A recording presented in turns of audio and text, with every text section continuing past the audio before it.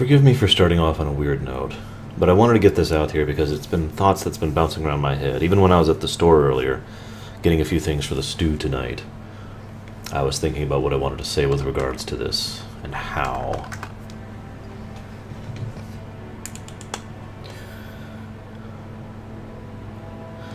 God, I don't even know where to start. Yeah, I do. Yeah, I do. One of the most common things I heard when it came to the Mass Effect 3 debacle was the backlash against the backlash. For those of you who aren't aware of what I'm talking about, it's typical human philosophy. It's human nature. If a lot of people talk in this direction, even if they have a valid point, people will then start talking back in this direction. People will do that thing. You follow? So when it came to Mass Effect 3, a lot of people complained about it. I know, big surprise.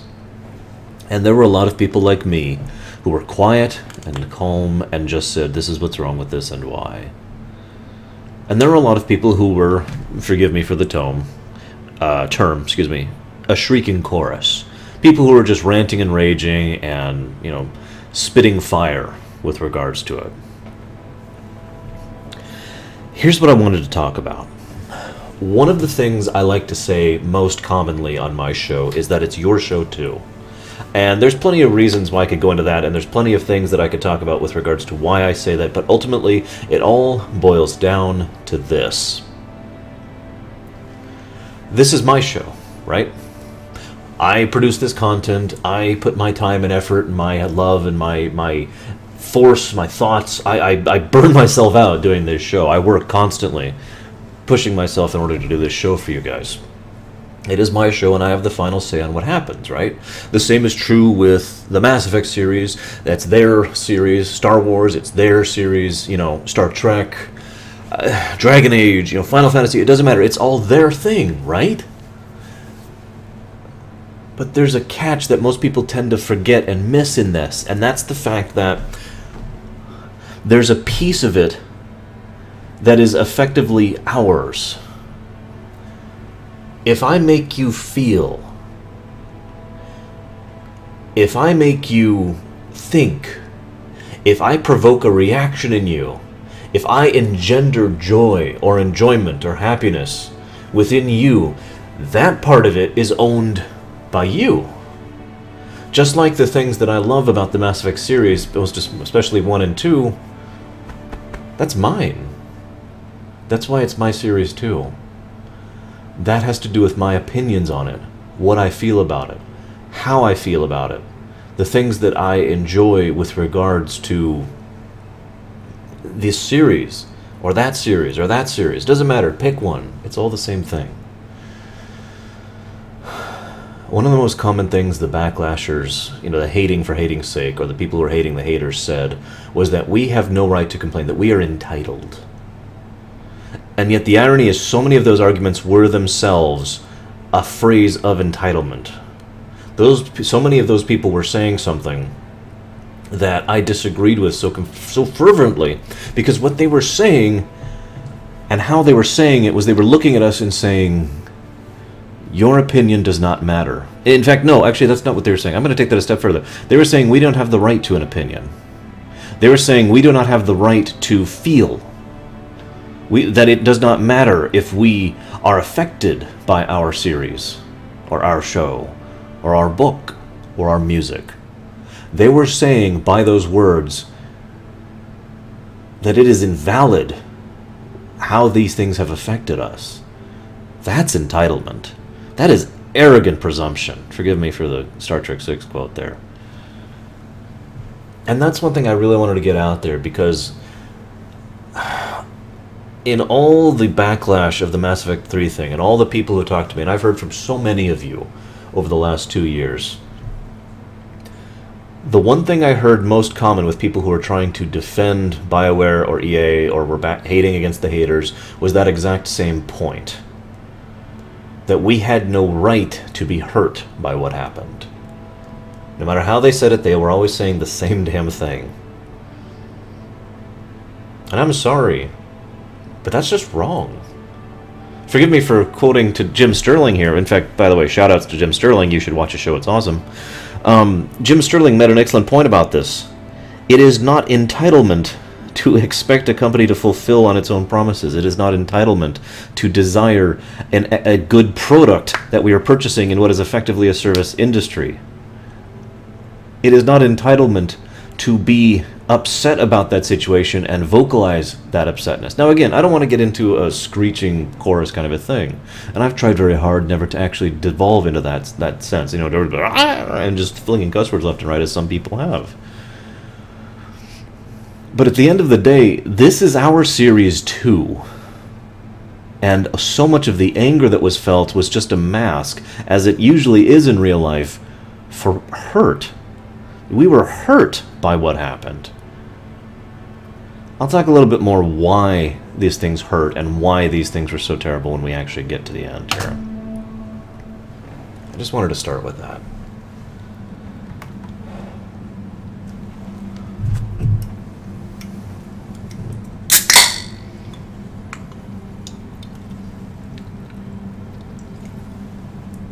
Why does this take so long? Redundant question, of course.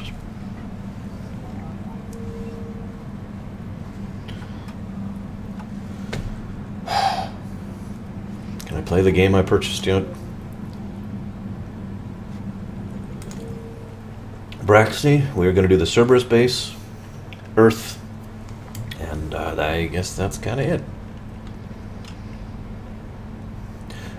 I suppose I could lower the quality again, if that would help some people. It's up to you guys.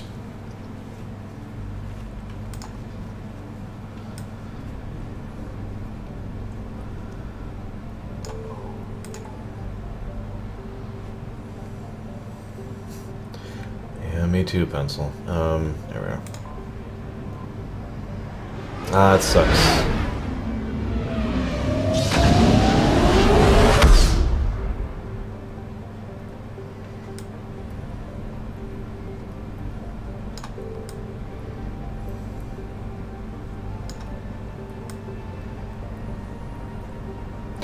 Lava Dude, of course I do.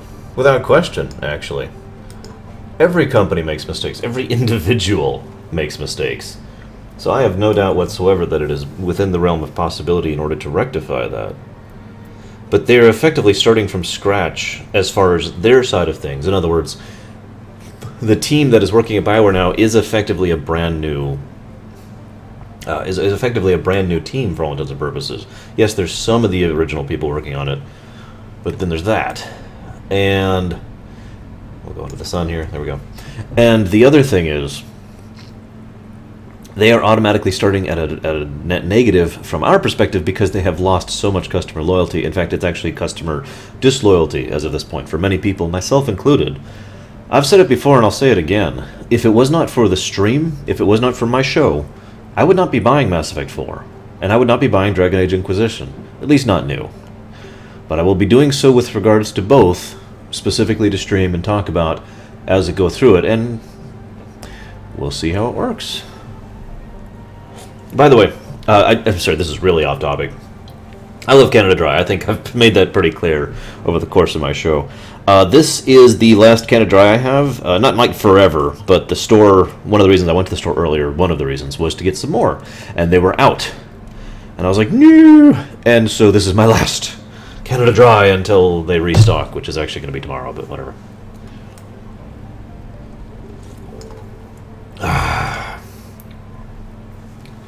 Cerberus base.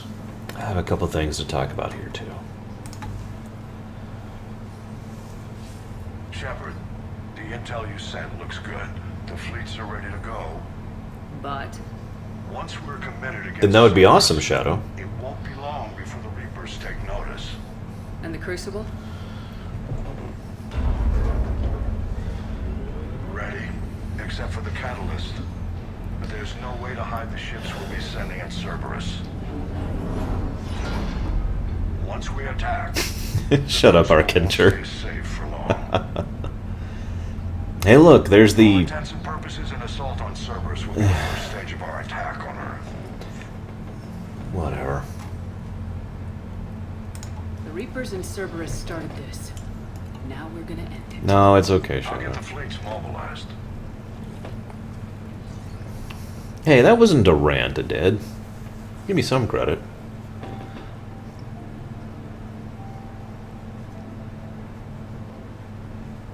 Oh, hey, Leora. Where you were. Edie didn't tell you? She respects your privacy, not like me. What are you doing? Shoot, I need to look that up. I think that they didn't, I Aded, heard the casing cracked during that last fight. but I could talk about it in a minute.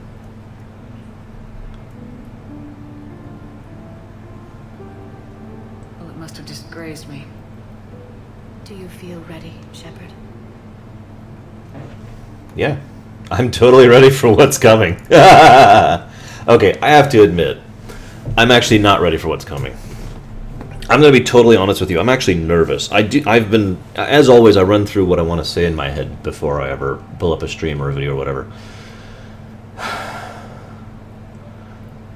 Yeah, I know, Permeus. I know. Anyways, I do have some things to say about this. Like I mentioned in the YouTube video, some of it's going to be repetition, because, you know, of course it is. But at the same time, no matter how you look at it, I'm nervous because my career, quote-unquote, basically started here. And I feel like there's a fairly large amount of expectation, I guess is the best way to put it. I know, weird thing to feel nervous about, but it's true. I want to do my best. But honestly, guys, I'm just going to do what I always do. I'm just going to be completely honest, for good and for bad. And we'll see what happens. I've been ready since I saw the Reapers land on Earth. I can't pretend to be surprised. We have one chance, just one. I'm not losing that. You won't. At any rate, let's not dwell on that tonight. Quick question. A gentleman was asking me what Zaydenra was thinking at this point in history. Is that gentleman present right now in chat? It would be easy for a single ship to get lost up there, wouldn't it? Yeah. I was at work, Cake. Would. Ironically, I am now, too. Very far away, where you could spend the rest of your life. In Agamemnon. peace. There you are. I knew it was someone I recognized.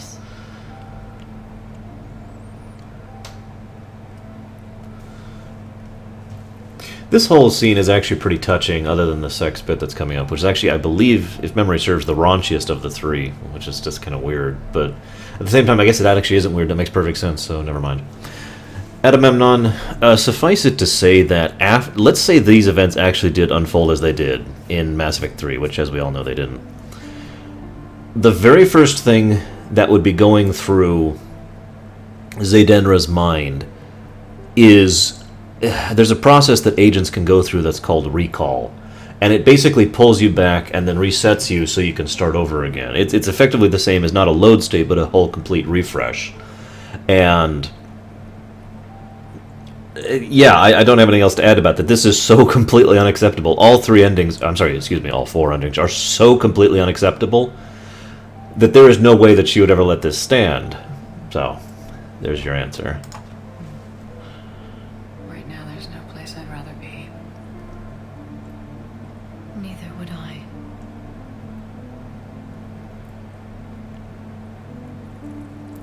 I agree this scene is actually quite well done from a romantic I love perspective. you, Shepard. Honestly. Love you too, Liara. Show me. Although I kind of liked the one in Mass Effect 2 a little bit better just because it didn't show what's about to happen. Because this, in my mind, if I could be completely honest with you, not trying to be a prude, not trying to be objectionist, this just seems unnecessary to me, if you know what I mean. It doesn't really feel like it adds anything to the scene we already just watched, you know? The talk about the little blue babies, getting lost in the space, retiring, all of that made sense to me, and I was totally with that. This doesn't actually add to it for me. That is just me, of course. It also cuts off the music rather abruptly like it just did. And ends in this, which destroys the mood completely. I mean, just completely destroys the mood.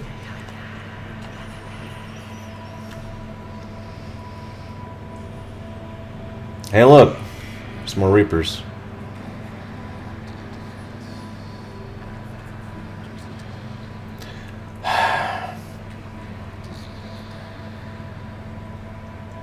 Exactly, Agamemnon. This is completely unacceptable in her perspective. Which, ironically, does mark my own thoughts on it as well, but we'll get to that later.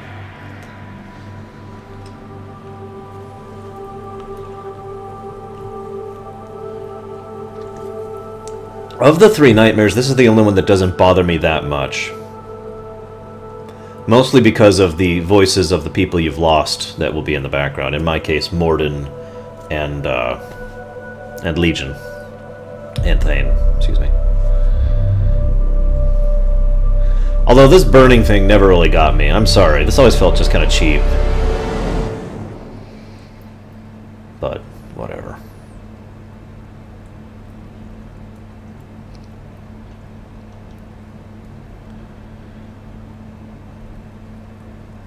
Really, Echo? That's amusing, because my Skyrim video is one of the ones I feel like was one of my worst. You can't sleep? We're almost there. Already? I hope everyone is ready. You don't need to worry about that. You rallied who you could. The Reapers won't get any more chances to divide us. This time, the galaxy follows our lead. There will be casualties. No, Obadenis. You're not alone in this fight now, Shepard. Take strength from that. Thanks, Liara. My pleasure.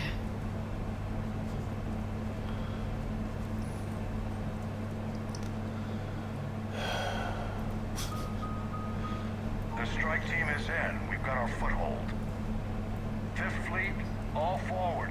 I don't want a single Cerberus ship in my sky when we're through. It's pretty low, Sean. It's not as low as it can be, You on this mission. but it's pretty low. Why? This is the central point of operations for Cerberus. They will have enhanced security measures. With my knowledge of Cerberus algorithms and this body's updated protocols, I offer the best chance to help you succeed. Okay. Grab your gear. Let me toss something out here that would have been probably horrifying if you think about it. Imagine if in Mass Effect 1 you didn't, well, I'm trying to think how to do this, but just basically the thought here I'm trying to come up with is how interesting it would be if EDI basically didn't want to but ended up betraying us during this section. No, I'm not saying that I endorse that. Rather, I'm saying that what if we made incorrect choices in the previous game? Obviously, there's nothing that has anything to do with EDI. And as a result of that, what we got is an EDI who ends up betraying us because we didn't take care of her properly, because we didn't do the equivalent of her loyalty mission, that kind of a thing. Just an interesting thought out there. I have no idea who to bring for this one. Yeah, alright, we'll pick Garrus.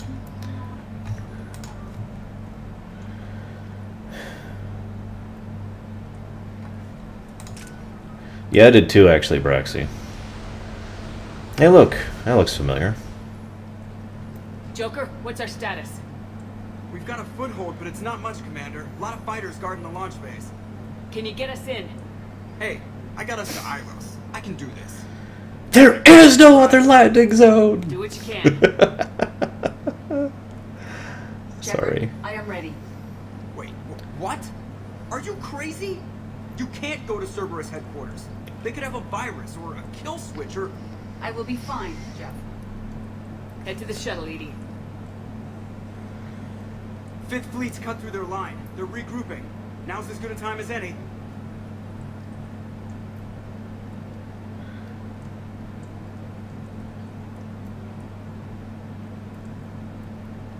We'll see, Echo. I know it hurts not being able to go with her.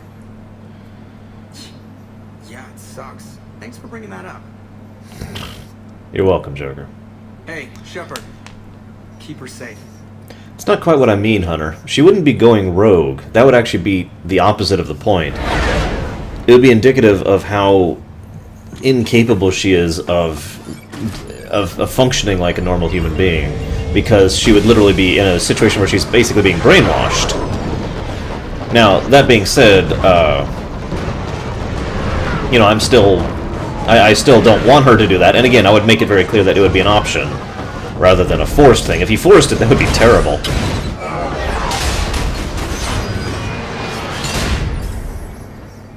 Nice shot.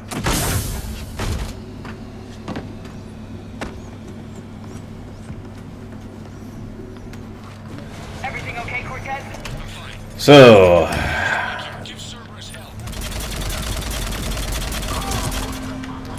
this is it, guys. The single most intensely defended space in all of Cerberus space. I mean, there's just nowhere else in the entire galaxy that has as much Cerberus troops as this base. And... I think I made my point. Was I the only one who was disappointed by the level of difficulty we had in fighting through this place? Even on a harder difficulty. Now granted, I'm on Super Doom Easy level, but even when I was playing on a real difficulty level, this was just pathetic. And kind of disappointing. I mean, that's it. Right there. Shepard, Cerberus intends to vent the hangar bay. Can you stop them? I need an active console. Try the upper level.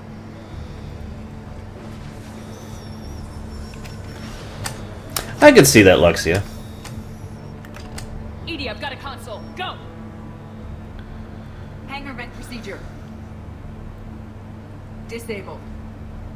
Can you open the hangar? No. However, I can access their fighter launch controls.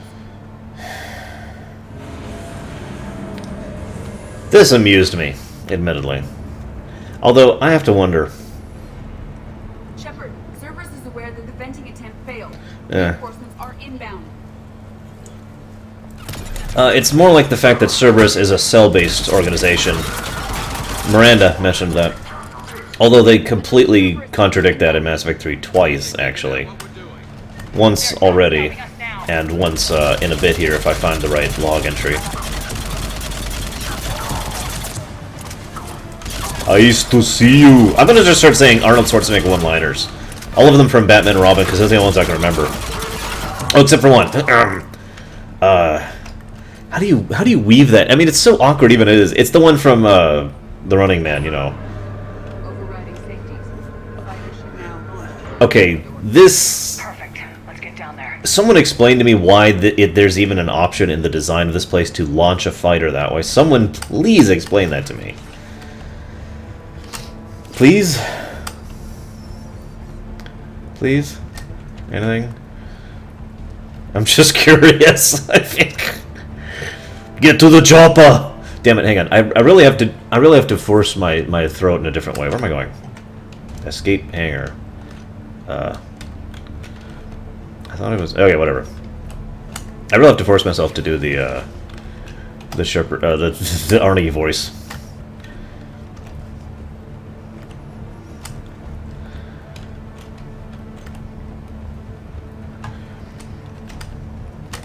Allow me to break the ice. My name is Freeze.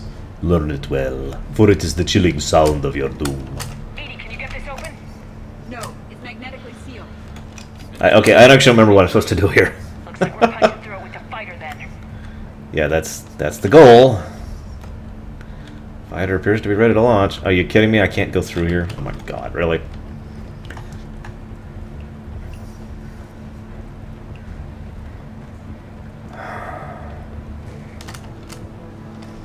I love how that Atlas is still just sitting there.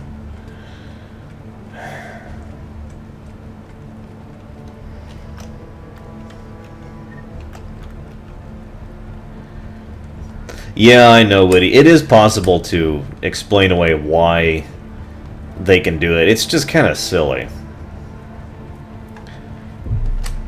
Oh, god damn it. It's okay. We're losing connection right now. So, you know, nothing lost here.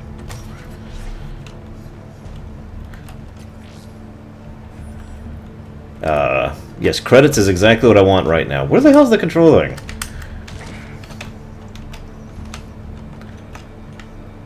Don't tell me the control's on the fighter. Oh my god. So yeah, I get lost at dumb things for those of you who have not seen me stream before. You know what? Hang on a second. How do I do that? Here we go.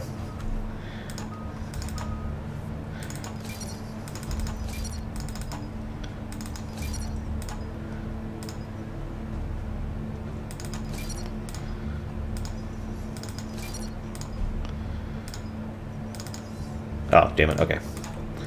Okay, hang on, so that is 8. There we go, cryo ammo, just for you guys. Launching fighter. Anyways, yeah, I get stuck at really dumb things.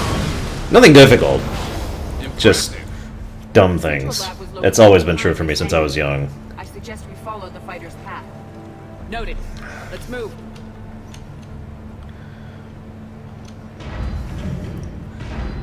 Yeah, we've killed like 80 of those things before. They're not impressive anymore. Intruder alert. All personnel prepare for security lockdown. Yeah. What killed the Atlas? The Ice Age!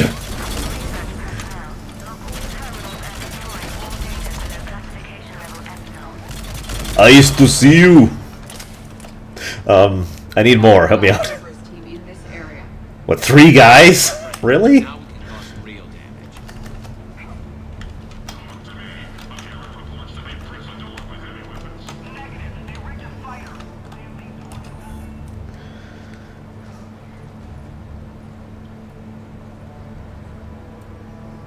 Yes, Sid, but only on multiplayer. One moment. Cerberus has updated their encryption. There may be a slight delay as I bypass security.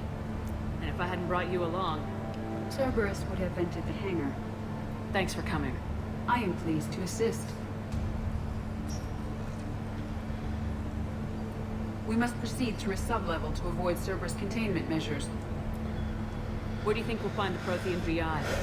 A central lab at the heart of this facility. It is the most secure area. Following the destruction left by the fighter will offer the most direct route.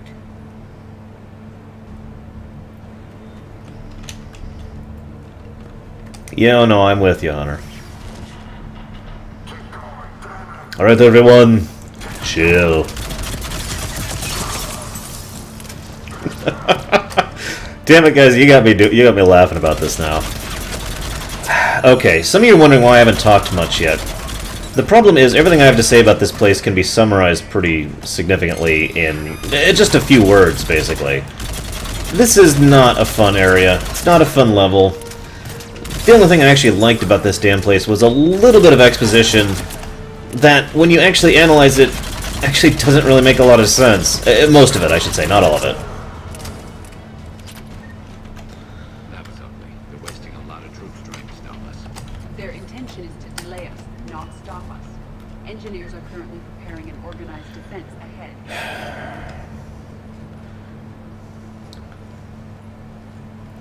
Of course, I've destroyed chat. We will be through momentarily. Shepard, that console has not been fully scrubbed. It contains data you may find interesting. What am I looking at? Project Lazarus, your reconstruction. Hey, BDB. It's not a matter of resources. It's always a matter of resources. We're not losing Shepard. Sir, Shepard is clinically brain dead. After that much trauma, that long with no oxygen, we cannot overcome nature. Operative Lawson disagrees. She is now in charge of Project Lazarus. I didn't realize it was that bad. Why didn't you? Pretty stark. You okay? I was still me. I doubt I'd have been able to turn against Cerberus otherwise. But I don't remember anything. Maybe they really just fixed me. Maybe I'm just a high-tech VI that thinks it's Commander Shepard. But I don't know. Be surprising if it didn't mess you up a little.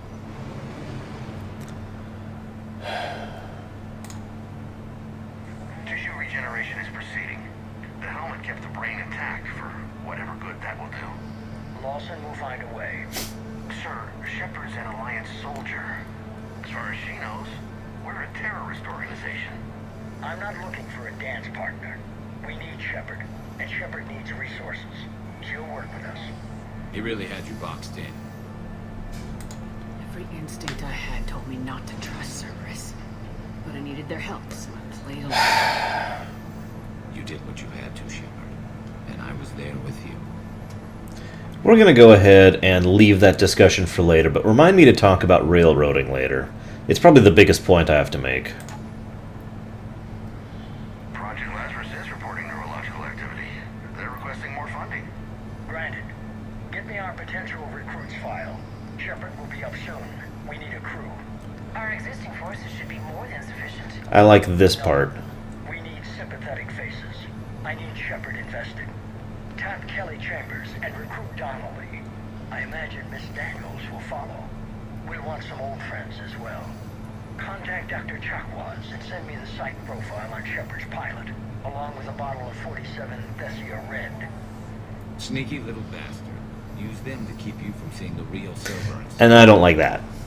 See, the thing I like about that is I always assumed Cerberus was a very black, white, and gray organization from Mass Effect 1 and Mass Effect 2. I was never under any assumptions that you know, there was a good... that Cerberus was all good, or that I was seeing all of Cerberus. Of course I didn't. That makes no sense. Based on the elusive man's willingness to do what is necessary in order to get things done, of course he's going to be doing some horrible things in order to accomplish his ends. Duh! And so I really like the implication that he deliberately ensured that we would be working with people which which would be more sympathetic, which would be more towards the light end of things, which would be, you know, as he said, a sympathetic face, so we would become invested. That makes sense to me.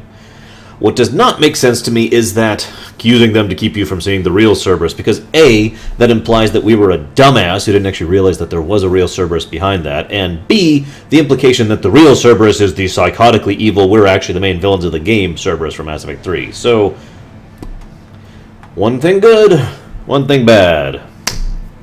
And what we get is brown. How's that door coming, Edie? We are clear to proceed. Incursion team, what's your status? We cleared the hangar and are inside the base. Good work. Do you need support? Negative.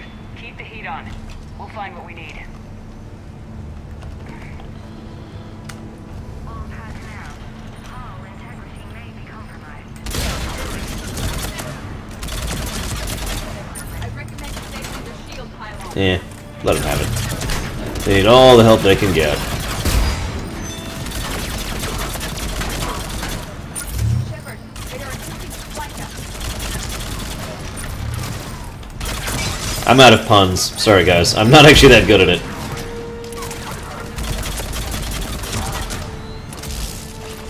We must stop the engineers before they place more turrets. This section actually really sucked, just because turrets are a pain to deal with on harder difficulty. And it was just, this whole section is just combat engineers and turrets. Irritating.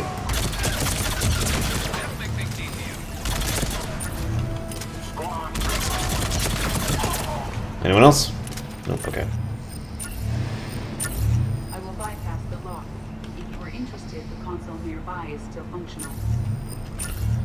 I can't do the Rambo scream, I'm sorry. Where's the console? Oh, here it is.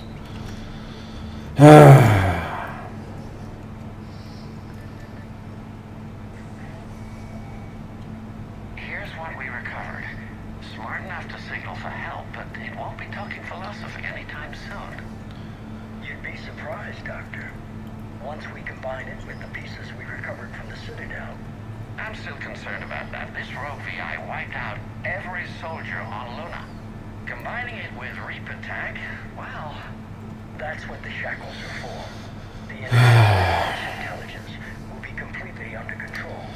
So as we suspected since the very first time EDI was introduced in Mass Effect 2, and a lot of us suspected this because it wasn't even confirmed until here, EDI was in fact the rogue VI that was reaching towards AI on Luna from back in Mass Effect 1. Okay, that's cool. And it actually makes perfect sense that they did that. And in fact, this is actually very in keeping with one of the primary themes of Mass Effect. The idea that just because you're an advanced intelligence, just because you're a synthetic or an AI or whatever you want to call it, does not mean you're automatically going to be opposed to organics. Indeed, they actually reinforce that point because of the fact that the Reaper tech was utilized in order to advance her to the point where she was a true AI. And she still was totally okay with humans and organics and still turned out the way she did. Obviously, that's completely inconsistent with things that have happened later, but, you know, whatever. You were that rogue VI on Luna? Yes. Guess we didn't exactly get off on the right foot. It was difficult.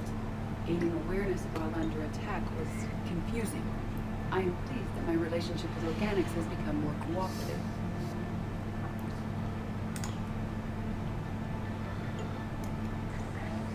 Our sims indicate that the enhanced defense intelligence gives the highest combat improvement on frigates.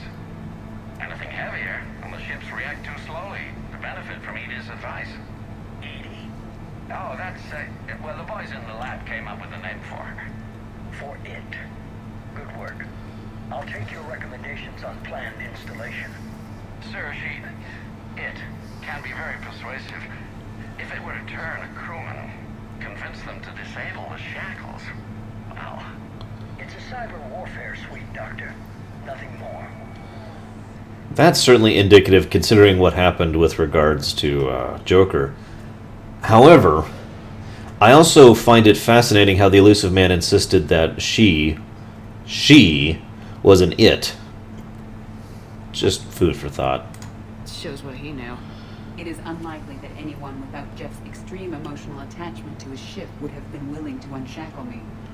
I don't know. With that voice. Another joke about the actress's voice. Not many, Shadow. Not many. What about the backups? I'm sorry, sir. None of Normandy's surveillance feeds have been responding since Shepard went rogue. I want it back. Retry the remote lockdown protocols. After our last attempt, Edie flooded our server with 7 zettabytes of explicit images. I think she was making a joke.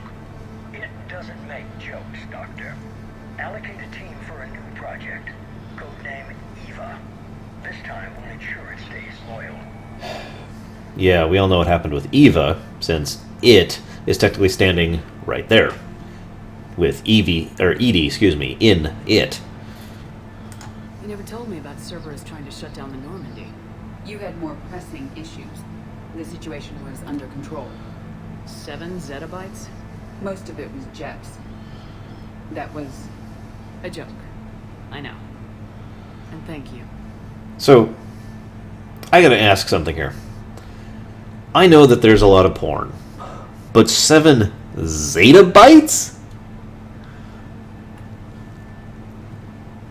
Okay, we're done here. Vigil was a VI. Most of the, in fact, I think all of them were VIs, with regards to the Prothean ones. Admiral, we're in deep, and the Prothean VI will be in the safest part of the station. Don't hold back. This is an Elysium, Shepard. I don't need a hero. I'll be No, you need fine. results. Take Cerberus down, please. Well, Eva was. Actually, it's debatable if Eva was in fact an AI, because most people, myself included, believe Eva was actually a... Whoops! I didn't actually mean to do that. A VI. Crap, what'd I just miss? Or did I miss anything? Looks like the human proto-reaper we killed. What's left of it? I'm surprised Cerberus recovered that much from the base. All those colonists kidnapped, processed into that. And Cerberus hangs it up like a trophy. The elusive man convinced me to work with him to save the colonies. But he never really cared, did he? Yes, he did! He just cares more about studying it. The dead are only a statistic now. Ah, I missed it. Somehow, God that damn it. sounds even worse. Cerberus is actively using the surviving pieces. The central core, analogous to the heart, is largely intact. I believe Cerberus is using it for a power source. Oh, sure, let's just use a dead human reaper as a power source. That makes so much sense. Can I go back up? No, of course I can't. Whatever. I missed the Kai Lang crap. Nobody cares about Kai Lang anyways. We don't want our brains to be sucked away by his vacuous field of death. By the way, I do plan on explaining how the ending makes sense with regards to the Kai Lang theory.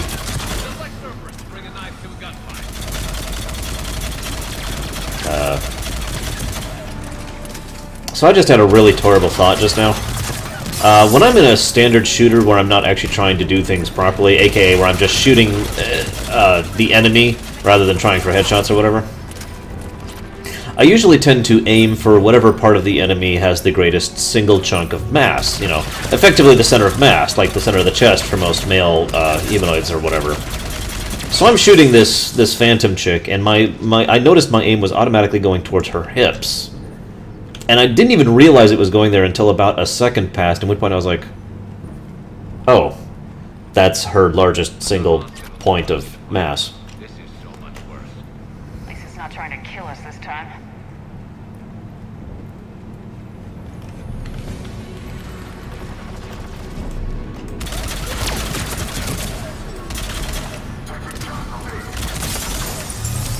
See, on these guys, it's obviously like right about there.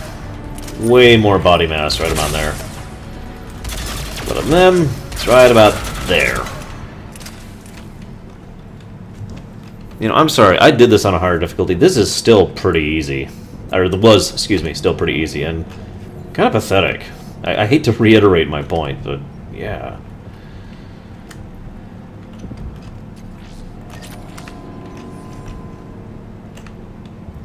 Now, okay, credit where credit is due. This is cool. If you actually pay attention, pretty much all of the visible surfaces of the Reaper, human Reaper, have that same skin mesh on them. Now, this is pretty much I shouldn't say pretty much. This is actually literally copy pasted from a circuit board. In fact, you can kind of see where the mesh lines, or excuse me, the image lines blur and were not actually properly done. But credit where credit is due. That is still pretty cool. Oops, I need to go down.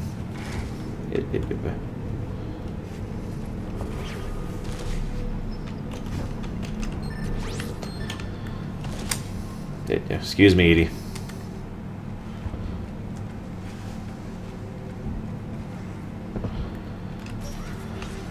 I think everyone's heard about the new stupid effect. I mean, the new Mass Effect. With the single worst trailer for a game I've ever seen in my entire life.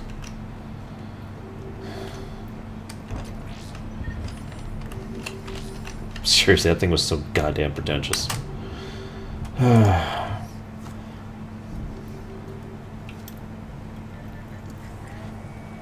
Grayson's brain is a mess. He must have been completely under Reaper control by the end. And the physical enhancements? Extremely impressive, if we could avoid having entire neural pathways rewritten in the process. Grayson's failure was due to a lack of resolve. He wasn't loyal to anything but his next dose of red sand. You'd like to try it on loyal test subjects, sir? Find volunteers among our new recruits. The physical benefits are too useful to ignore.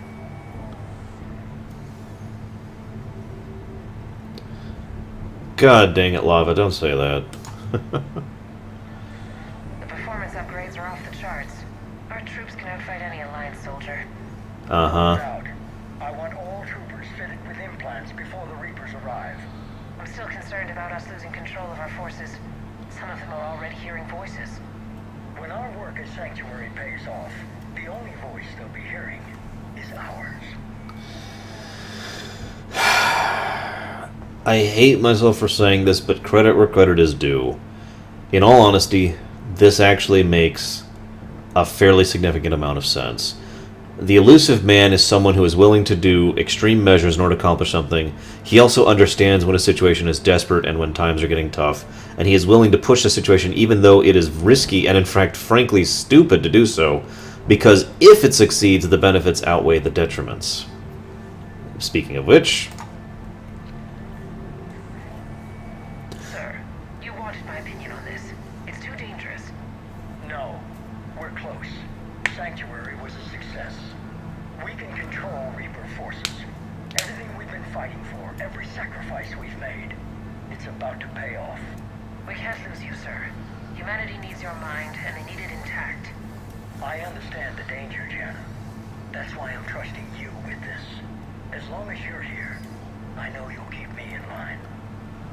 I'm holding you to that, sir. Okay. Begin the procedure.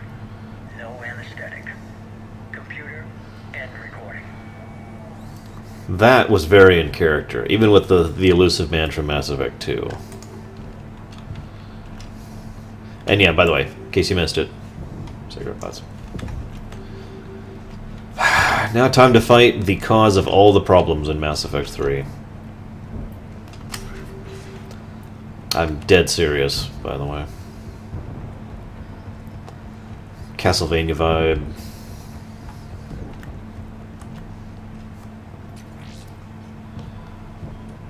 This is it. Stay sharp, everyone.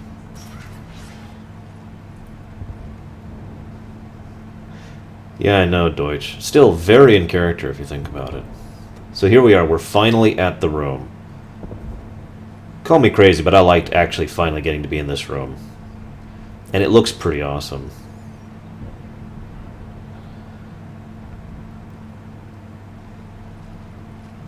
It also seems the exact kind of thing that he would have. I need to locate the Prothean VI.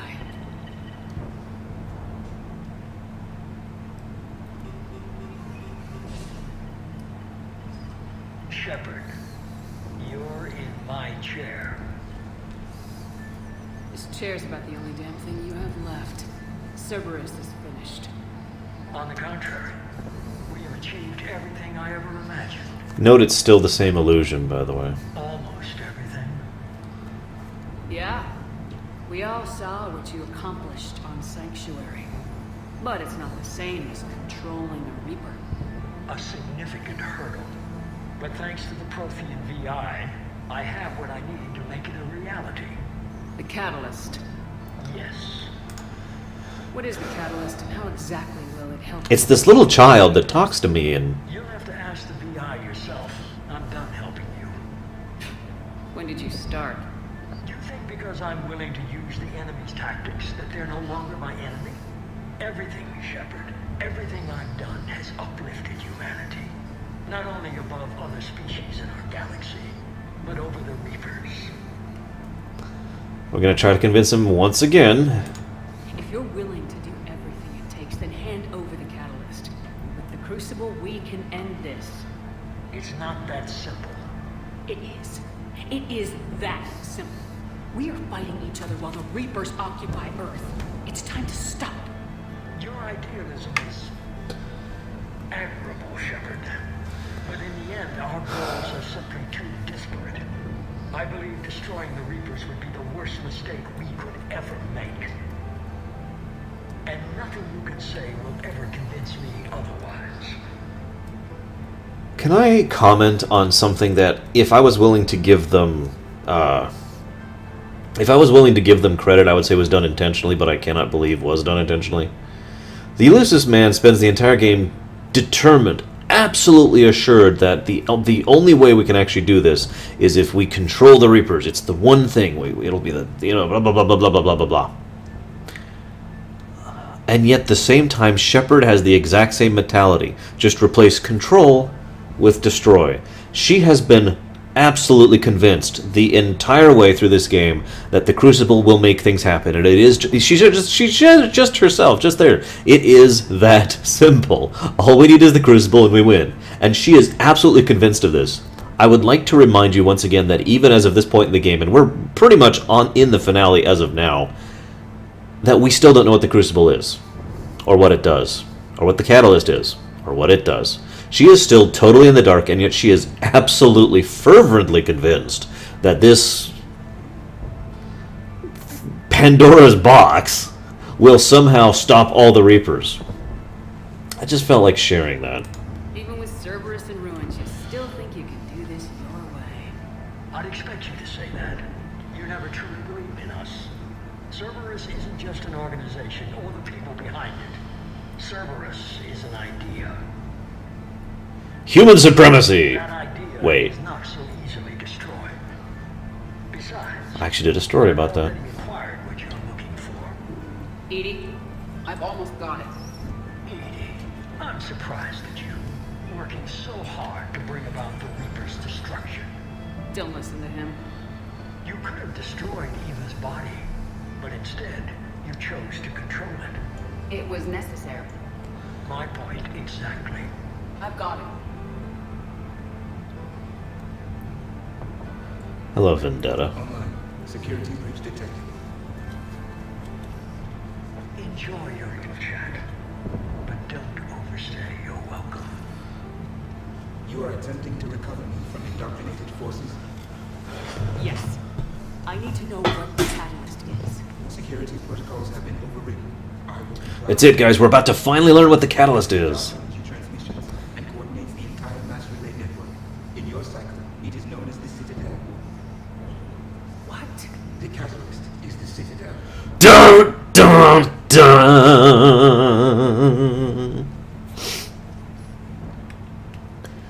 You know, I love this dialogue. Why all the secrecy? It's like, I'm actually kind of asking that myself, you know, me sitting here, but, you know, whatever. Why couldn't you tell me this before?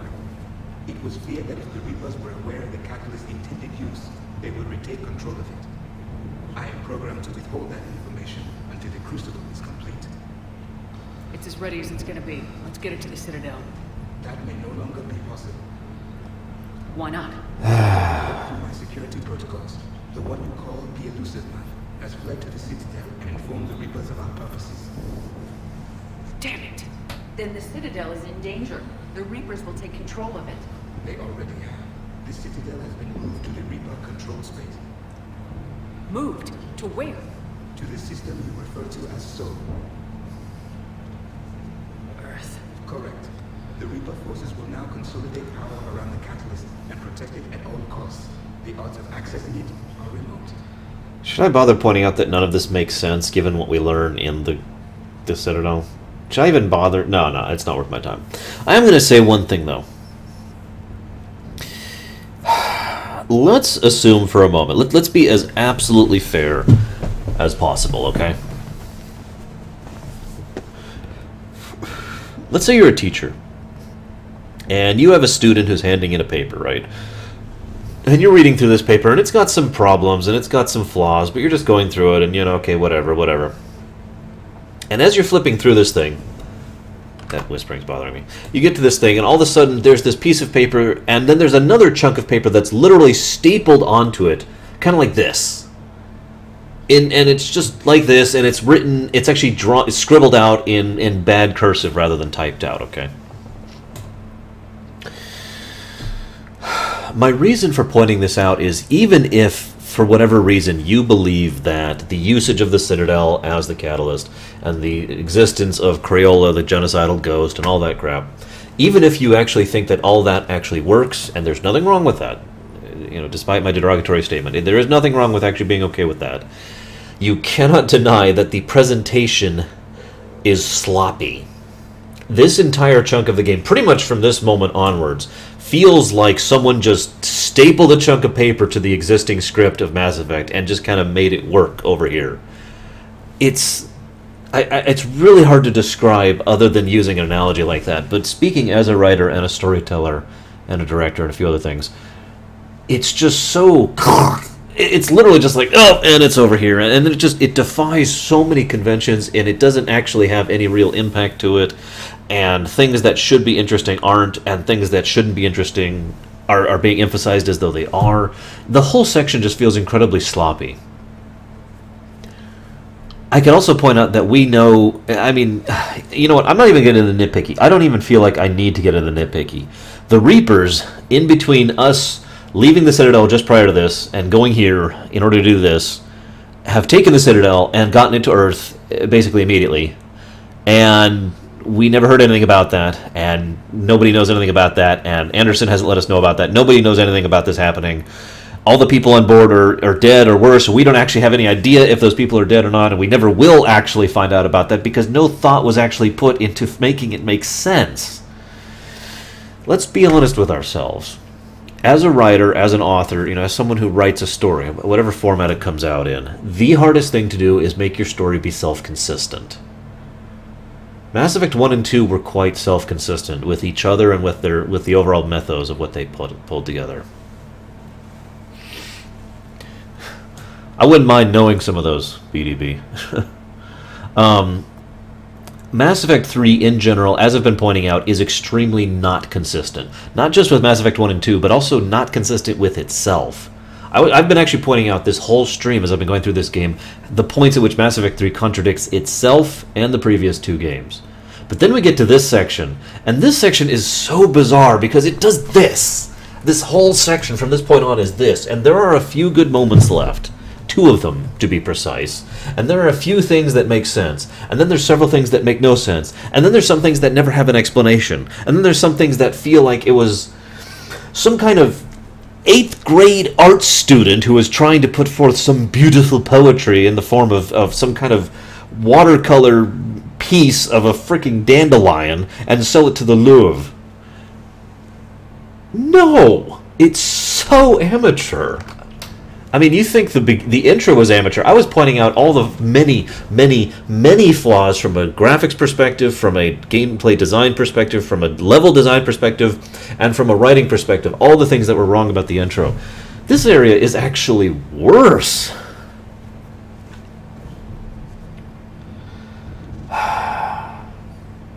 Don't count us out yet. We've come this far, and we'll finish this. We'll get the cruise. But first we have to be irritated before we get to that point. Edie, get me Hackett. He needs... And he just shot a hologram. Not so fast. You. He did warn you not to overstay your welcome. Why are you here?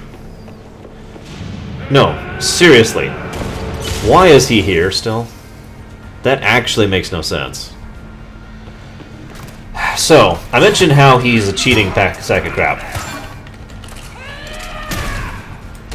Let me explain what I mean by that. This is better than testing. More personal.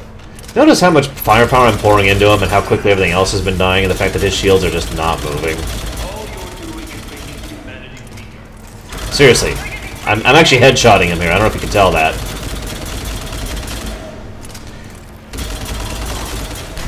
So yeah, I think I've made my point. Full-on cheating boss fight. Boring as crap.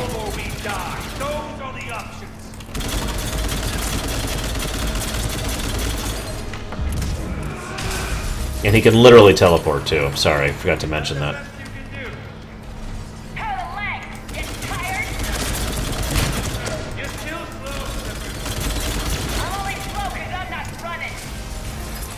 Oh god, the dialogue. You ran at the Citadel, you ran on Thessia. She's right, he did. Just feel like pointing that out. You're too late to stop what's coming. Maybe, maybe not. But you won't be there to see it.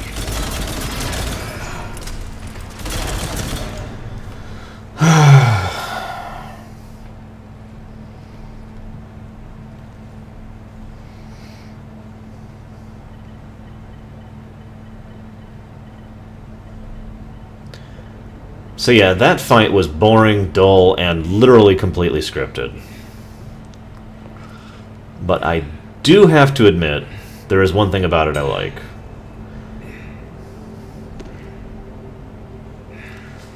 There is no way in hell we don't hear this guy, by the way. All three of us. There is literally no way in hell that Garrus, Shepard, and Edie don't hear this. But of course, as we know, we do actually hear him. I've never actually taken the Paragon interrupt on this, ever.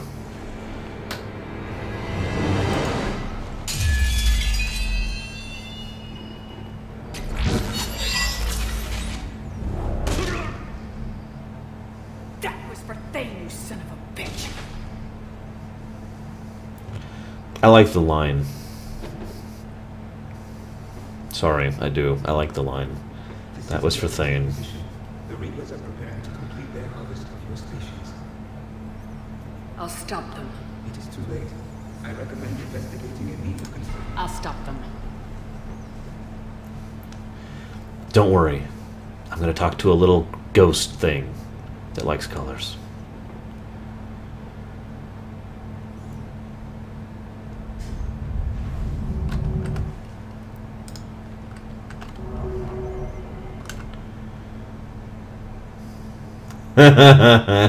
Wow, nice BDB. Hey look, the Citadel.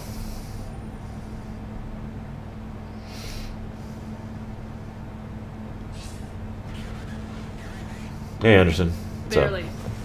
I assume you've heard about the Citadel. Just now. Do we know what's going on? Why it's here?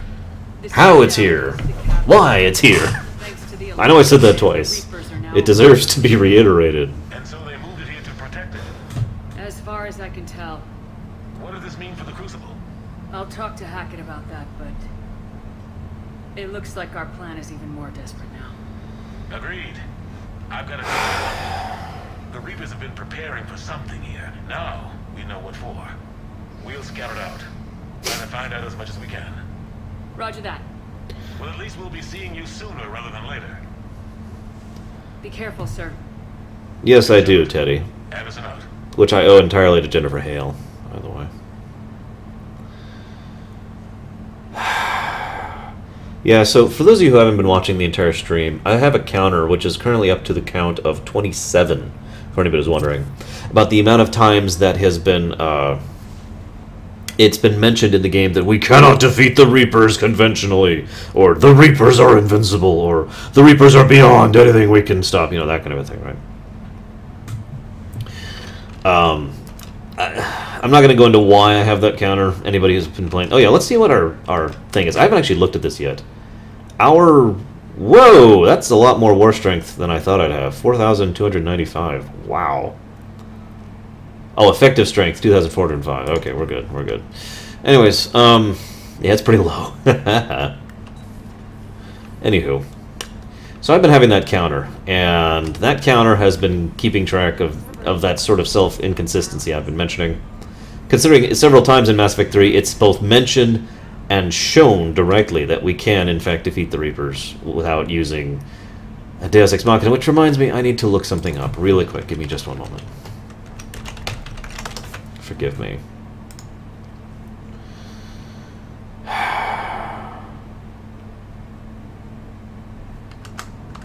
Right.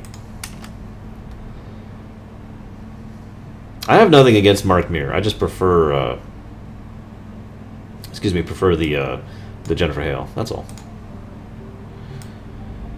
Hey, time to go to PAX. PAX. PAX. Okay, we're here.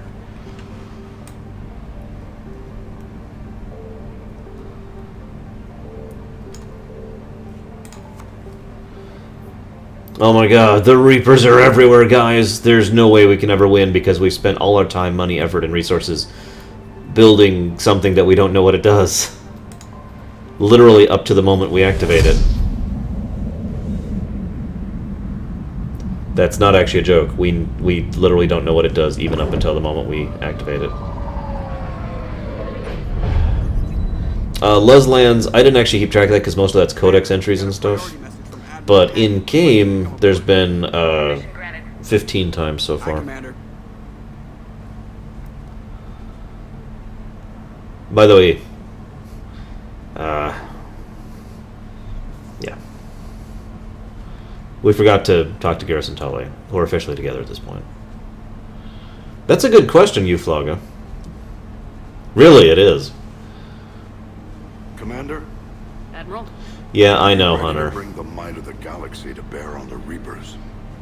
Yes, sir. If by let's activate the Crucible.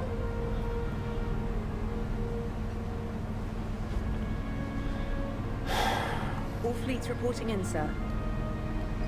You'll see, Shadow. Never before have so many come together from all quarters of the galaxy. But never before have we faced an enemy such as this. The Reapers will show us no mercy. We must give them no quarter. They will terrorize our populations. We must stand fast in the face of that terror.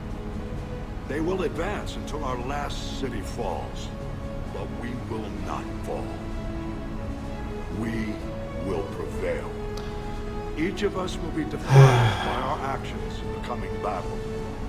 Stand fast. Stand strong. Stand together. Hack it out. Shepard, the Sword fleets are ready to strike at the Reapers surrounding Earth. While they keep the enemy engaged, you and Hammer ground forces can take London. London? Why aren't we hitting the Citadel directly? Anderson can brief you on that. That was a good scene, but it is completely out of place with the rest of this. But as you can see, the station's closed itself since it appeared over London. Damn it. Gotta get the arms open to dock the Crucible. Exactly. Why do we know that? But London is surrounded by Hades cannons. Hammer transports can't land while they're active.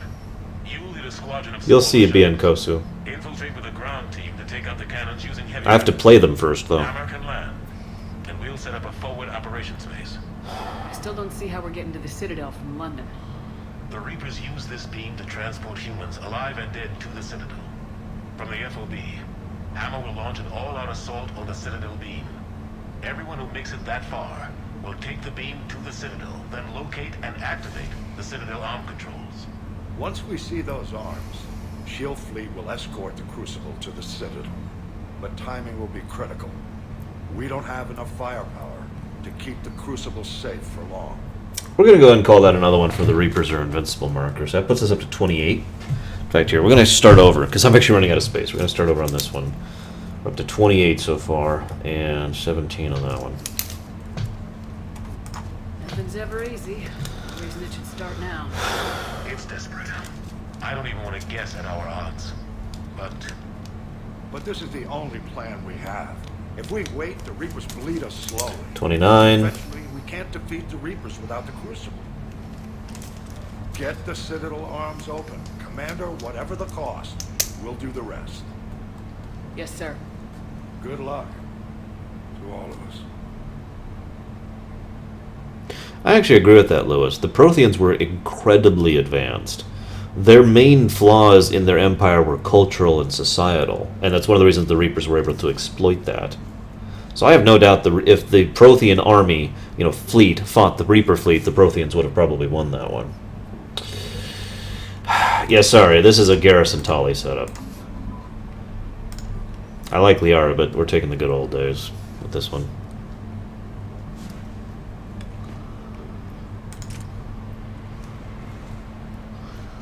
I know, Guido. Approaching Soul Relay, Commander. Hey, Pencil. We're through the relay in 30 seconds.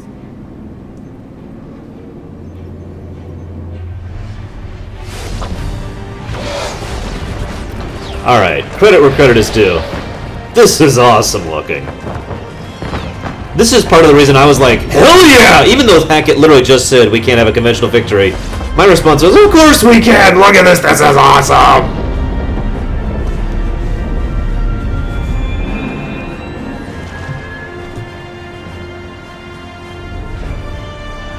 That is a colossally huge fleet by Mass Effect standards, by the way, if you pay attention to the lore. Most fleets are a dozen strong at best. This is huge!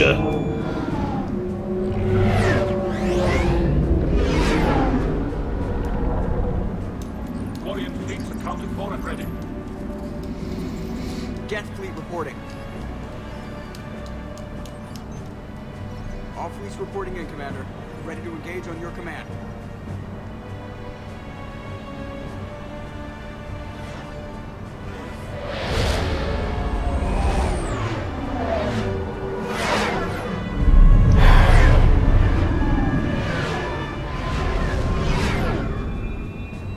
Yeah, it's only half of the fleet, too, Fitzcott.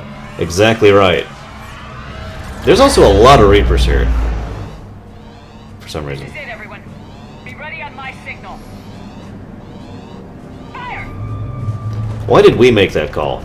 I mean, I know we're at literally the tip of the spear here, but why did we make that call? Alright, let's pay attention. How many Reaper ships do we damage in this fight? With this colossal fleet? No damage there. No damage, no damage. No damage. On my command, engage the Reaper forces. Roger that. Haven't we already engaged the Reaper forces? Eh, well.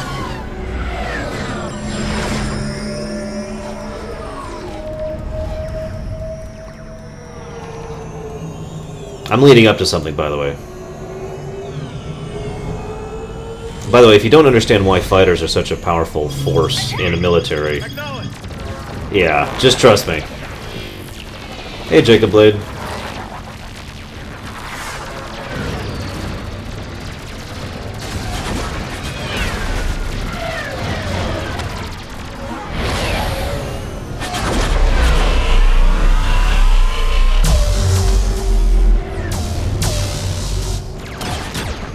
The Reapers still can't aim. There we go! One Reaper ship down. Conventionally! Even got a last hit off of, which, believe it or not, I'm actually totally okay with, because that makes sense.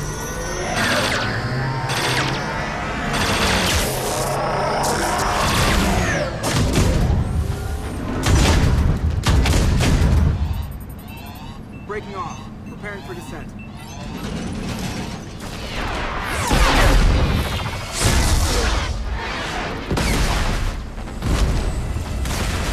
Where is it? Where is it? I think that was the one. I swear there's another... You can see another Sovereign ship being destroyed during that cutscene, but it's like a frame thing. Commander. What's up, Joker? Be careful down there. We'll be fine. Stay focused. Aye, aye. Also, we will never meet again, Joker. Just saying.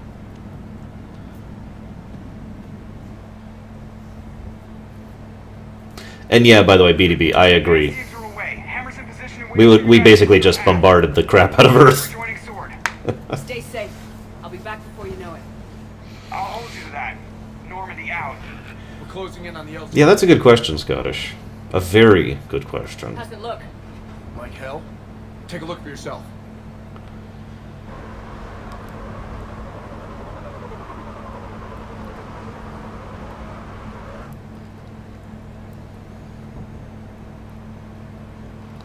Sorry, Shepard. I know it isn't easy. Barely even recognize it. It looks like Fallout. Or... No, I'm just gonna stick with Fallout, honestly. Shit. We got a lock. Hold on. Wow, they actually hit something. And it didn't vaporize it, too. Wow. Damn it! Status. That was the squad responsible for taking out that defense turret. Who's on it now? Nobody in the vicinity. All either deployed or shot down. Drop us off. I actually agree, by the way, Lux, We yeah. have to take that thing out before Hammer can land. Understood. Change of plans, people. We're gonna take out that Hades cannon. On foot? That'll be a challenge. That down shuttle would have been carrying heavy weapons. Perfect. You heard the man. Once we're clear, make your way to the crashed shuttle. We'll search the wreckage for heavy weapons. With you, Shepard. Let me move, let me move, let me move, let me move. Thank you. Insert Arnold Schwarzenegger pun. Stick around. So, this section on harder difficulty was actually really dull and boring for me. I don't know if that's just me, or anybody else had a similar experience with it. It just, and when I say dull and boring, there was nothing that actually felt challenging about it. It was just like mashing my head into a wall over and over and over and over and over. It felt grindy. There we go. That's actually a really good way to put it. It felt purely grindy. Now, I get what they were going with. You know, this is Earth, Reaper invasion, Reaper occupation, excuse me. But I don't know why I just dodged. I'm on Super Doom Easy mode. Hey, Brute.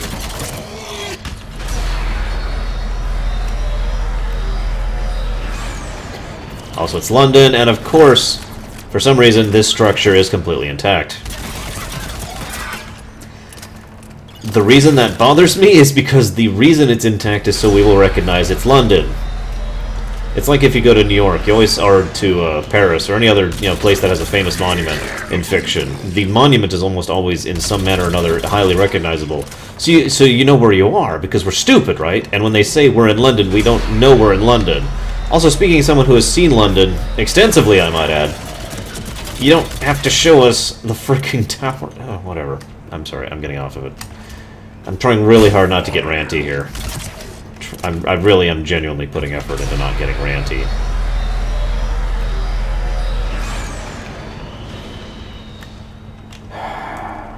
Apparently, it is currently... Wait a minute. Wait a minute. I don't think the minute hand's moving, guys! Oh my god!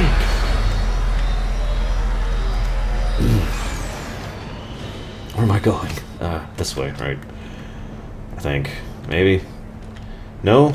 No, I'm not going this way? Even though I could clearly go right over this thing and just go over there. I'm not... Okay, fine. Where am I going? This way! Careful, Cortez.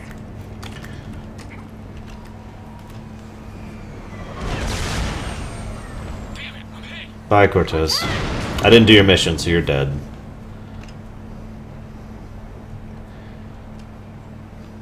In case anyone's wondering. Cortez is now dead. As I said before, I actually do kind of like Cortez, and I give all of the credit of that to the voice actor, because the writing is really pedantic for Cortez as a character. And it felt like the authors just had no idea what to do with him, and were trying too hard to not step on any toes. Keep an eye out for their heavy weapons supplies. But the voice actor does manage to sell the character, so I do still actually kind of like him.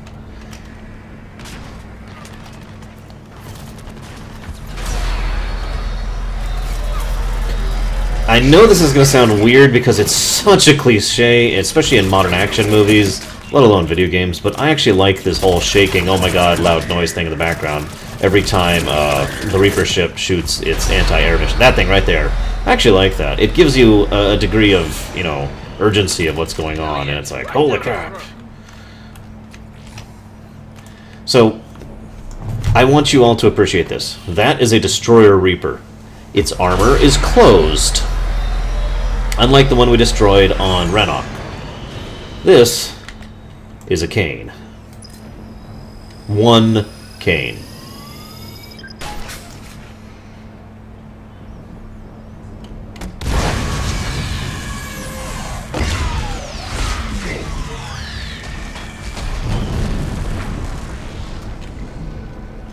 That's it. Last gun down. I think I've made my point. Prepare for landing. Anybody, come in.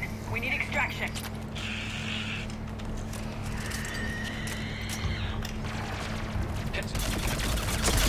This was actually pretty rough. I'll admit that. The hold the line mission here. Or King of the Hill if you prefer. This is Commander Shepard. Any Alliance personnel in the vicinity?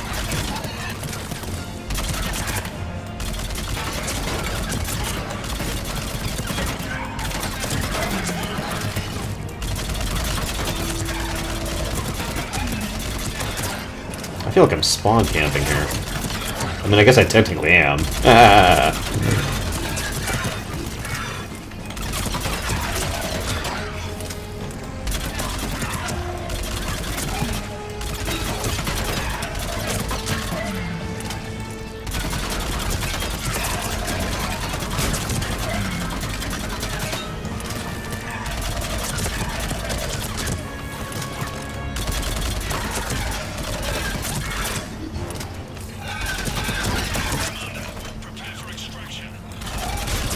It is. It is true.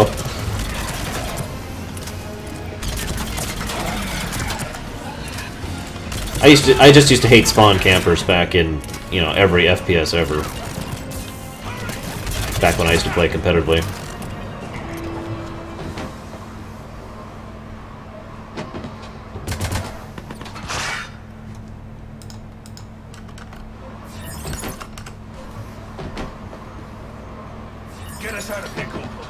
Hello, Coates. Alright. How many people had no idea who Coates was when they first saw him here? It's good to see you. And you're a sight for sore eyes. How are we looking? Now that the heavy air defenses are dealt with, Hammer can land. And not a moment too soon. What's left of the Resistance is holding the forward operating base. But the Reapers are countering already. Once we regroup, it's going to be up to Hammer to take up the fight. Who did the voice actor for Coates? Because that sounds really familiar. They didn't start out together, but they're ready to stand side by side and win this war. Good. That's what it's going to take. We'll get it done, Anderson. I was born in London. Really? You don't sound like it.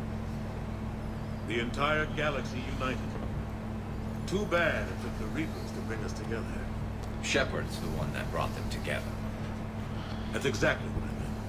I know you didn't like leaving Shepard, but nobody could have accomplished what you've done. It's good to be back home. There's the FOB. Looks good. Give Hammer the... I know it's Hawk, but there's got to be something else he's done that I recognize him from.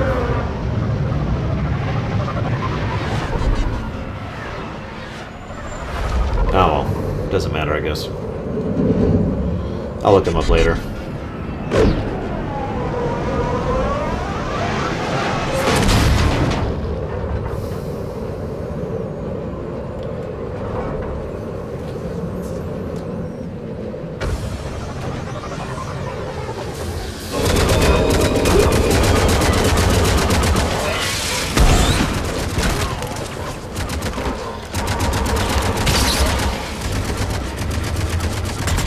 Wait, how'd they get tanks down here? Those shuttles don't have room for tanks. Oh, and the shuttles have guns again, by the way. Hey look, Mako's! Why... Not gonna say anything. Yeah, I did too, Scottish. I'm telling you, it makes more sense the more I think about it. It's really sad.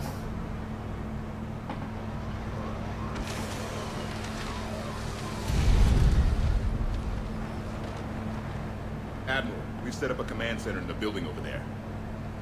Looks like we've killed that. Transformers! But not as many as we'd hoped. Oh, that meets the Reapers. Come see me when you're ready, Shepard. Will do. He's right. I expected to see more of Hammer here by now. I'm sorry, Vyson. I'll try not to engage my brain anymore. He was a good pilot. He was a good person.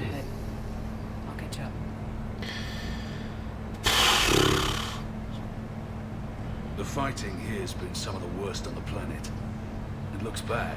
Ah, okay, I'm sorry. That voice is really bugging me. What was it again? Nicholas Colton or something like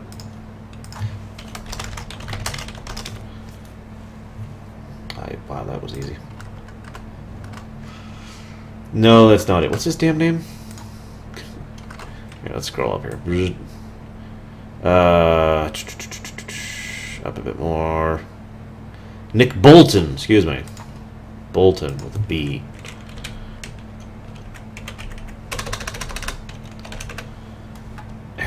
Take two. Okay, what have you done that I noticed? Oh, he was in Xenoblade Chronicles. And The Last Story. Oh, okay, I'm recognizing him from Tor, primarily. I'd bet money. Yeah, I'd almost bet money on that. Apparently he was in Assassin's Creed 3 as well. Anyways. I'm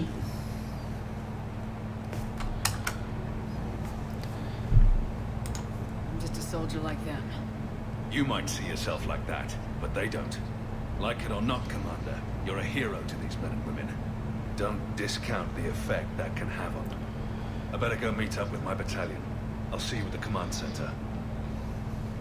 It didn't say X-Wing, but I'm pretty sure that's where I'm recognizing him from, because he has a rather distinctive voice. So yeah, I agree with what one Hunter just said, by the way. If you're gonna speaking again, speaking more of a director than anything else, speaking as a director, and speaking as someone who understands storytelling, I'm just gonna say it bluntly.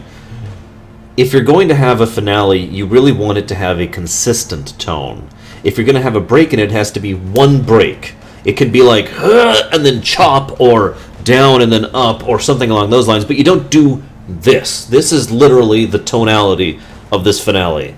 Yes, we will win! Oh, everything's terrible. But we will win! It'll be epic, awesome, big fight! Oh, everyone died, it's sad. Epic big fight scene! And now we must mourn our loss. It's so brown! And by the way, for those of you who are not actually understanding why I keep referencing it as brown instead of, gray, the reason why is, let's say you take a bunch of crayons and you just kind of mix together a bunch of crayons. What's the color you're going to come up with? It's not going to be something good looking. It's not going to be something that matches or is on the color wheel or has consistency to it. It's going to be a nice big puke brown. Hi, Athera.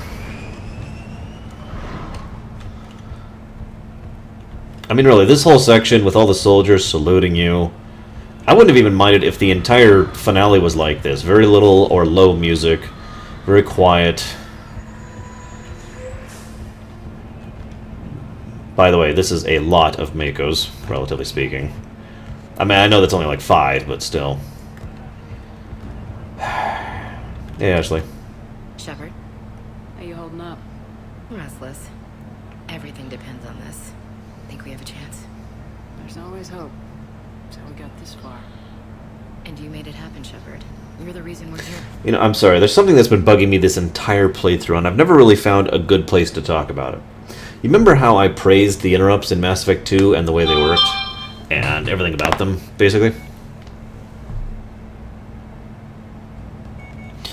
Well, I am totally with, I'm totally with that as a system. One of the things that bothered me throughout Mass Effect 3 is the fact that the amount of interrupts in this game are very, very few. In fact, I imagine if you total all of them in all told, you would not break the 100 mark. They seem so inconsistent. They seem just, it's like you'd go for minutes, you'd go for hours of playtime, and then suddenly there'd be one interrupt, and it'd be like, oh, interrupt. And it's almost never something actually satisfying or interesting or worthwhile. It's just, interrupt, to change how I say this thing. It's like they were using the interrupts instead of the dialogue wheel, especially given the fact that, as I've already mentioned more than once in this playthrough, they really took out the amount of dialogue wheels options we had in this game. And I'm sorry, there's no arguing that. That is a provable fact. I've had people like you picking me up and dusting me off when I stumbled. Lost count of all the times you've saved me. Almost as many times as you saved me, hero lady. It always comes down to this. Feels like 1,000 years since we met on Eden Prime. So much has happened. It's hard to figure out how we got here. You're a survivor. How did we get here? That's a good question. I hope you're right. I'm right. You're a fine soldier. A Spectre. I'm lucky to have you. Thanks, Commander. Okay. One more hill to take, Lieutenant Commander. You ready? Aye, aye, Captain. I'm ready.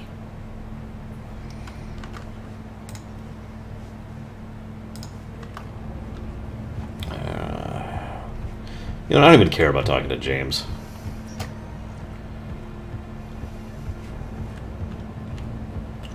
Yes, Commander. Is there someone you'd like to reach? Yeah, of course, I didn't talk to most people, so we're looking to get a couple of them in this playthrough. Certainly. I'll connect you now. I like how he knows who Jack is. Shepard, is that you? Jack, how are you guys? Good so far. We're a ways south of your position. We saved some resistance fighters with barrier support. Bringing a bit more firepower your way. I'll see you on the other side. I won't let you down, Shepard. Go kick some ass. You too. Is there someone else I can connect you to? Samara. Certainly. I'll connect you now.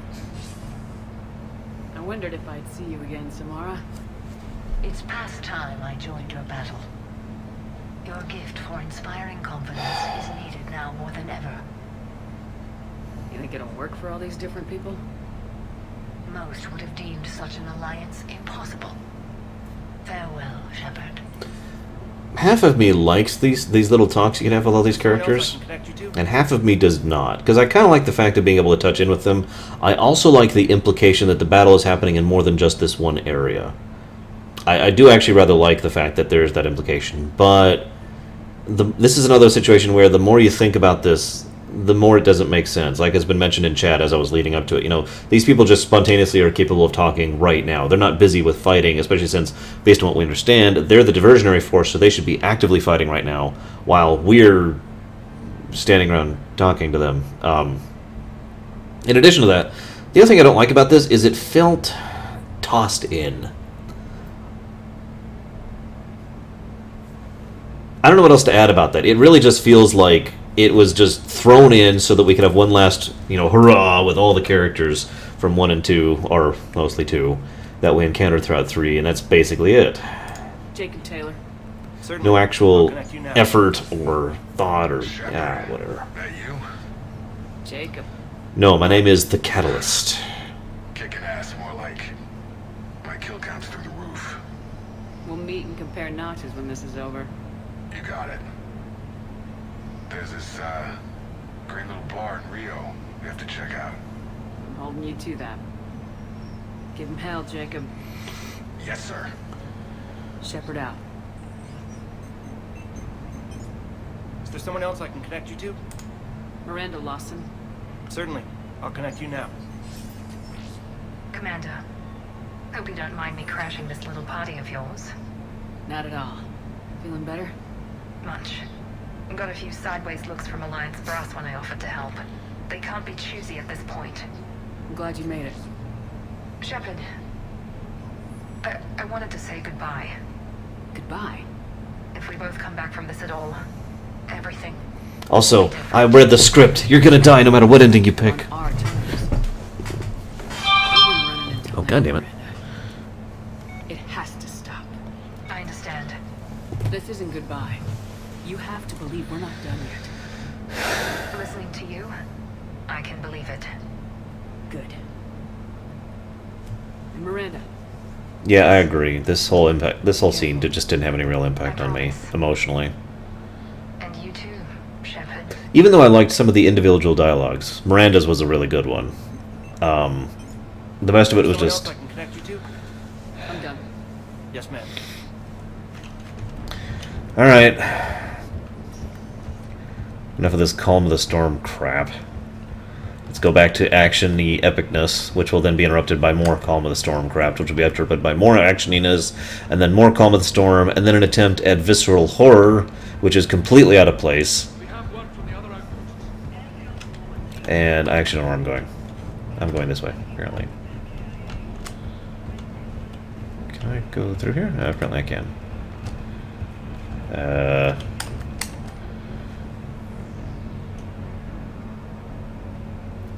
I liked this little bit right here. We're using trucks as decoys, volunteers only. You don't even have to read the rest of that. That is pretty impacting right there.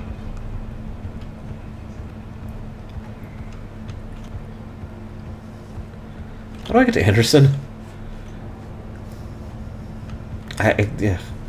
Whatever. We'll go up here, because I'm pretty sure I'm supposed to go up here.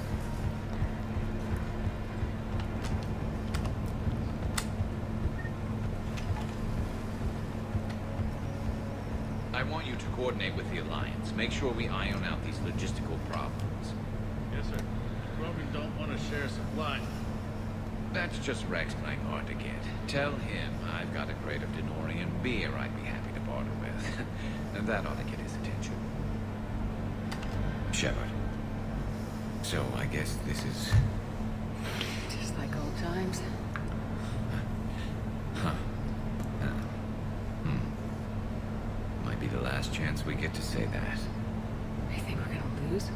No, I think we're about to kick the Reapers back into whatever black hole they crawled out of. Then we're going to retire somewhere warm and tropical and live off the royalties from the vids. I'll meet you there. I think my days of saving the galaxy are over when this is done. Be sure to leave room for all the autographs. Just need to beat the Reapers to get there. James told me there's an old saying here on Earth. May you be in heaven half an hour before the devil knows you're dead. Not sure if Turian heaven is the same as yours, but if this thing goes sideways and we both end up there, meet me at the bar. I'm by. Shepard and Vicarian storming heaven. I guess there are worse ways this could end. But maybe some other day. And Shepard, forgive the insubordination, but this old friend has an order for you. Go out there and give them hell. You were born to do this. Goodbye, Garrus. And if I'm up there in that bar and you're not, I'll be looking down. I'll always have your back. Now that was a good conversation, despite the bug we just saw. Where's Victus? Oh, there he is. Primarch Victus, I didn't realize you were here. I wanted to return the favor in person, though I'm sorry to see you ruined. Looks as bad as ours.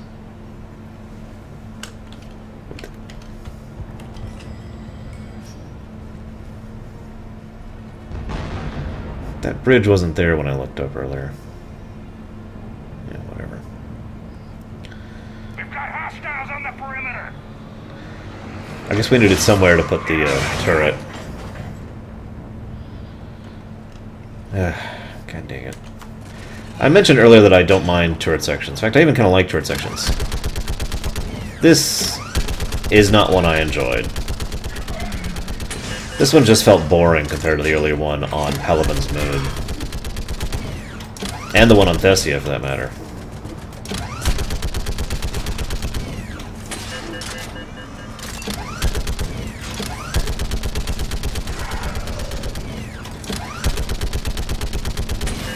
So let's examine why most people don't like turret sections from a gameplay design perspective.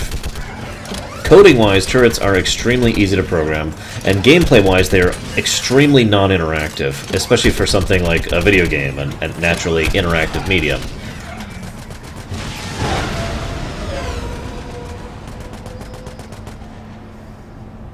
You'll see, Dark Hollow. And that's it, we win. That was just one charge of Reapers, apparently, because they wanted to have one more gun. I don't know, whatever. But yeah, from a gameplay perspective, it's really lazy because this is literally what a turret section is. If it's done poorly, it's possible to do a turret section properly. ME3 never actually does it properly, but it is possible. What you do is you make it so you do more than just point and hit left mouse. That's all a turret section is. Point and hit left mouse. Point and hit left mouse. If you want to add a little bit of flavor to that, you can add an ammo thing like this does, which really, really just adds the most tiniest little bit of added flavor to the gameplay aspect. I mean, the most minuscule amount. How are the casualties? Whatever. They haven't brought in many more wounded. Why would they? How you holding up, Liara? This is it, isn't it? By the way, note how a lot of the dialogue options here are the ones that were in the trailer. This is it. Just feel like pointing that out. I don't know what to say. All those little blue children will be disappointed I didn't have a speech. We'll make up a good story for them. Thanks, Hunter. I have one thing for you, Shepard. A gift. It'll only take... And yes, Sid, this is going to go on YouTube later. Assuming YouTube lets me, because YouTube's getting a little bit about that kind of thing lately. Of course I do. Close your eyes.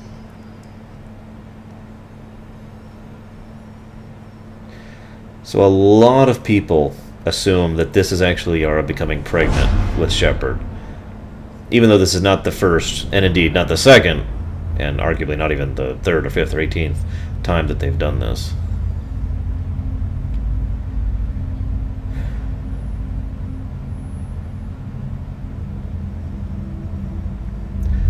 Credit where credit is due. Most of the time when they've been reusing the music from Mass Effect 1 and 2, it's literally the exact same song. This song actually is modified just a tiny little bit so it's different.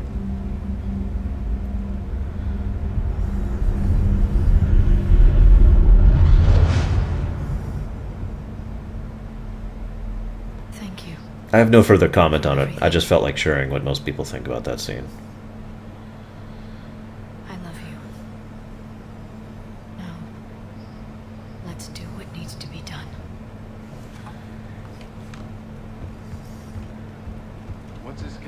Oh, I'm sure there'll be plenty, Echo.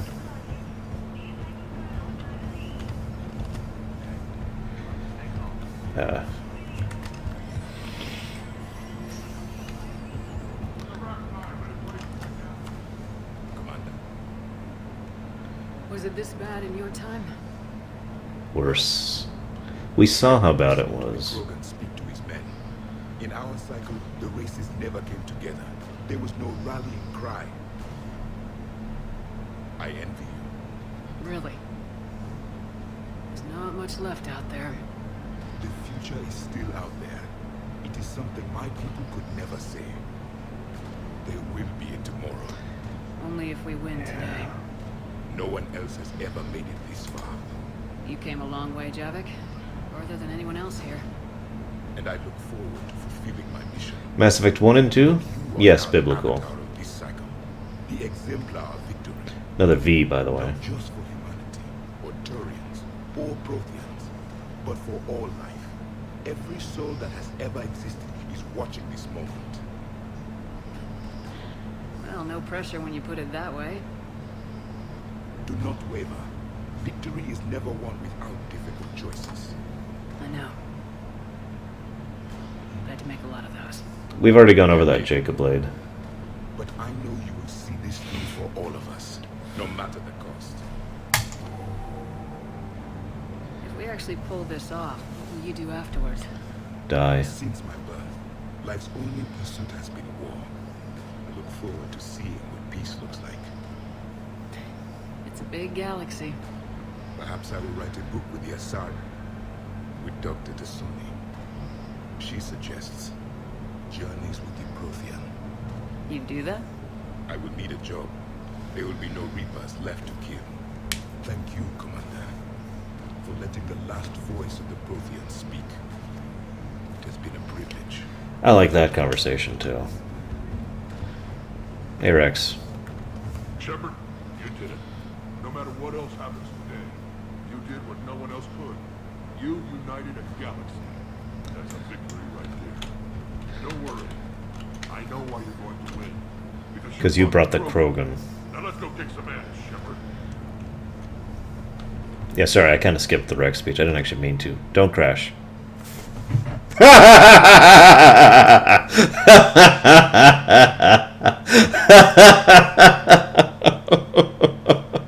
Wow, that's never happened before. I've never actually crashed there before. There we go.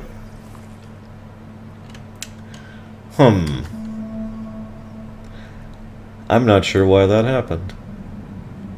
When was our last save? I know why you're going to win. Oh my god. It's Mass Effect 3 is trying to prevent me from seeing the ending. Oh my god.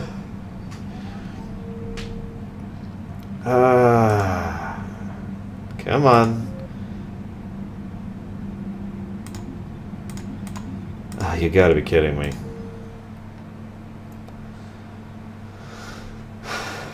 Okay, this isn't as far back as I thought. This is right after the turret section. Well, guys, looks like Liara doesn't actually get pregnant after all, because we're just gonna walk by her this time. We get to hear their speech at least. Here. This is a good conversation, by the way. I kind of missed it earlier, but this is good. Okay, and I'll try to stay calm. I'm just a civilian. We're out of Citadel, and your surgeon got killed by a Reaper. I don't know how to do this. I'll talk you through it. You're his only hope right now. The most important thing is to stop the bleeding. How? Do you have any towels or bandages? No, nothing. We're sitting under a bombed-out highway. Then use your shirt. Tear off one of your sleeves and... Wait, something's coming our way. Hold on. Hold on. Okay. It passed us by. You need to tear off your sleeve into strips. You're going to make a tourniquet. Alright. Hold on. Okay, I did it. Now wrap that just above his knee to cut off the blood flow. Tie it off in a knot. I'm trying. Okay. Around his knee. I can't get it tight enough. There's so much blood. Try it again. Pull tighter. Okay. I'm wrapping it again. I think I got it. What's his condition? It looks like he passed out. But he's still breathing. Stay with him. If the bleeding starts again, let me know. You're going to make it. Right. Okay. Thank you. But I don't think we'll survive another night of this. The reason I like that conversation is it's easy in fiction to forget what it's like to have the perspective of a civilian, a non-combatant, someone who has nothing to do with any of this stuff. Imagine if you were suddenly in this situation, for real, real life, and you just saw a man's leg get blown off, and it's now your job to save his life. Even if you have the training and knowledge necessary to do that, how do you remember that in the moment, with the adrenaline pumping and the shock pushing through your system, and your entire nervous system trying and coping to struggle with everything that's happening to you? It's harder than it sounds.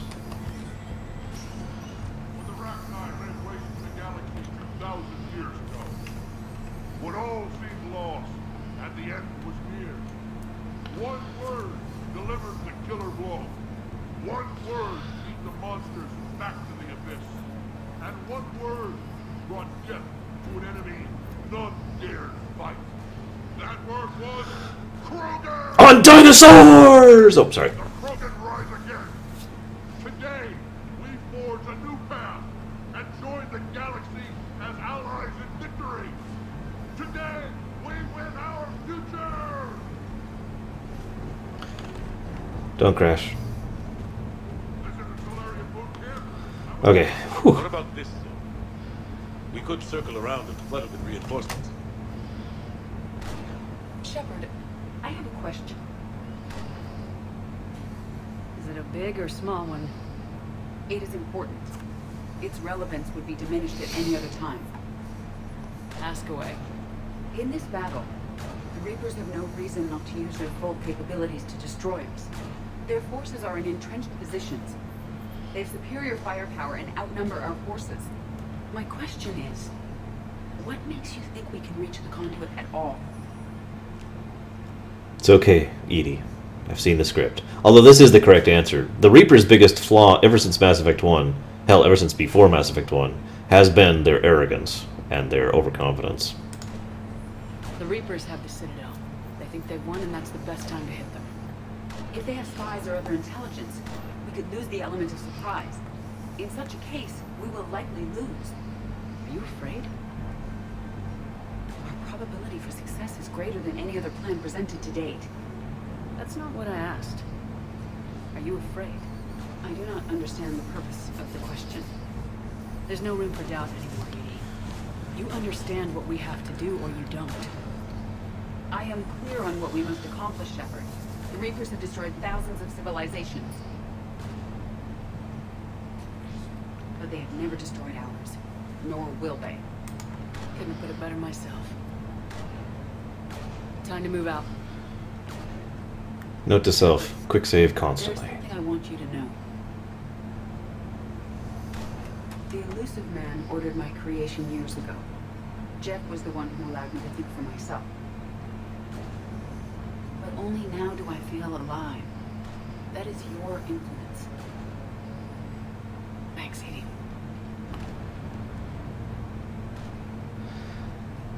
That actually hurts. We're not going to talk about why, though. Almost time for the final push. So you're unseen. Are you okay? I thought I'd be asking you that question. Shepard, I backed you when I was just a kid on her pilgrimage. I backed you when the Normandy was a Cerberus ship. What kind of friend would I be if I didn't back you now? And you haven't answered my question. Are you okay? You remember how you felt when you landed on Rannoch? Now imagine it's not a story. Glad you enjoyed cohilism. Cohilism? Cohilism? Imagine you were there just a few months ago. Cohilism. There we go. Now you're seeing it like this. We need to put it right. We will. Whatever happens, I'm proud to have served with you, Captain. It's been an honor, Talisaur of us, Normandy. The Admirals once hung that ship name on me like a badge of shame.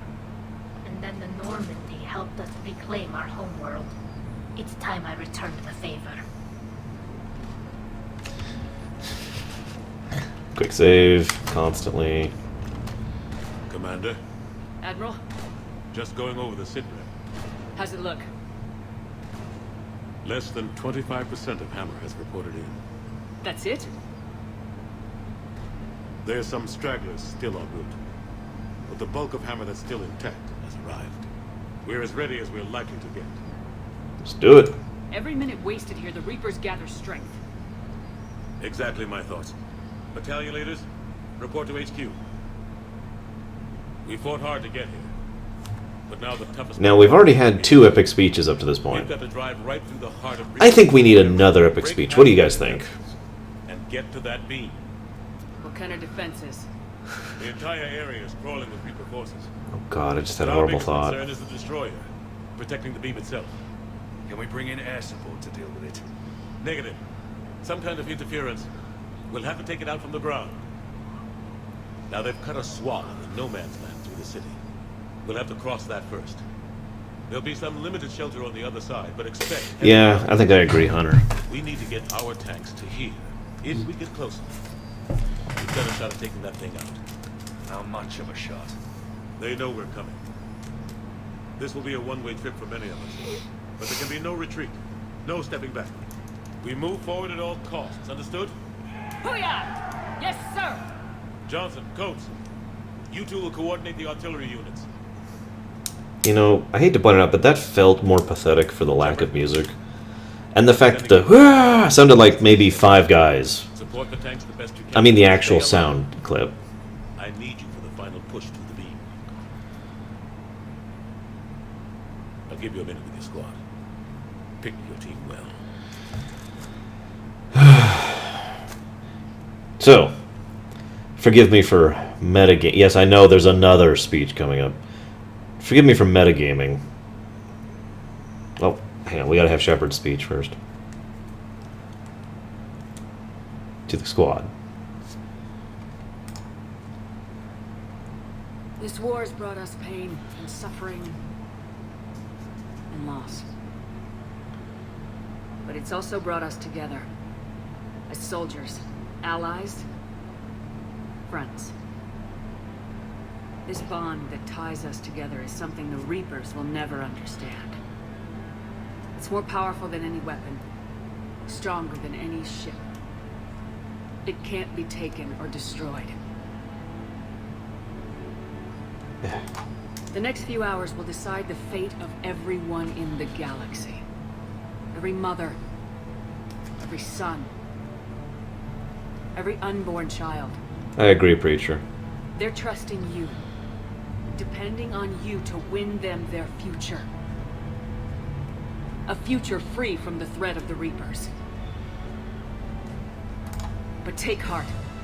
Look around you. You're not in this fight alone.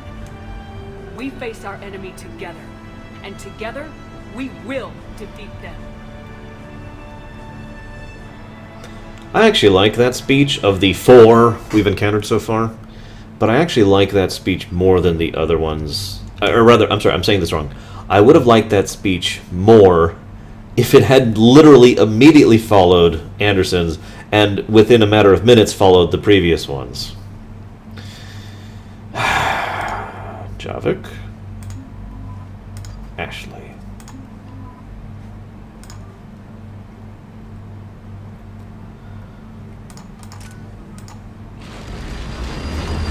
You know, it'd be awesome if we actually had another speech in this. Who's with me, guys? Should we have one more speech?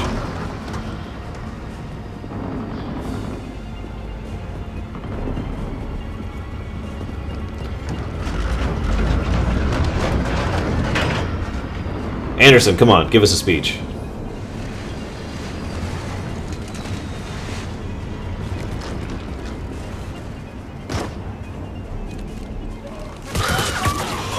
Because it's the conclusion of their story arc, said Amemnon. If you think about it, you'll understand what I mean. Oh, right, I should do a speech. Remember, today, that the Reapers are invincible, and there is nothing we can do to stop the ever-growing Kai Langfield, which has been expanding from his corpse ever since we killed him.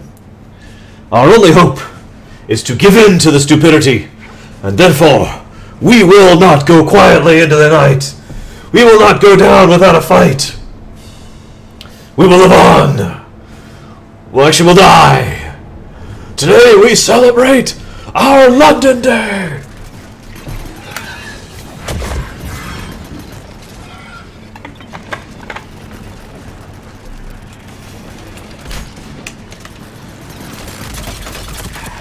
London Day is a thing now, by the way.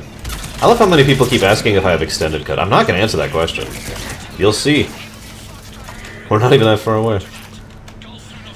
And I lost all my viewers, apparently. Man, that was a really bad speech. I'm sorry, guys.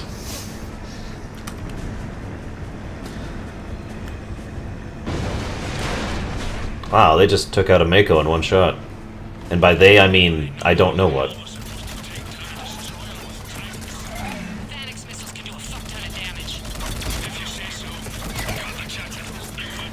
Yeah, I hate to point this out, but Thanic's cannons could rip that destroyer apart. Probably in one shot.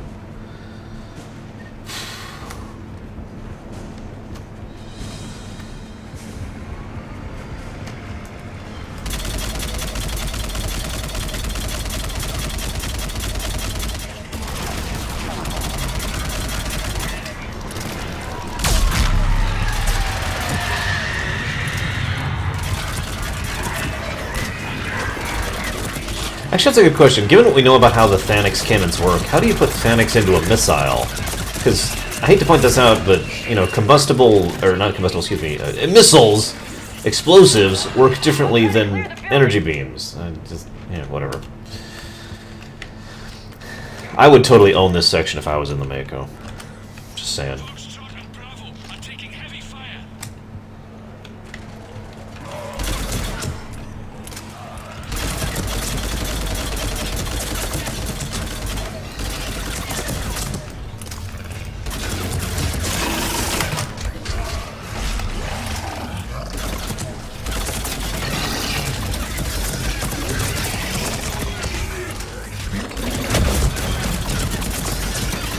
Space water balloons. There you go. That works.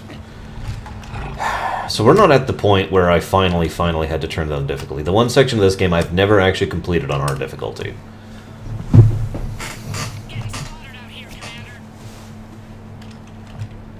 Yeah, there is one good thing left in this game, guys. One positive left that I know about.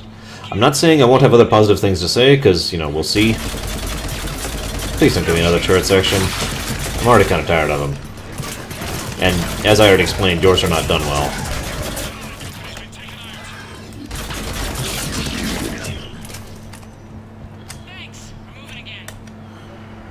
Okay. Yeah, that. Yeah, you know the section I'm talking about, Hunter. Jump scares, because why not? But yeah, the missile section is what I'm talking about. It's effectively the actual last boss of the game, for all intents and purposes. When you have to hold the line on the Thanix missiles, which, whatever. And there's the TARDIS, in case anyone was wondering. Yes, I know it's wrong in every way, shape, and form. That's actually the point I'm making. This should have been a TARDIS! You even bothered to render this damn thing here. Why not make it... whatever.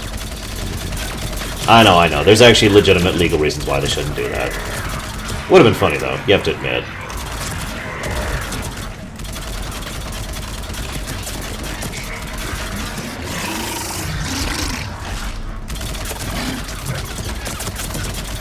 Oh, okay, it's a TARDIS soaked in blood. That actually makes a lot of sense. Oh my god, no. No, I just figured it out. God damn it, Kai Lang just explains everything in this game. But hear me out, guys. Who's shooting me? Oh, hi. Hear me out, guys. This actually is the TARDIS, as in the one that Doctor Who sues. It's her. However, the TARDIS, as you remember, has the ability to... okay, I know its chameleon circuit was broken, but bear with me. As soon as it entered this time frame and this area, the Kai Lang field, which at this point encompasses the entirety of the galaxy, is so powerful it actually affected the TARDIS to the point where the TARDIS believed she actually was just a telephone booth rather than a police box, and that's why she's just here. And now the really bad part is the Doctor's actually in there, stuck in the telephone booth, and able to.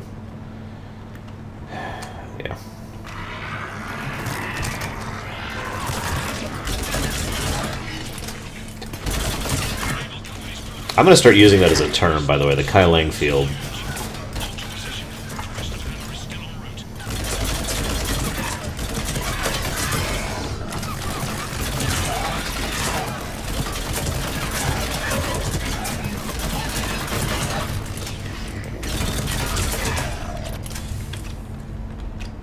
So yes, all of Doctor Who is now over because the Doctor is locked in that thing. I mean, look, he even came here multiple times in the same period of time, trying to free himself. It was his big plan. He was going to cross his own time stream in order to try and reach the point where he could, free his TARDIS from the Kai Lang field, which was, of course, an extremely dumb plan. But as we explained, Kai Lang field, so it actually still makes sense.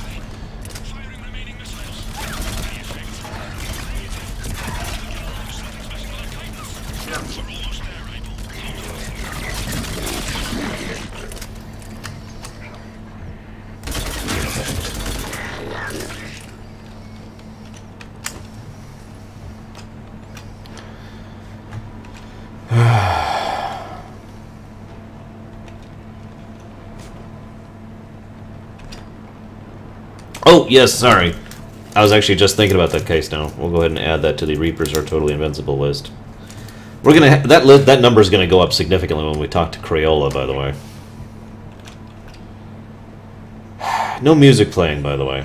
And for once, it is to the detriment of the atmosphere. Well, I shouldn't say for once. It's been happening a few times in Mass Effect 3, but it is definitely to the detriment of the atmosphere, in my opinion. This whole level just felt... Okay. This level is not actively bad. Let's go ahead and be honest and fair with ourselves. However, there is no denying that this level is not actively good, either. It is a pretty good example of rushed level design.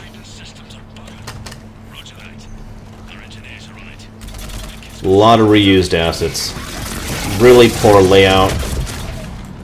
Really bad design for enemy positioning with regards to player positioning. Unclear direction in natural gameplay flow, you know, etc., etc., etc.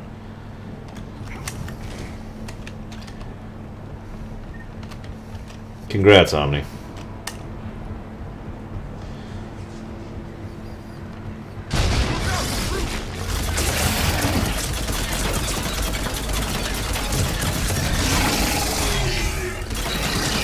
Well, that is actually true, Kay. For the most part.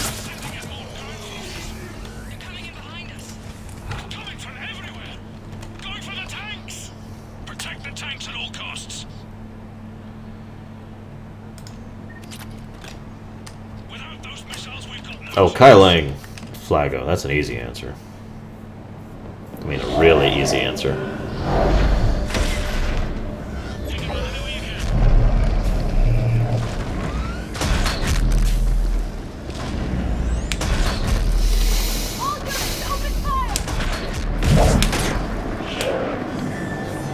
This does nothing, of course. I'm actually going to call this another example of does nothing, by the way. Because Reapers are invincible. Even though we know that a sufficient amount of tire power will hurt destroyers, since not only did we just do that earlier in the same level, but we've seen that be done previously, and it's also been done in the Codex. So... Hey look, it suddenly knows how to aim. And it's actually doing the horizontal sweep like the one on Rannoch should have been doing. Guess that was more effective than we thought.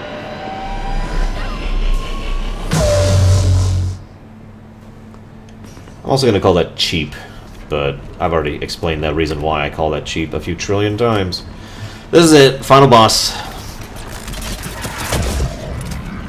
I'm going to get some payback on this damn mission.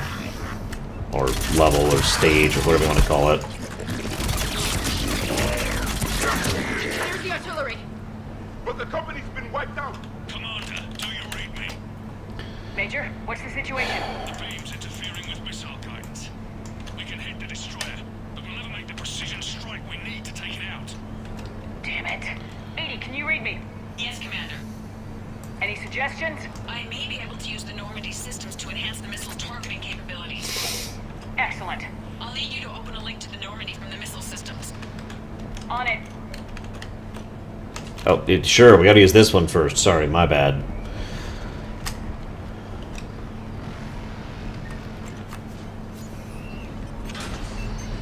Welcome back, Asoge. You're just in time for the worst mission in this entire game. We'll see. This is Admiral Anderson. The Reaper ground forces are making a push. Hold your ground. Protect those tanks until we can get a shot. You heard him, people. Get ready. There they are.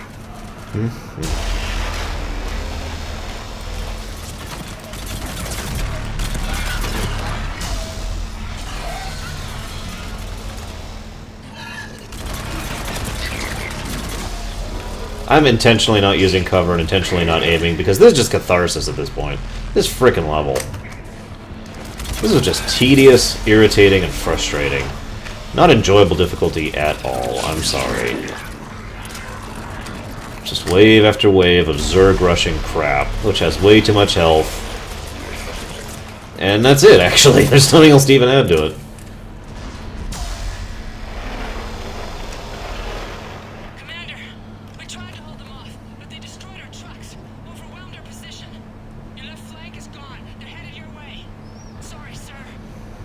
Hang in there, soldier. Heads up, we got more incoming. Damn, we better cover our left flank. If you say so, Ashley.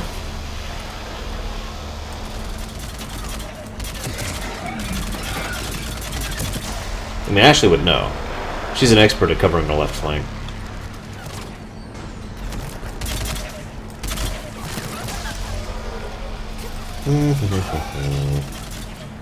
Yeah, this is just relaxing. Ah, kill, kill, kill.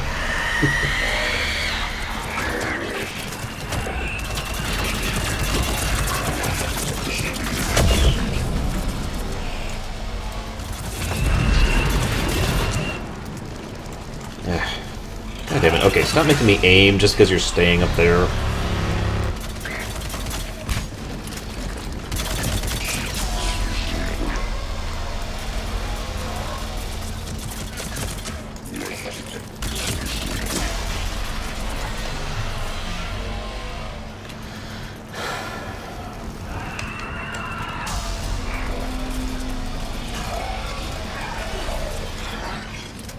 I think I've had this problem before with them just kind of staying up there.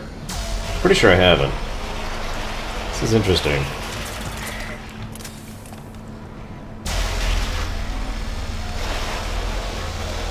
Commander, I've reprogrammed targeting. Missiles are ready for launch. Got it. You heard her. Back to the truck, people. Okay.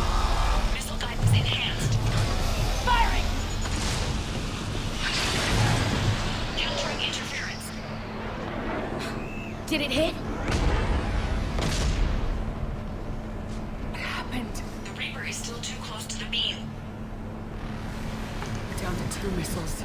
And the Reaper You will need to allow the Reaper to move Lol, under the beam's Hunter. influence. And closer to us. Commander, Hammer's being overrun at every turn. Reaper ground forces are converging on your location. We're fighting our way to you. You know, I really hate to point this out, Hold on. but we don't have to kill this Reaper. We can do this. No, seriously, we literally don't actually have to kill this Reaper. We actually have already had a mission where there's been a destroyer standing right on top of something we need to reach, and we could get right under it and just maneuver through it without issue. I'm just saying. Now, granted, we did have a Thresher mod to take it out after we were walking around under its legs, but given the desperation of the situation, wouldn't you think they would have just gone for it by now? I don't know. Maybe that's just my thinking. I don't know. I'm weird. I also, as I've said a few trillion times, don't buy into the Reapers are invincible argument, so, you know, there's that. By the way, this is the exact wave where I could not get past. This is as far as I ever got on hard difficulty. The Brute wave.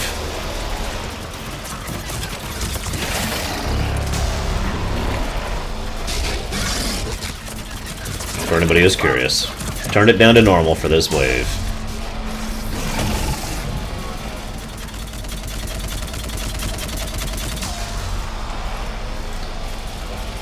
Yeah, that's another good point, Shadow. Thank you. I actually meant to make that point. So yeah, missiles... I mean, there is such a thing as dumb firing. You know, the opposite of a smart missile, in other words. Fire and forget, I believe, is actually what that's called. I could be wrong, but either way, aim, shoot. Not really the hardest concept in the world.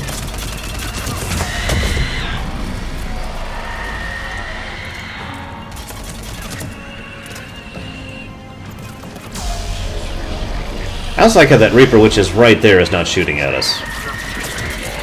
But then again, we do know their aim is terrible because we've got that Kai Lang field working for us for once instead of against us, so that could be why. Oh, I'm thinking of the opposite thing then. My bad. But the cane is what I'm talking about. Or like most standard rocket launchers of the World War II era. Like you fire it and then it goes in the direction you fired it. So, my bad, I was using the wrong term. Harbinger says exactly 0 lines in this entire game unless you pull it technically. If you pull it technically, he says 1 line in the entire game. And that is a huge technically.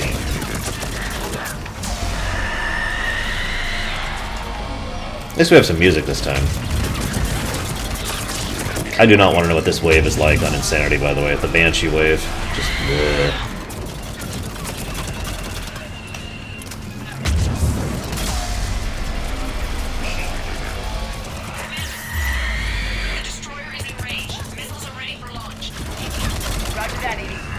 Something actually got through my shields. I am astonished. His line is "so be it." That is the one technically line that exists.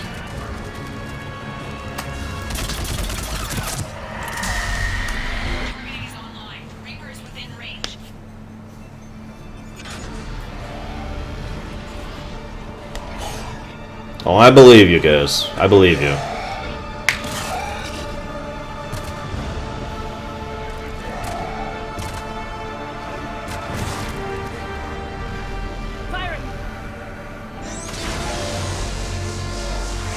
Oh, now you learn how to aim.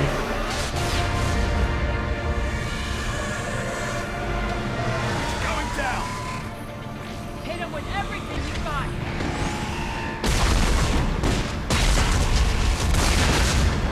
I've seen quite a few, of things that have done, especially the AMHM or whatever it is mod. Nice work. Shepard, we're on our way to your location. Roger that. Shepard! Over here! Thank God you made it. Congratulations, you beat the game! Now you can put the game off! Turn the game off. Yeah, I don't know, why were they holding back? That's a really good question. It gets worse. Of course it does. Yes, it does. Several Sovereign-class Reapers, including Harbinger, have broken off from the battle with Sword. They're headed here. That's also the second time Harbinger's mentioned in the entire game. It's an opportunity for And the first time was in the Codex, by the way. team on board the Citadel to open those arms now. We still don't even know what we'll find when we get to the Citadel. And that's our job. Find out what we're up against.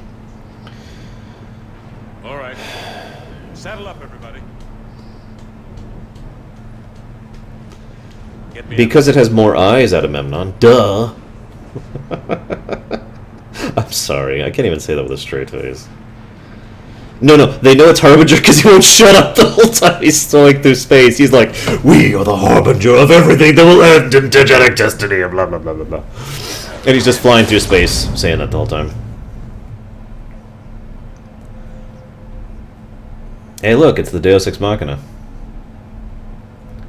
I will, Hunter. I promised I would. Although I might have already passed the point where I can.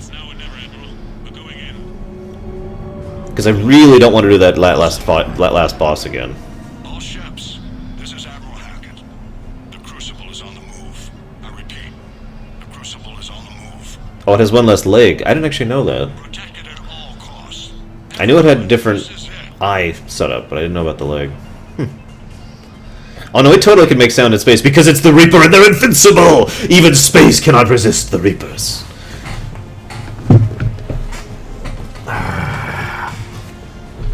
Am I the only one who thinks the Crucible looks dumb?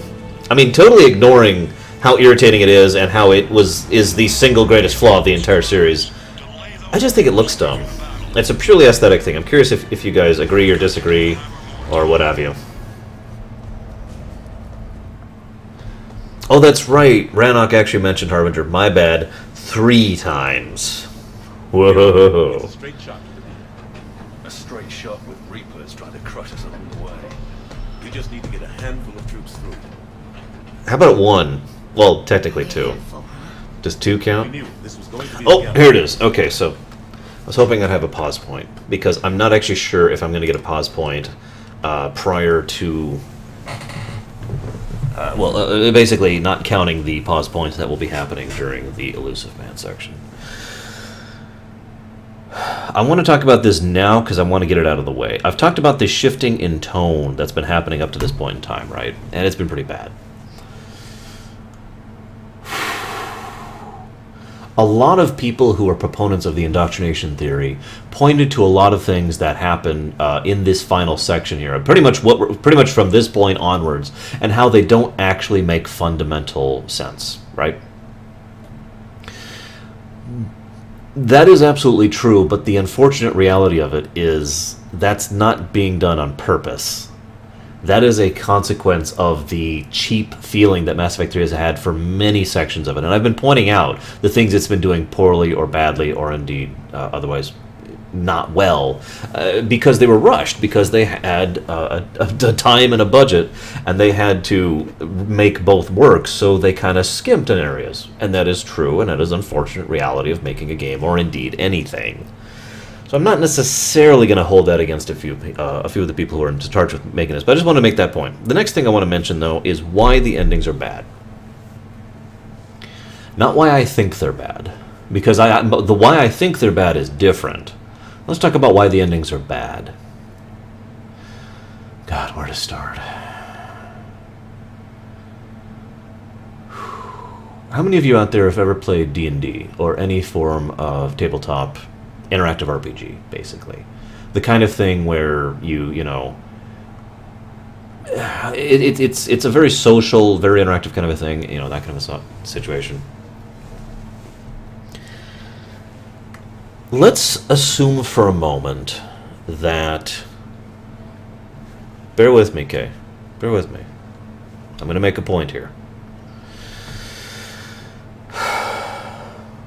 And if you guys want to yell at me because I don't like the ending, that's fine. That is your right. As long as you don't go over the top, I'm okay with that.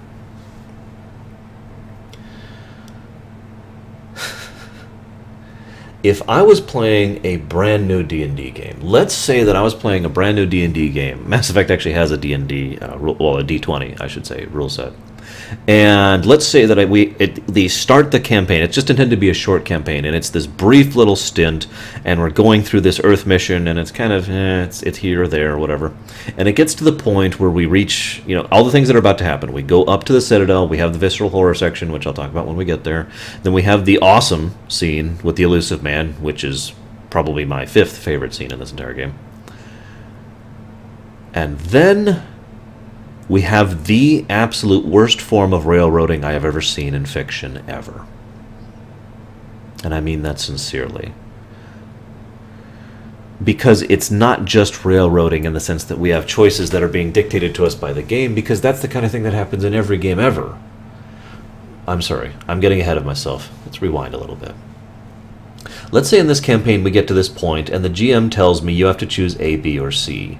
And I'm like, well, that's silly. That's not what my character would do. Then the GM tells me that my character accepts the fact that I have to choose A, B, or C. And that's the problem. That's one of the problems. It's not the only problem, but that is, in my opinion, the single strongest problem with the ending. And I'm going to use a singular, because regardless of which choice you make, as soon as you go up there, things just start going downhill fast from a writing perspective, because, as I said, repeating myself here, it is the worst type of railroading I've ever seen, because it doesn't just railroad you to the point where you have 3 options. That's bad, but it's not worse. It's not as bad as it could be. What's bad is then your character... This is cheating. This is exactly what Kai Lang was doing. This is exactly what this game has done, I believe, 3 total times so far. I've been pointing it out as we go. It's cheating. Not literally cheating, but cheating us. It's cheating us. It's cheating the narrative. It's cheating the thing. What's happening here is they are doing something that was done in Star Trek Insurrection. Bear with me. In Star Trek Insurrection, there's a scene where the crew decides, spoiler alert, that they're going to you know, go against orders and try to fight against the bad guys in order to help the good guys, you know, whatever. The writers of that scene cheated because they had data, and data said, by his logical, ethical programmings, that what was happening was the right thing to happen. It was the right thing to do. That is cheating from a writer's perspective. When you use the built-up trust you have in a character and abuse that by making that character speak lines that do not make sense for that character, or are out of character, or otherwise are basically flat out telling the audience, you don't have to think about this, because that's exactly what that is. It's telling the audience, you don't need to think. You don't need to actually put any of your thought and processes into this, because we're just going to tell you what's right and wrong. We're going to tell you how this should go, and we're going to tell you exactly how, you know, exactly what is going to happen here. And you're going to accept it because you're dumb, of course. That's cheating. You'll see it when we get there. But I never forgot, and I never will forget, the impression of the fact that all of a sudden there was some other random character who was in my Shepard. who was wearing her clothing or her body or whatever. You know what I mean? It was not my Shepard at all. It wasn't her. She wasn't acting like herself. And what they do is they have the Shepard, whichever Shepard you pick, pretty much just blindly accept everything the kid's saying to them. At no point in time does Shepard question anything. At no point in time does Shepard say anything along the lines of, you know, why or what or how or anything like that. It was not my Shepard, and I know I am not alone in that feeling. In fact, I can see now in chat that chat's catching up to a bit, that several people agree with me on that point. And that bothered the crap out of me. It was cheating. It was the authors saying, no, this is all okay, and your character that you have, it was them, oh god, I can't even explain it properly. It was them using the collateral of the trust we had in a character we had built, thanks to their interactions and our interactions with them, in order to tell us that we were wrong, basically.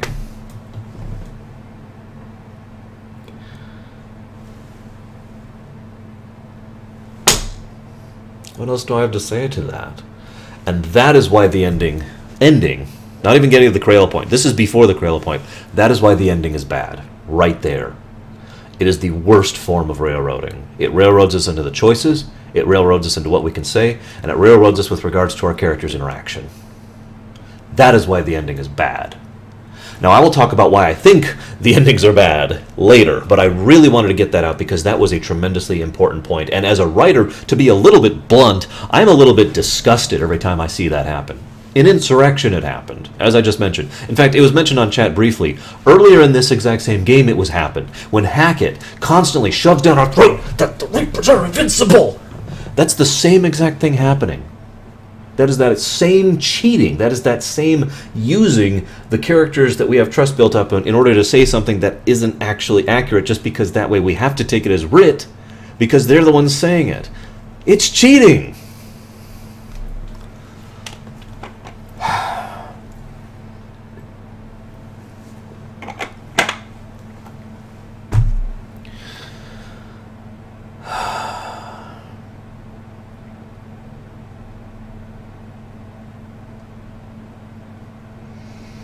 BDB, that would take me longer to talk about than I want to do right now, but I would definitely be interested in talking about this. But in fact, I need to go grab that and do a end-game playthrough of that just to really give more in-point thoughts on it. But anyways, moving along. Can't think of anyone else I'd rather do this with. Nobody does it alone. I agree. We're Tom 3. Mine would too. We're in sight of the target. All right, everyone. It was a long trip, Greenvales. That's what I'm here for, Juju's. To make you think and to entertain.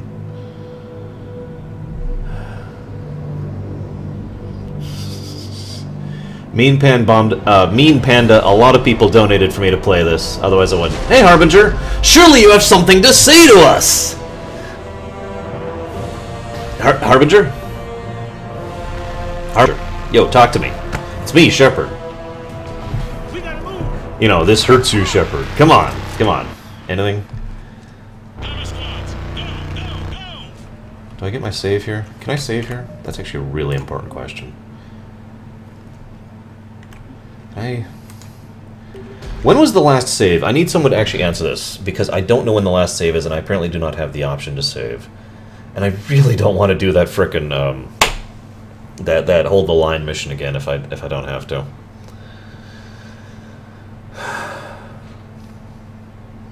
Hey, you know what? In all honesty, I feel like I've learned more going through this game. Not just of how much Mass Effect 3 has done wrong, because it has done a lot of things wrong. However, it has actually done a lot of things right too, and it is actually pretty nice to go through this and realize that, you know, there is a decent amount of things that are good about this game too. Yeah, see, I don't know where this was, and I don't have a save, so I lose wherever I am.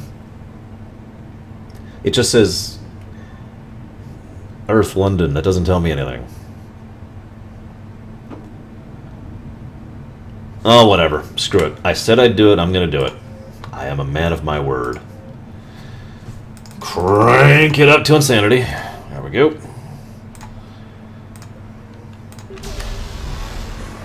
This is it, guys. Us versus Harbinger. This is going to be the most awesome battle ever! Oh, this is going to be super incredible! Oh my god! Oh, I need you to look behind me. Oh my god, there they come! It's going to be amazing! This is the best thing ever! Yeah! We're going to make this happen. How many people were actually dodging these beams when they were doing this, thinking they had to? And how many people were really pissed off at that they failed at dodging the beams when they got hit? By the way, I feel like pointing out my armor, because I have the Dragon Age armor. I know. Time, money. But just keep that in mind, okay?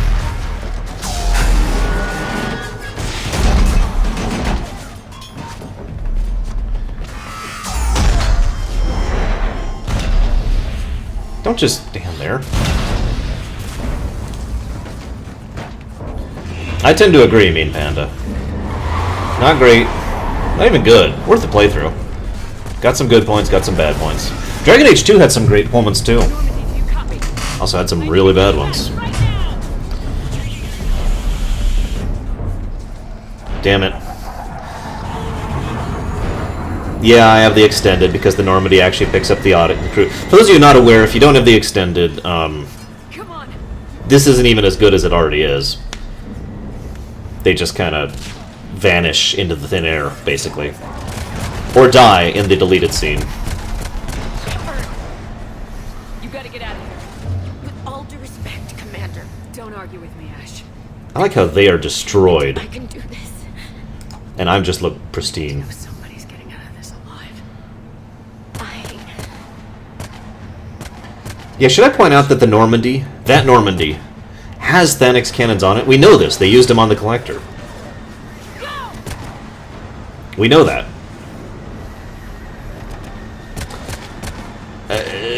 Should I also bother to point out that Harbinger is not attacking the giant ship which is sitting stationary in front of it? That it knows is the Normandy? Or the Normandy, excuse me. Literally, it's just looking at it. Like, hi.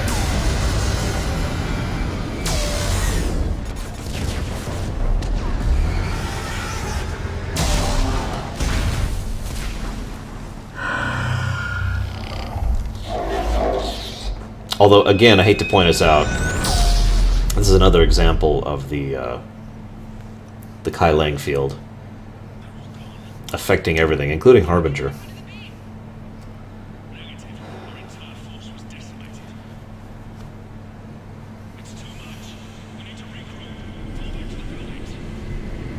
And Harbinger leaves. That's in character. It's like the only thing that doesn't bug me about this. Hey, look, my armor's really, really different. Oh well, I'm sure it's not indicative.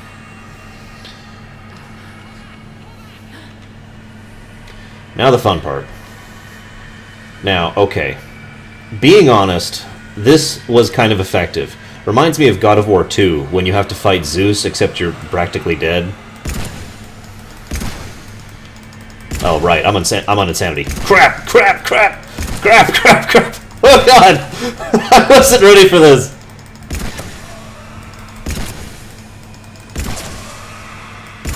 There we go, okay. Right, gotta actually try, because we're on insanity. Alright, where are you, shields? Where are you? God, this is gonna suck so hard. I am actually gonna die. I would bet money I'm about to die. Come on, he's gonna come out right from around there, I think. Come on, where are you? He's literally gonna come out of nowhere. He's literally gonna teleport in. Because none of this thing makes sense, because time and money, I already talked about that. Come on. There you are.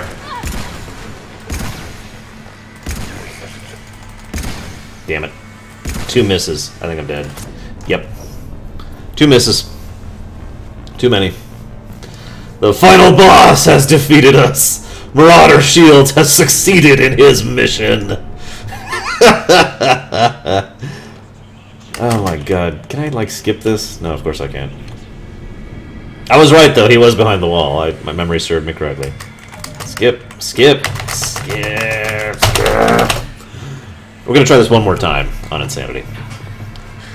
But that's the 5th ending, in case you're wondering.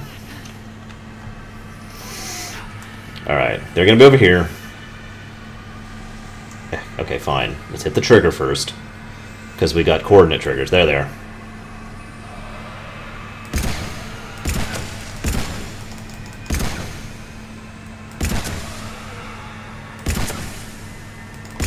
Be a little more careful with our shots.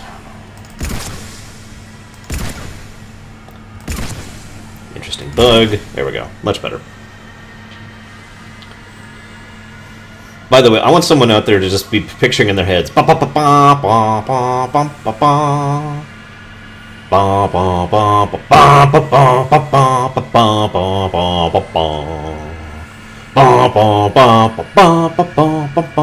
ba ba ba ba. Okay.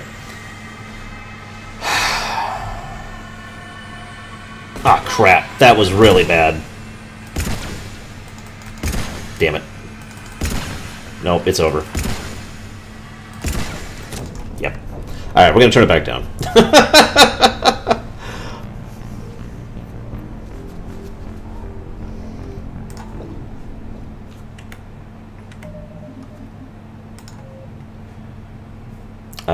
Yeah, by the way, the fact that you lose all your powers is really irritating. Even as a soldier, that was kind of irritating. My actual first reaction to seeing this stuff was to hit 1.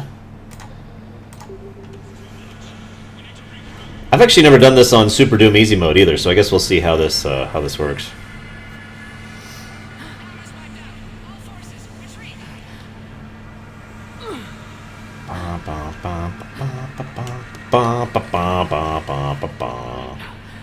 Yeah, this is the same gun that had infinite ammo back in the starter mission. Go figure. Hang on, I gotta kill that guy. Die! Die! Don't worry, it's a mercy. I'm not evil.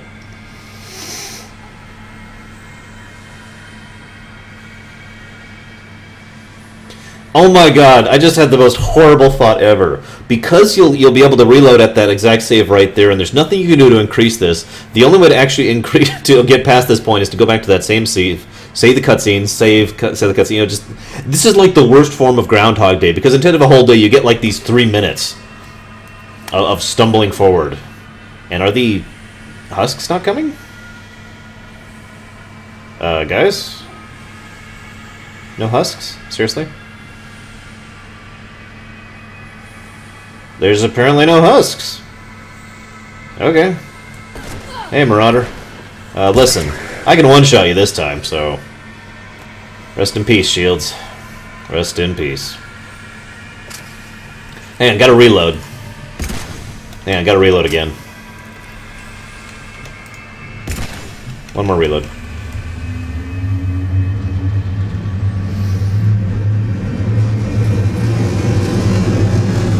That looks safe.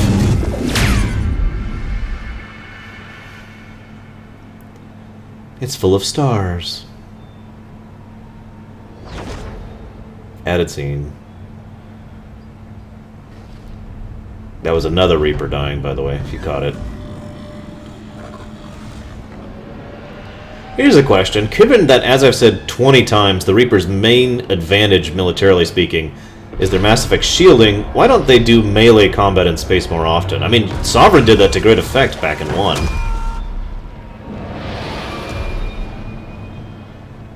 Hey look, there's the microphone for Harbinger. Oh my god, it's not a microphone for Harbinger, it's a microphone for Kai Lang. Kai Lang lives on in the Crucible! Oh god. It makes so much sense.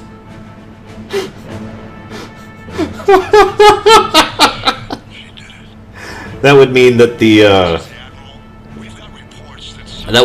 the Catalyst Crayola child would actually be Kai Lang.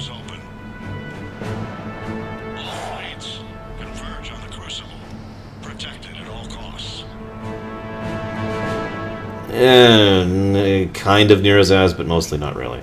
Okay, this is gross and frankly unnecessary. This is just unnecessary visceral horror. Very red, of course, to be indicative. For some reason, there's no one to greet us here, even though that makes no sense at all. I'm just gonna start bullet pointing all the things that make no sense about this. Because otherwise I'd be pausing every second or so. How did Anderson get here? When did Anderson get here? Anderson, you up here too?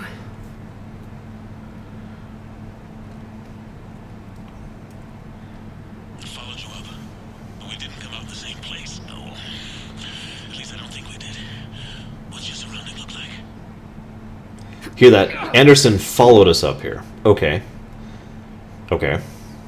I haven't gotten anything yet, Shadow. Sorry. Hang on, let me check here. Excuse me.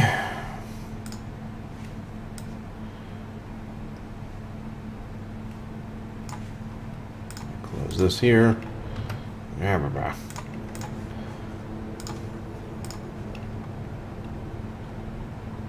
I did not. Yes. Okay. I did get your request, Shadow, and I did get your email. So yeah, I will be doing that at some point in the future. I feel like death, but I'm moving. Yeah, this whole situation literally makes no sense. It's one of the reasons the indoctrination theory was so popular. As I said, the only reason I disagreed with it was the fact that it made too much sense. The indoctrination theory did. Too much real life crap here. Makes sense. Here's a question. Sure. They round them up on Earth and send the people up here to be processed. One of these two things does not make sense. Either they can turn dead people... Hang on. Either they can turn dead people into whatever they need for their processing to make new Reapers or whatever, like it was mentioned in Mass Effect 2. So they don't need to keep people alive, so there's no actual need to harvest. They can just kill en masse and then pile them up like they're doing here.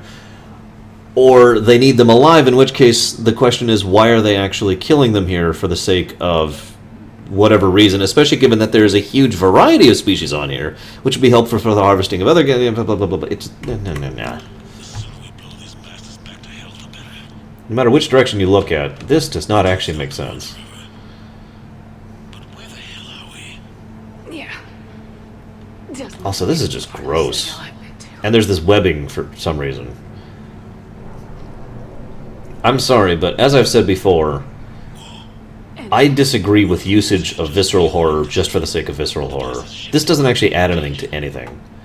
In fact, I'm going to go and ask, why didn't anyone fight back on the Citadel? Did all these people that were on the Citadel die? Did some of them escape? Did some of them get a warning out? Was there a fight at all? There's so much that we don't actually know about this thing. Oh, and by the way, you have to slow walk. It's the only way to do this. Here, this is me holding down sprint.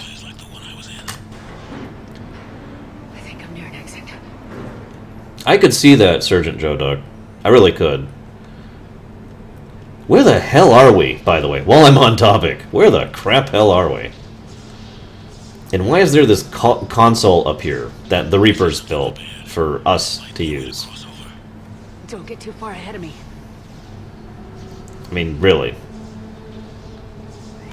Why are there bodies out here? Why are there no forces in here? Why is there no anything in here? Hold up. One other thing, just clicked with me here. Anderson came in somewhere else, okay?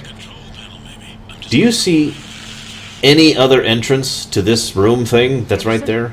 Yet Anderson came in here from a different place and got here ahead of us, even though he went in behind us and is now there. I'm just... Yeah, we're actually at the top, by the way, of the Citadel. We see where we are later. Oh, I can't fall through the gap? Oh my god. Oh my god, I'm literally... I know it's hard to see with the camera angle, but I'm literally standing on air. I'm literally standing on air. Here, I'll demonstrate a little bit better. See that open space in the middle? Yeah. Moving on. I'm watching on sunshine. Walking on sunshine. I have to say one last thing before we continue. For those of you who somehow didn't actually catch this, when I first was playing through this way, when I was first playing through this game, very first time, that night, just before I did that video, I had just finished. I had paused right before the Tron mission at Rannoch, and then I played from the Tron mission up to this moment. Well, I'll point out the exact moment, but I was going up to here, And I was doing it at work because it was a really slow night at work. And then all of a sudden someone came out of somewhere, nowhere and was like, oh my god, hey, you know, you need to leave. And I was like, oh crap, and so I had to shut down the game. So I was actually still in a pretty decent state after the Rannoch thing, and I was pretty curious what the hell was going to happen, because there's one other thing I got to talk about here. I have a tendency to be pretty good about guessing what's going to happen in a book, movie, game, television show, etc. It's something I actually dislike, but it just has to do with the deconstruction I do in my day-to-day life. It's just normal. And usually I can anticipate what's going to happen next, even if only generally. As I was getting to this point here, I actually genuinely had no idea what was going to happen. And in hindsight, I can tell you exactly why, because none of this made sense. Because it was leading towards a illogical conclusion. But at the time, that made me excited because I had no idea what was going to happen next, and that's such a rare thing for me. And so I raced home to see what the finale to this whole thing was going to be. Which may or may not explain some of my emotional impact from the upcoming scene.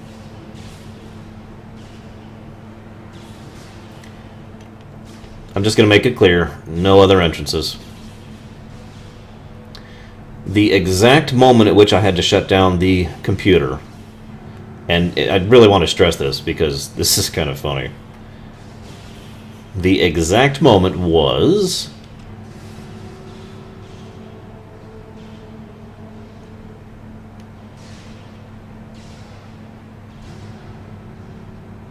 Anderson. Right here. As he was turning, chkunk, I had to shut down the game. Shepard. I can't. I underestimated you, Shepard. Welcome to the last good point of the game. Hey, look! Oily shadows. I warned you. Control is the means to survival. Control of the Reapers, and of you, if necessary. They're controlling you. I don't think so. There are several ways this. There are several ways that you can go about this cutscene. I'm not actually sure which one I'm going to go for, but I think I'm going to go for this one. Why waste your time with us if you can control the Reapers? Because I need you. As usual, I credit Martin Sheen with most of why this scene is good. When we learned there was more to the galaxy than we imagined. There were some who thought the relay should be destroyed. They were scared of what we'd find, terrified of what we might let in. But look at what humanity has achieved. Since that discovery, we've advanced more than the past 10,000 years combined. And the Reapers will do the same for us again, 1,000-fold. But... And yes, that's what the Kai Lang field looks like, in case you're wondering. only if we can harness their ability to control. Bullshit. We destroy them, or they destroy us. And waste this opportunity? Never. Maybe you're just so hungry for power that it's clouded your vision. No. No. It's not that simple. Isn't it? You're willing to give up anything for control. Yes. If not me, then who? Are you going to control the Reapers? There's always another way. I've dedicated my life to understanding the Reapers, and I know with certainty The Kai Lang field. me to control. And then what? Look at the power they wield. Look at what they can do. Was I the only one who actually felt that one line was actually pretty out of place? Even though I like this scene. I see what they did to you. I took what I wanted from them, made it my own.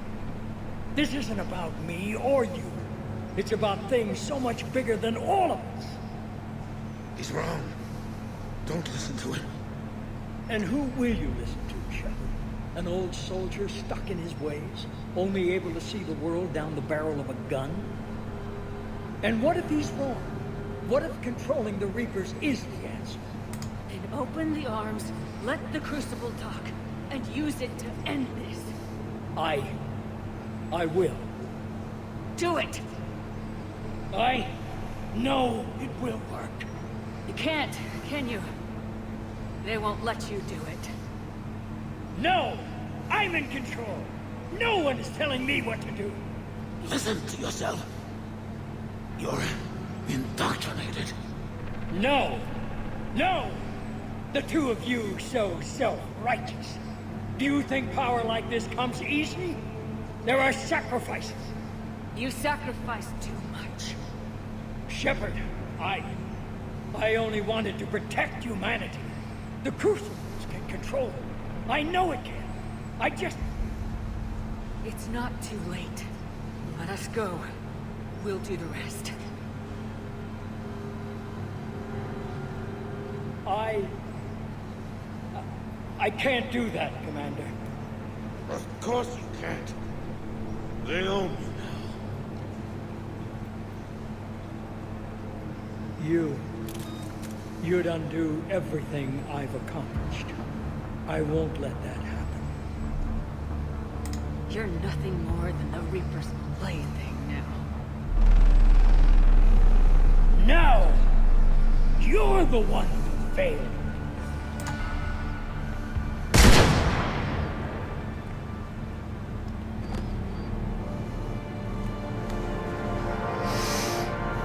Well, I like the Paragon option.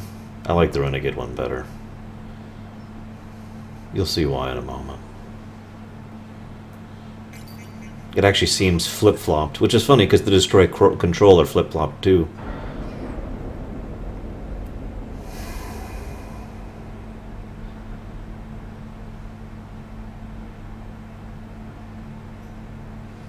Credit where credit is due. This is a good view. I wish you could see it like I do. It's perfect.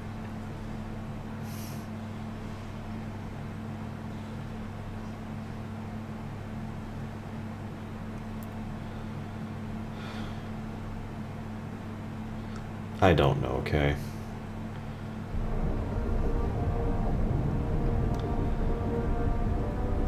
This is it, everyone. The alarms are opening.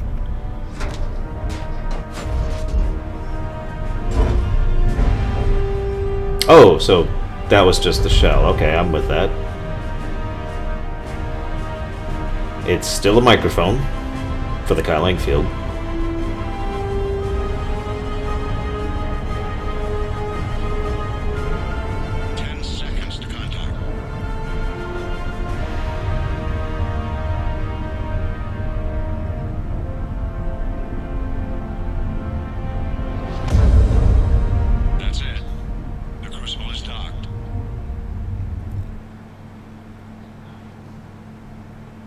Well, we did it.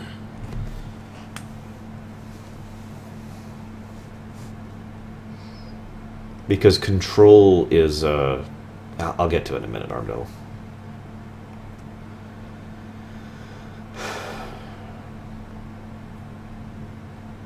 Commander?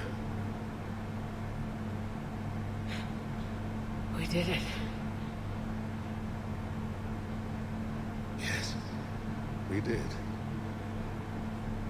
It's quite a view.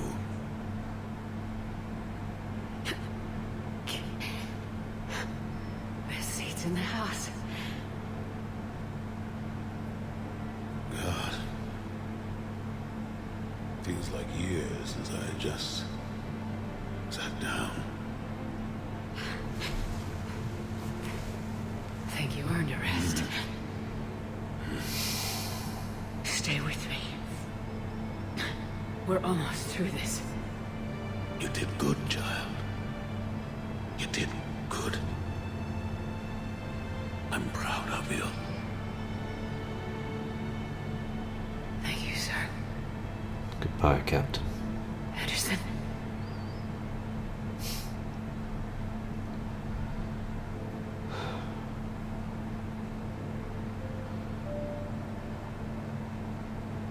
There are a lot of ways they could have ended it here, either literally or after the firing. Shepard?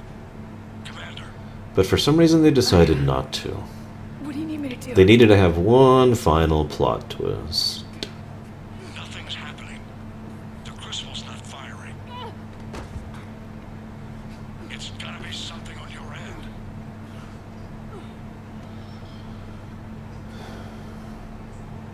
Commander Shepard. I don't see. I'm not sure how to.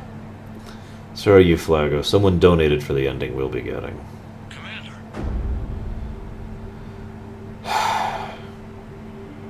Ugh. Even the music sounds pretentious. I'm sorry, I know that sounds nitpicky. But even the music sounds pretentious here, like, oh, it's time for you to learn the truth about everything.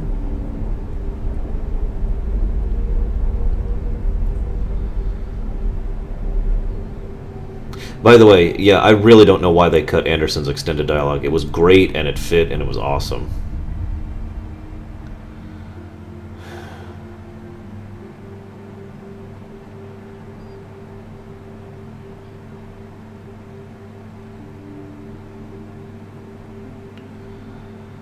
Hello, Kai Lang.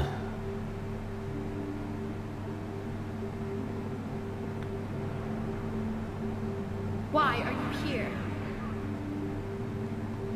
You brought me here, to be a little bit blunt.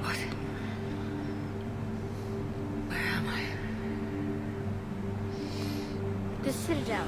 It's my home.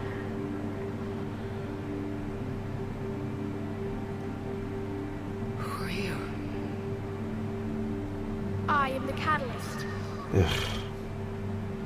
thought the Citadel was the catalyst. No, the Citadel is part of me. I need to stop the Reapers. Do you know how I can do that? The Reapers are mine. I control them. They are my solution. I mentioned earlier that they picked a bad voice actor for the kid way back in the intro. The solution to what? It really comes back and bites him in the ass here. Chaos. You bring it on yourselves. The created will always rebel against their creators. But we found a way to stop that from happening. A way to restore order. By wiping out organic life? No, we harvest advanced civilizations, leaving the younger ones alone. Just as we left your people alive the last time we were here. But you killed the rest. We help them ascend, so they can make way for new life, storing the old life in Reaper form. I think we'd rather keep our own form. No, you can't. Without us to stop it, synthetics would destroy all organics.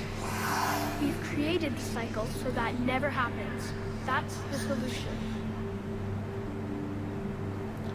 I don't even know where to begin with how little sense that makes. One thing that just kills me, though, I'm going to go point out something other than the obvious, because there's so much obvious that's wrong with this that I don't feel like it's need to talk to.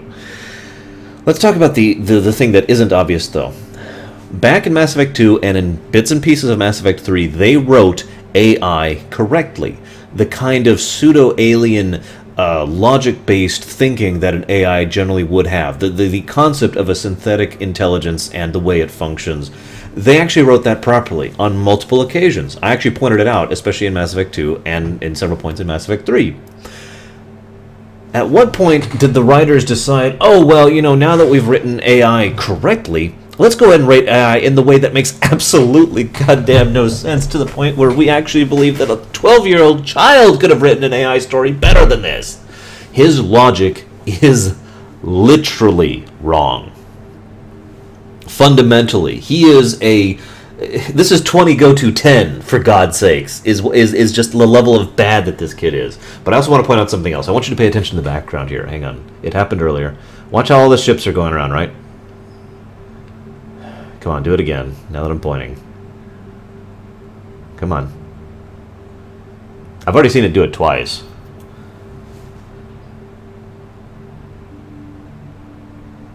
I actually don't know how long the loop cycle is.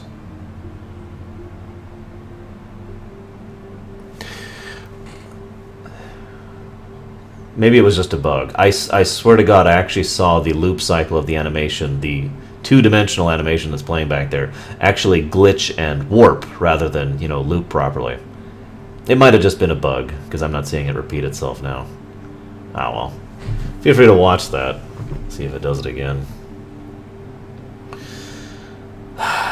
You know, that could be true. A 12-year-old might have actually did this.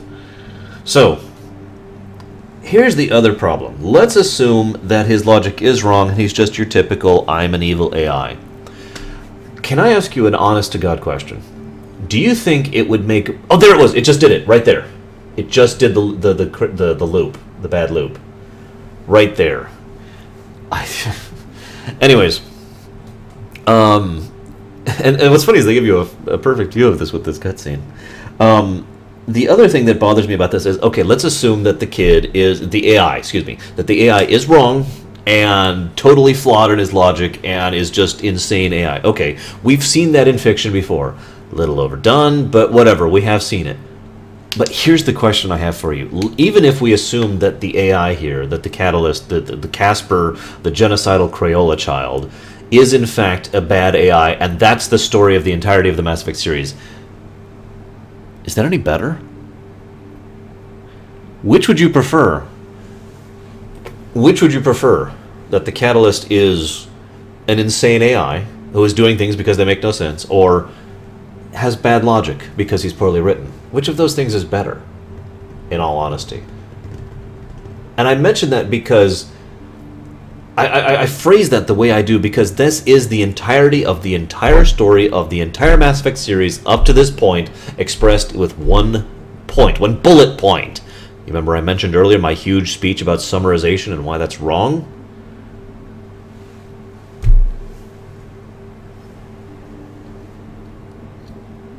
Everything I said about what's wrong with summarization comes together here. Everything I said about the attempt of a writer trying too hard to go ahead and have something be unexpected or try to catch you off guard comes to a head right here. Everything else about Mass Effect 3 I could take or leave. If it had ended the way, frankly, the way I wanted it to, I would still probably call the rest of Mass Effect 3 a net positive, or probably right around the range of Dragon Age 2, as was mentioned earlier. But this ending takes everything that has already been done badly throughout Mass Effect 3, and there have been several things, and just cranks it up.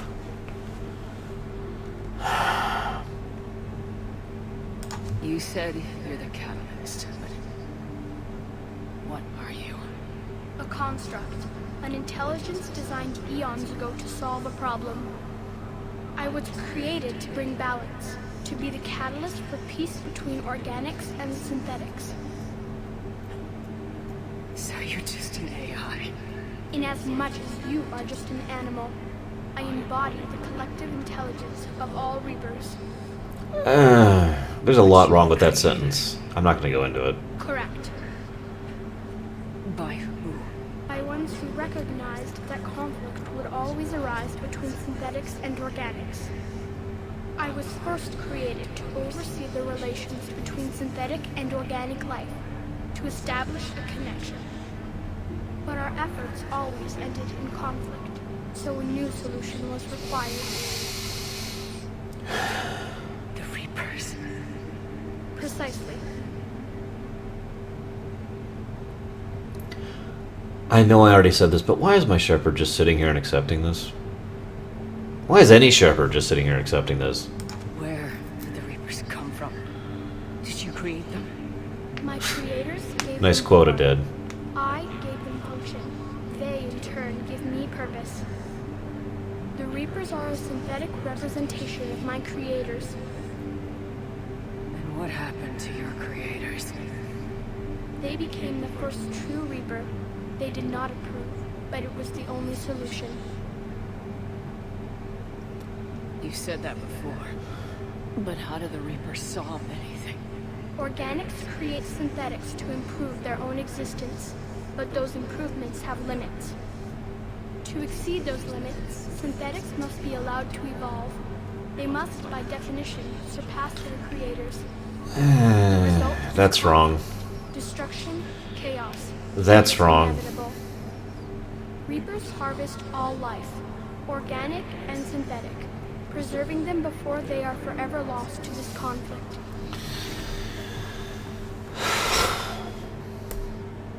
Okay. A lot of this is just wrong, and I'm just saying it because I don't really feel like getting into it, to be completely blunt. But here's a question for you guys. How... people who are smarter than me have actually sat down and put together the connecting points, but how many things in Mass Effect 1, and most especially in the backstory of Mass Effect as a whole, which was mentioned in the Codex primarily, is completely retconned by the mere existence of this kid, let alone the way he's functioning and how he's doing things, and finally, and most importantly, why he's doing them. I'll give you a hint. Even right off the top of my head, the answer's a lot. We're at war with the Reapers right now. You may be in conflict with the Reapers, but they are not interested in war. I find that hard to believe. When fire burns, is it at war? Is it in conflict? Or is it simply doing what it was created to do? We are no different. We harvest your bodies, your knowledge, your creations. We preserve it, to be reborn in the form of a new Reaper. Like a cleansing fire, we restore balance. New life, both A cleansing fire does not re-establish balance. Balance is Okay. Let me say something really quick here. Before I actually start screaming at my screen.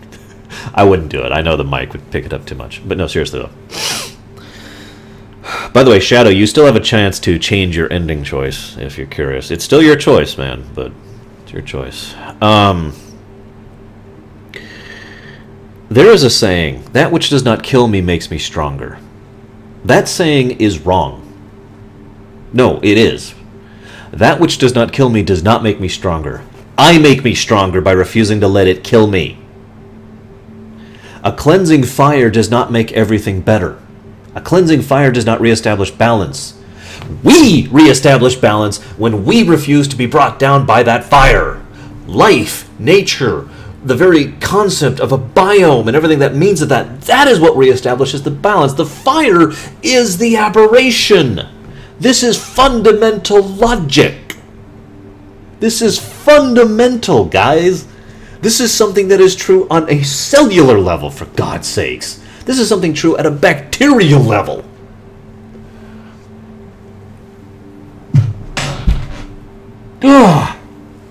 Okay, hang on. New ending. I've got a cane. And, anyways, so. Alright, Shadow. It was your choice. I gave you the choice. You donated for it.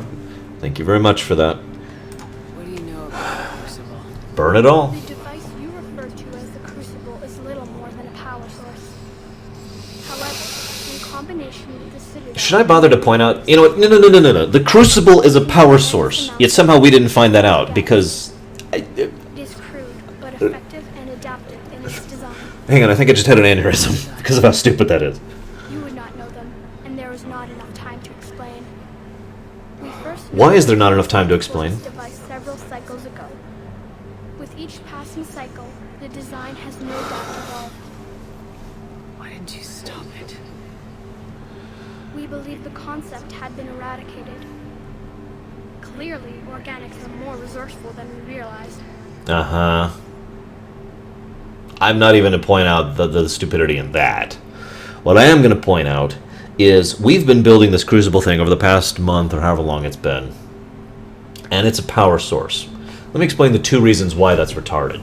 Number one, a power source of virtually any type, especially when you're a very advanced technological species, is going to be pretty obvious that it is a power source. And yet at no point throughout the entire game did anyone say, this thing's generating a lot of power. Literally, even like a casual glance of it, just, you know, oh my god, this thing is pulling out so much energy, we think it could do all sorts of awesome stuff. You know, something like that. No, nothing. Zero. Zitch. Zippo. Second point. In case you don't believe me, in case you believe that maybe it's just the thing that's going to interact with the mass effect relays, keep in mind that we're already at the point technologically in this cycle where we are considering the possibility of constructing our own relays. That is how advanced we are and how much we understand the way the relays function. Obviously, we're not at the point where we can make them yet. We're not at Reaper level tech, but we are getting there. Do you think for even a second that we would not actually be able to determine that this thing interacts with all of the relays across the entire freaking galaxy? And third thing, I'm sorry, I gotta point this out. Third thing, the Crucible, the thing we've been building this entire game, the thing we've been flinging people into the protein vat so they can be turned into war assets for, is a battery.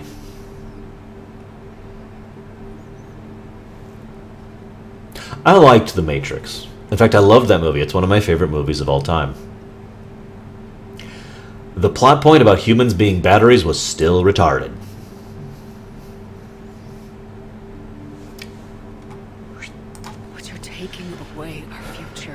Without future, we have no hope. Without hope, we might as well be machines. I agree, Greenvales. Programmed to do what we're told. You don't need hope. The fact that you were standing here, the first organic ever, proves it. But it a AAA, oh my god! Won't work anymore. Energizer, it just keeps going and going. That depends on you. Why are you telling me this? Why help me? You have altered the variables. What do you mean? The Crucible changed me, created new possibilities, but I can't make them happen. How did it change him? If there is to be a new solution, why did it change him? It's a battery. It is now remember? Your power to destroy us. Can we, like... Hang on, I gotta get rid of someone. I mentioned Control and Destroy are swapped. Destroyed as well. Control... will not discriminate. All synthetics will be I'll talk about it in a second. Even you are partly synthetic. Here we go, okay. First of all, is anyone else reminded of Fallout 3 when this happens? And second of all, is it sad that Fallout 3 actually made more sense in this case, even though it was softer science when it came to how it worked? For those of you who don't know what I'm talking about. Sean, what is your vote, Sean? Tell me what your vote is, because you definitely donated a very large amount of money too, and I would be remiss if I did not acknowledge and indeed honor that.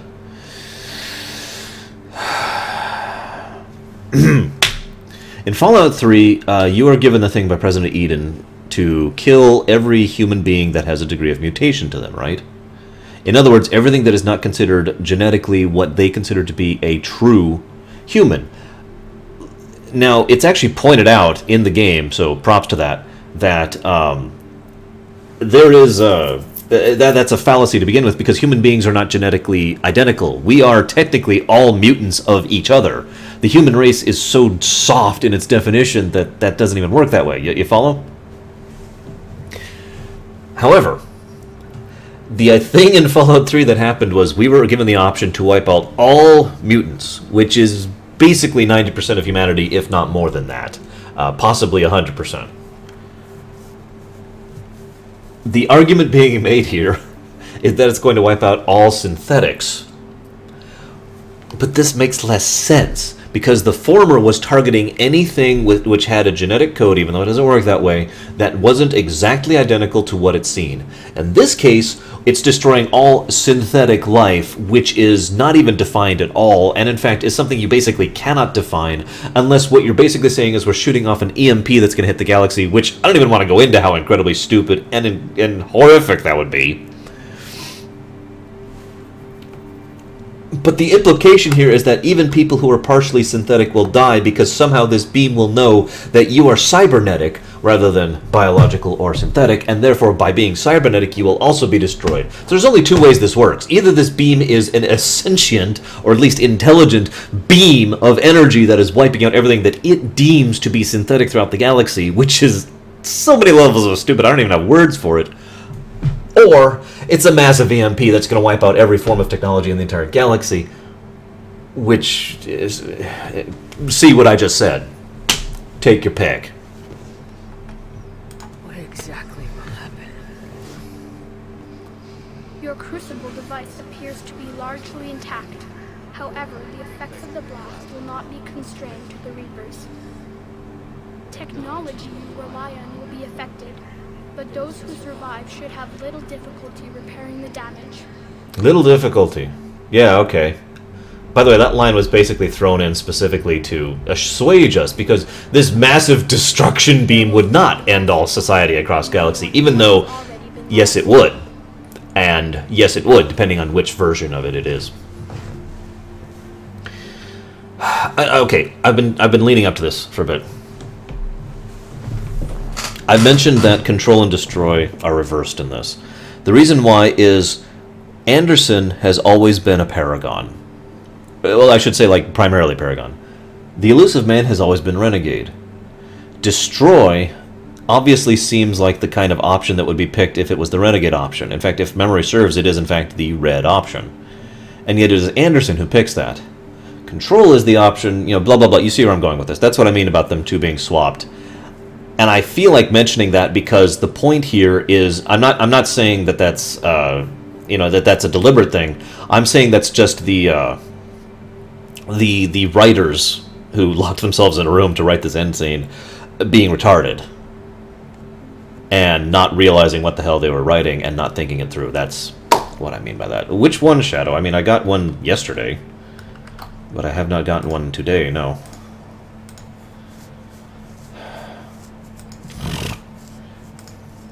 I'm double checking here. I did get your essay.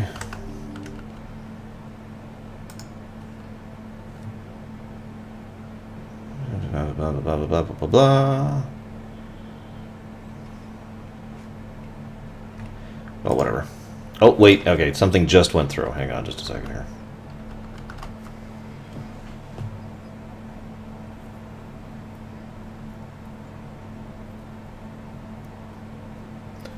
Oh no, I actually get what you're saying, Hunter. At least I think I did.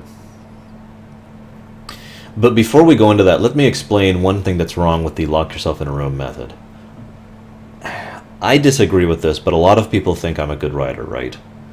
But one thing that I will never do is I will never actually sit in a room and write something and put it out and press it and release it completely by itself. I will never do that.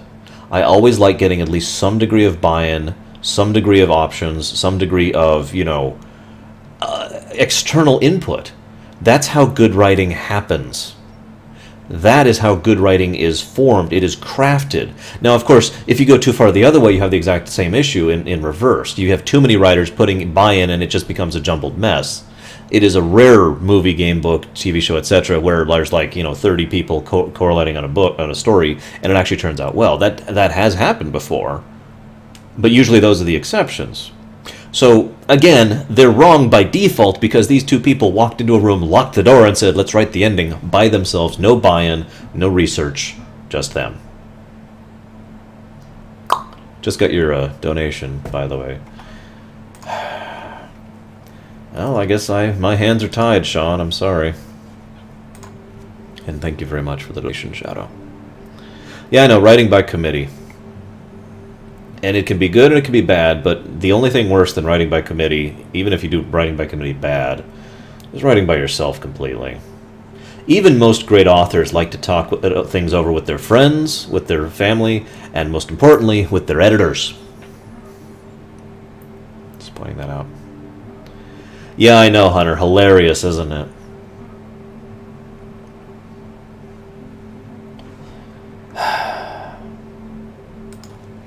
But the Reapers will be destroyed? Yes, but the peace won't last. Soon, your children will create synthetics, and then the chaos will come back. There has to be another way. It is inevitable, Mr. Anderson. You Oh, can hey. instead use the energy We actually have the control option. to seize Holy control of crap. the Reapers. I'm astonished.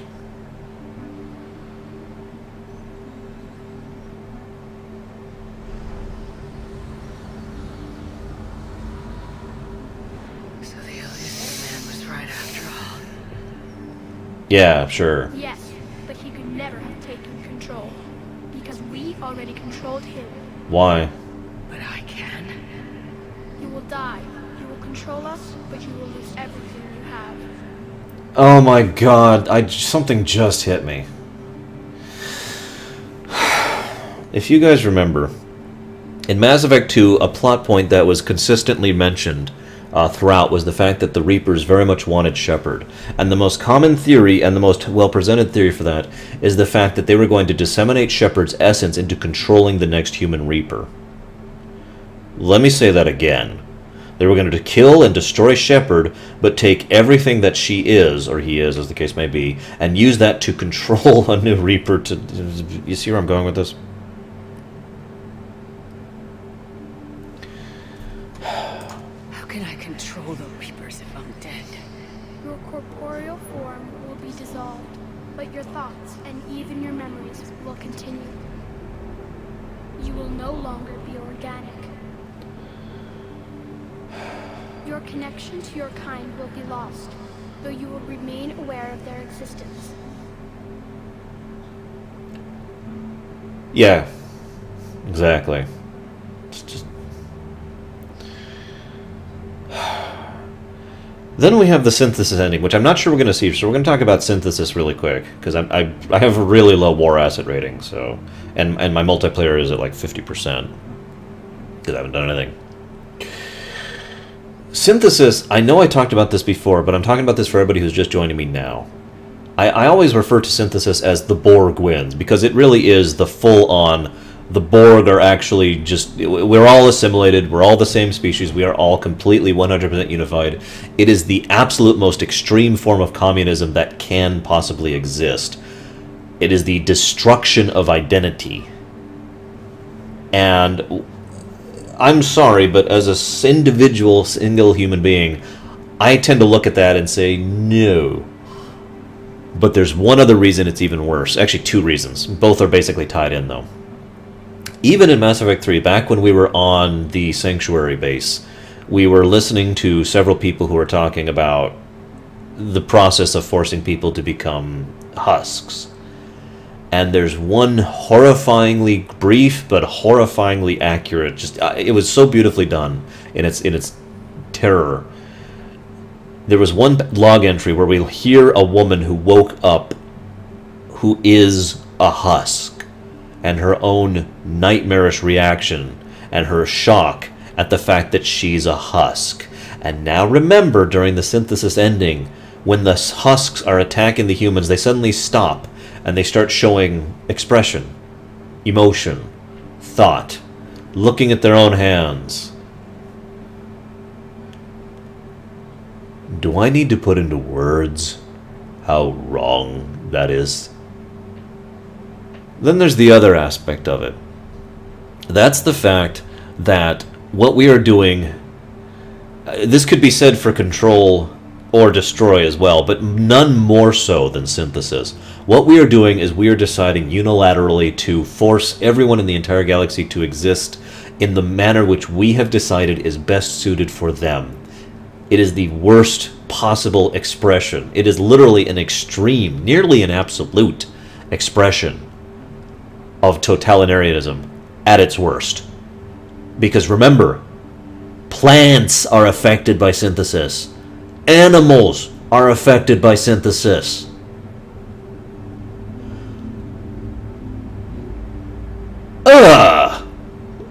Just,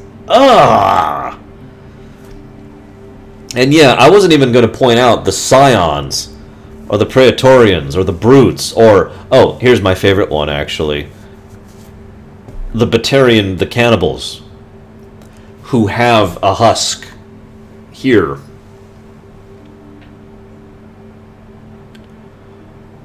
What?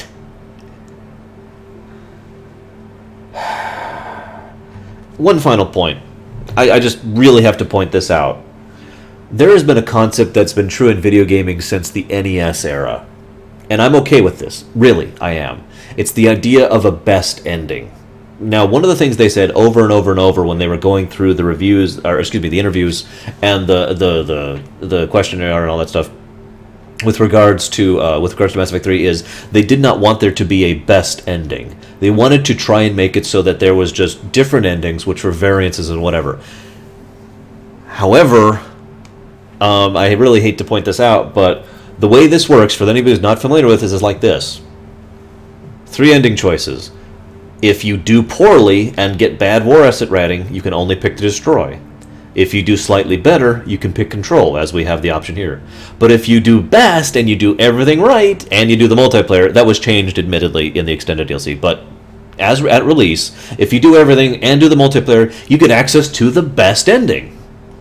And I'm okay with that. In fact, I'm going to go and share a thought here really quick. When I was first playing this game, and I'm listening to him outline what's wrong, what the destroy option is, and then outline what the control ending is, my thoughts were literally, oh god, this is terrible, there has to be a third option. And I was in like shock because, of course, this entire game there hasn't been a third option, remember? I mean, they literally removed the neutral option from the dialogue wheel. But then it's like, okay, you know, the best ending, yes, this is it, I've done all this work, this is my thing, this is the best ending that's available. And synthesis. The most horrifying ending of all is the best ending. The best ending that they have available. And they are saying that flat out in unrefutable terms. That is their vision of that.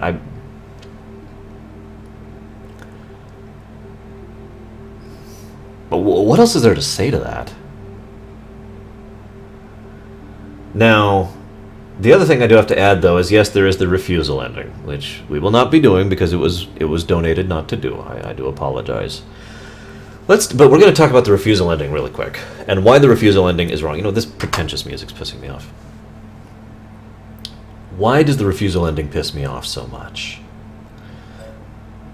Anyone who remembers my video remembers that I applauded the refusal ending, and the reason why was because we were told, choose from the Crayola endings. All 3 of them are terrible, choose one.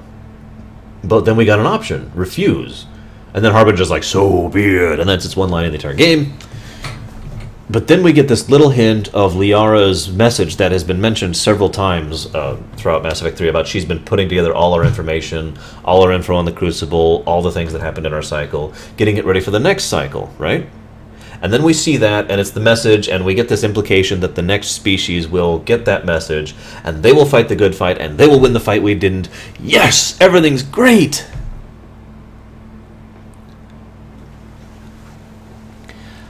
And then the producers of this game came out and said to our faces, no, what happens in the refusal ending is the next cycle comes around and uses the Crucible correctly and does what you should have done.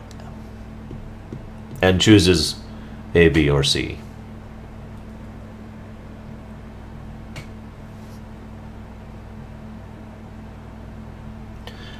I'm sorry, but at that point, that is literally just being spiteful. That is petty, and that is childish. Whoever decided to go ahead and make that determination and make the refusal be the worst ending and completely destroy anything that was good about it, that person, or those people, you are idiots, and you do not deserve my respect. I will not say anything worse, because I do not want to dissolve into cussing at my camera.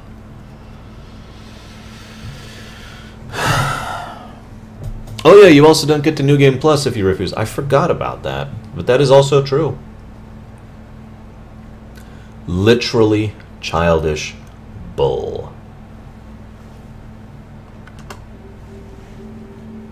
Let's see if we have the synthesis option here. Yes. We will be yours to control and direct as you see fit. You must release the Nope. energy of the No synthesis option. to end the cycle. The paths are open, but you have to choose. Choose, Shepard!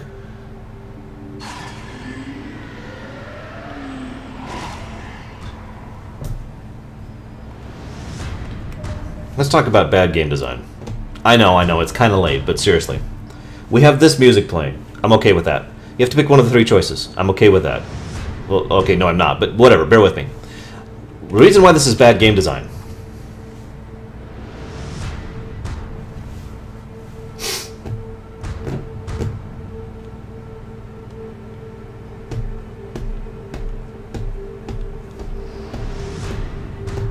Have I made my point yet? Because we're not even halfway there. This would have worked if it was maybe a 1/5 of the duration, but this just gets tedious.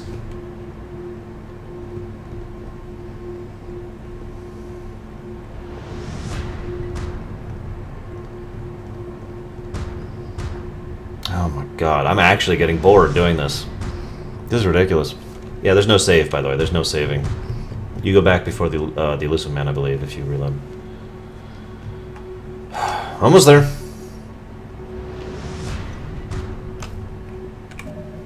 One last thing I want to talk about. Seriously. I'm tired of that music, too. One last thing.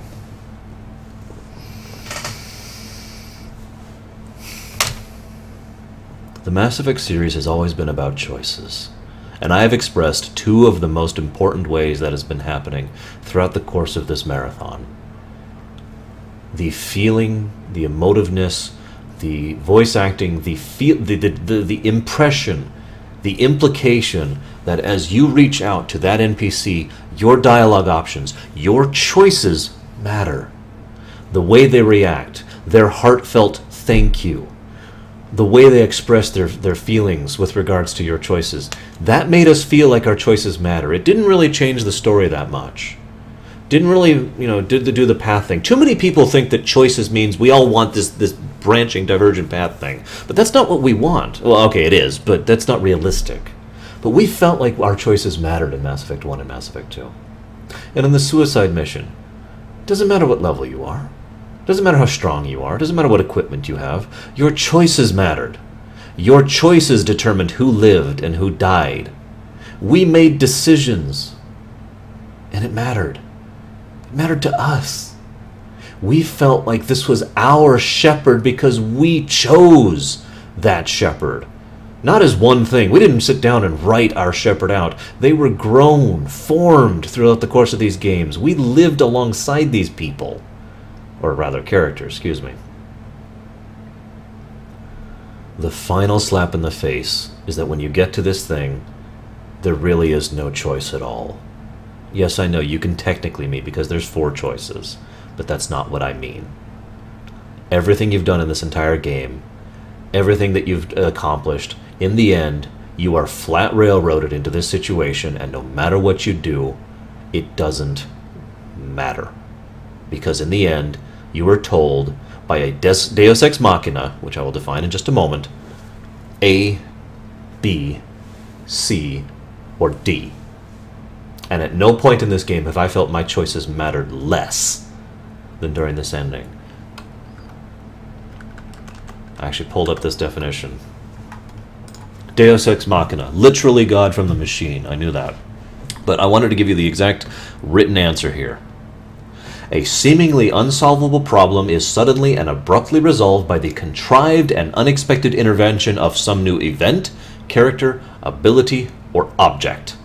It can be intended to move the story forward when the writer has painted himself into a corner and sees no other way out. Literal Deus Ex Machina, by the literal Latin definition of the word and the literal application of the literary term.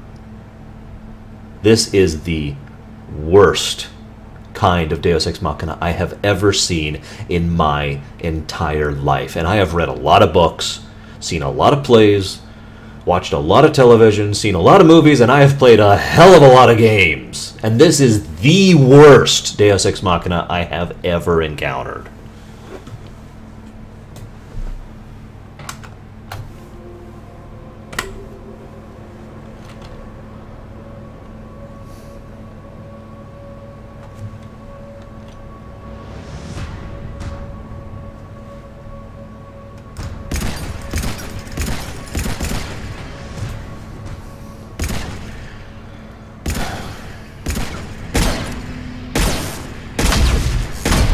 If I may, I would like to ask for a moment of silence.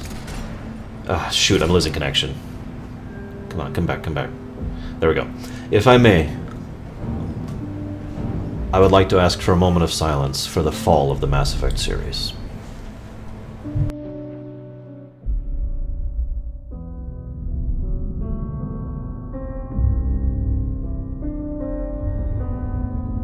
All fleets, the Crucible is armed. Disengage and head to the rendezvous point. I repeat, disengage and get the hell out of here. Jeff, we need to go. Damn it.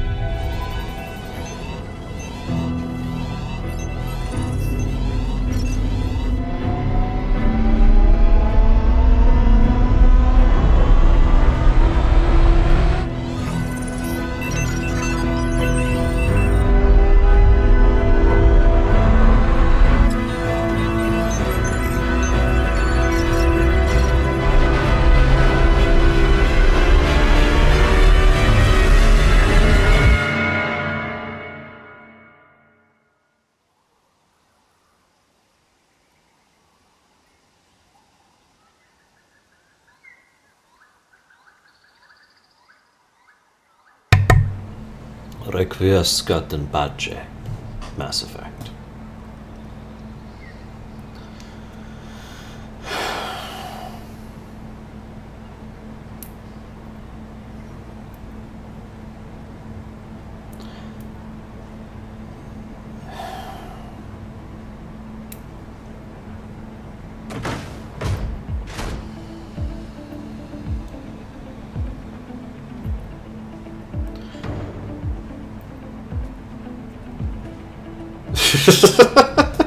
I was gonna say, you know, I could actually dissect everything wrong with that cutscene and the math, even within terms of Mass Effect, how inconsistent it is with Mass Effect. But whatever, it's dumb.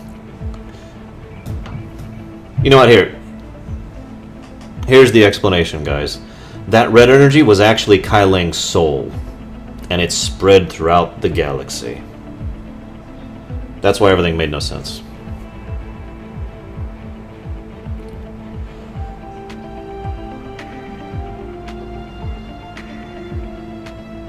And so here they are on some random Eden planet. For those of you who don't remember, that's how the original ending ended. Right there. That's it. Made no sense. Oh hey, all the ships are fine though. Somehow. As I already explained, there's two reasons that doesn't make sense. Nothing else to add there. The war is over. The Reapers have been defeated. Against all odds. Then we all would have been Kai Ling. Hockey Dawn. We survived. We suffered many losses. The relays are severely damaged. But we won.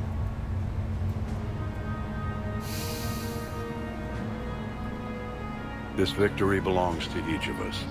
Every Still man, images? woman, and child. Really? Every civilization. Should I bother to explain why? You know what? No. I've said enough. Really.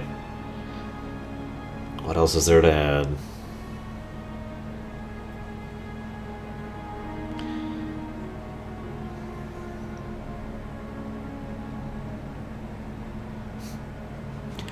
Now, as we take our first steps toward restoring what we lost, we Not must gonna nitpick. remember what it took to win. Not gonna nitpick.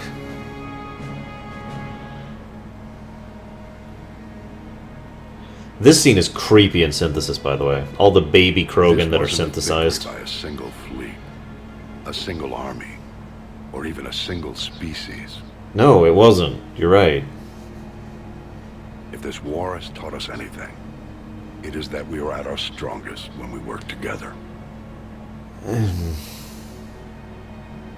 And if we can put down our grievances long enough to stop something as powerful as the Reapers. Oh yeah, that's right. We can rebuild the Citadel too. We can achieve now that they are defeated. Somehow. It will take time. Which is good, because if that thing fell out of orbit, that's an extinction level event for Earth. Our Seriously. homes, our worlds, our fleets and defenses. All of this and more. Oh hey, it's Together, back. We can build a future We're greater good. than any one of us could imagine. A future paid for by the sacrifices of those who fought and died alongside us. A future that many will never see.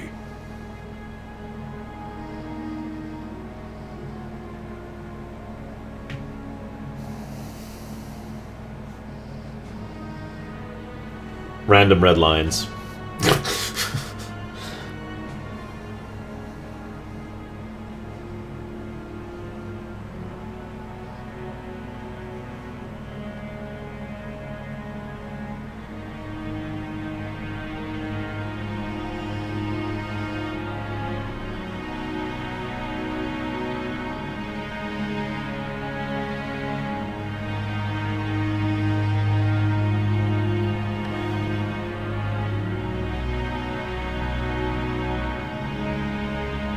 And while we still have many challenges ahead of us,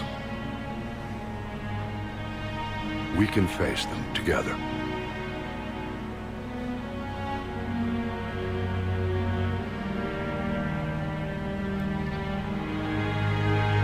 And we will honor those who died to give us that future. The breathing... Actually, was the breathing in the original? I don't remember.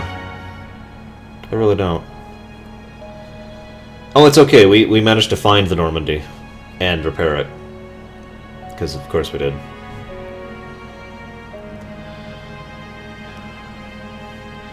I will be talking about the breathing scene, though. Someone remind me, though. Was it in the original, or did they add that with the extended? Because I don't recall.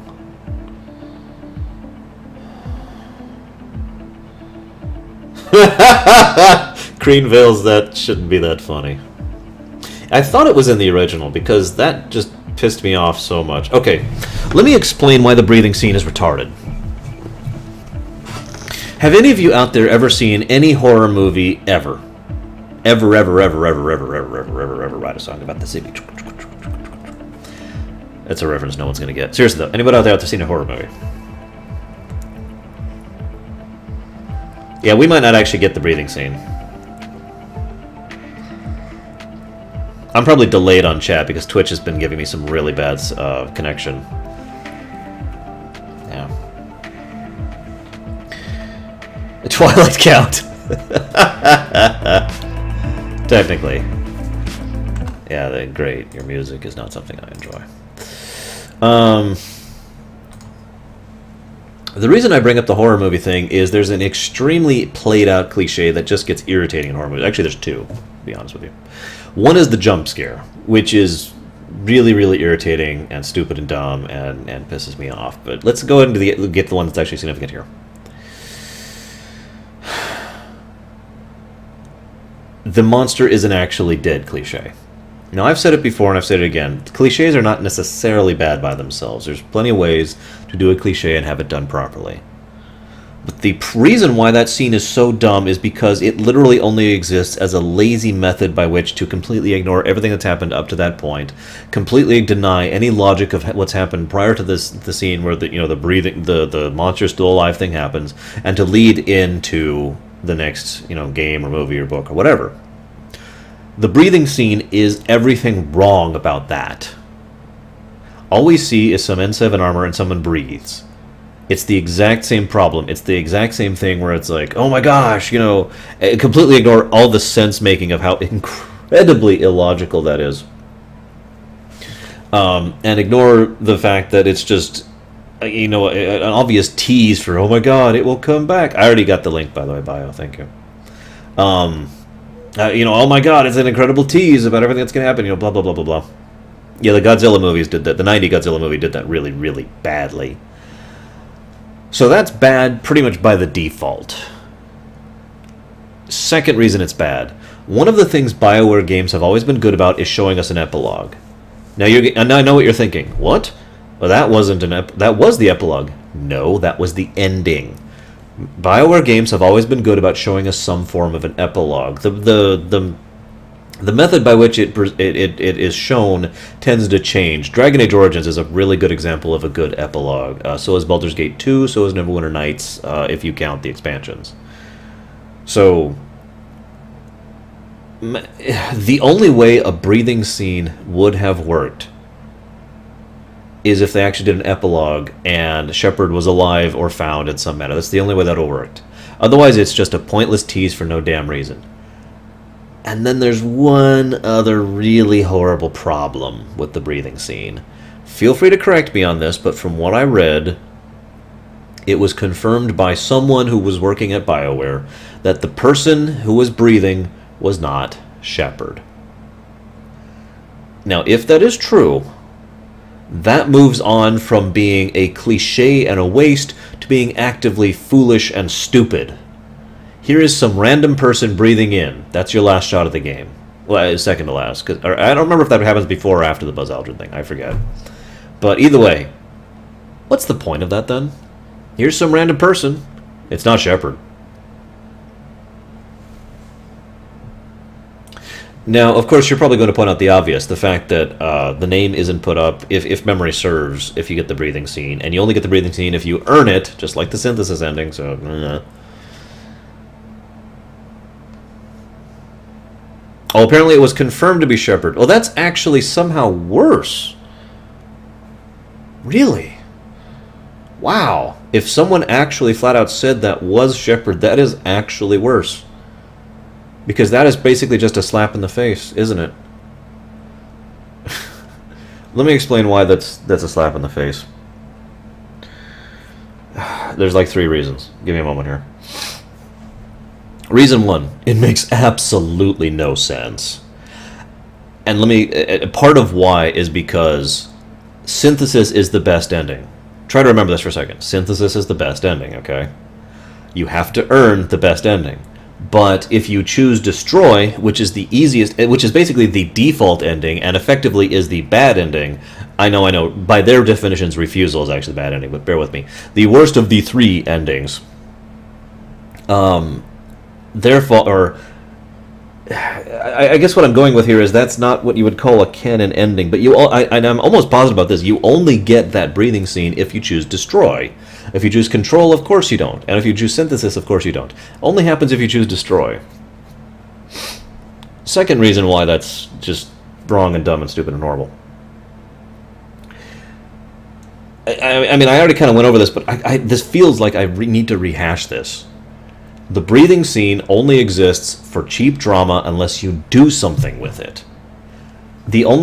Okay, a lot of times games and movies both will do this, and I kind of understand why. They will end something on the to be continued hook, and that is exactly what the breathing is, to be continued. The only reason to do so, however, is if you are uncertain if you're actually going to get a sequel. The point in doing that from an economic and a production standpoint is to try and get people more interested in the series so that there's going to have a follow-up. Now, a lot of time they do that poorly, and it actually has the opposite result, where movies and games don't have a sequel, so the storyline just kind of stops because to be continued. But, you know, whatever. Third problem with this. Oh, did they change it, Rusty? No, that wouldn't surprise me. It really wouldn't. But whatever. Actually, that makes... I'm sorry, hang on. If you actually get that ending with Synthesis, that makes actually less sense. But again, I'm getting off topic here. Third reason that this is retarded.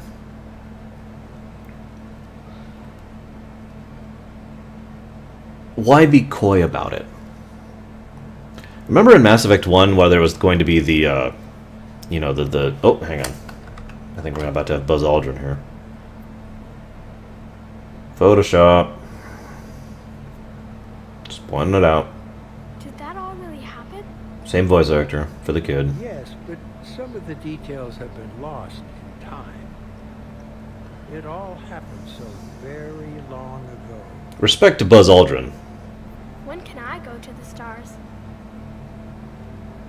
One day, my sweet. What will be there? Anything you can imagine. Our galaxy has billions of stars. Each of those stars could have many worlds.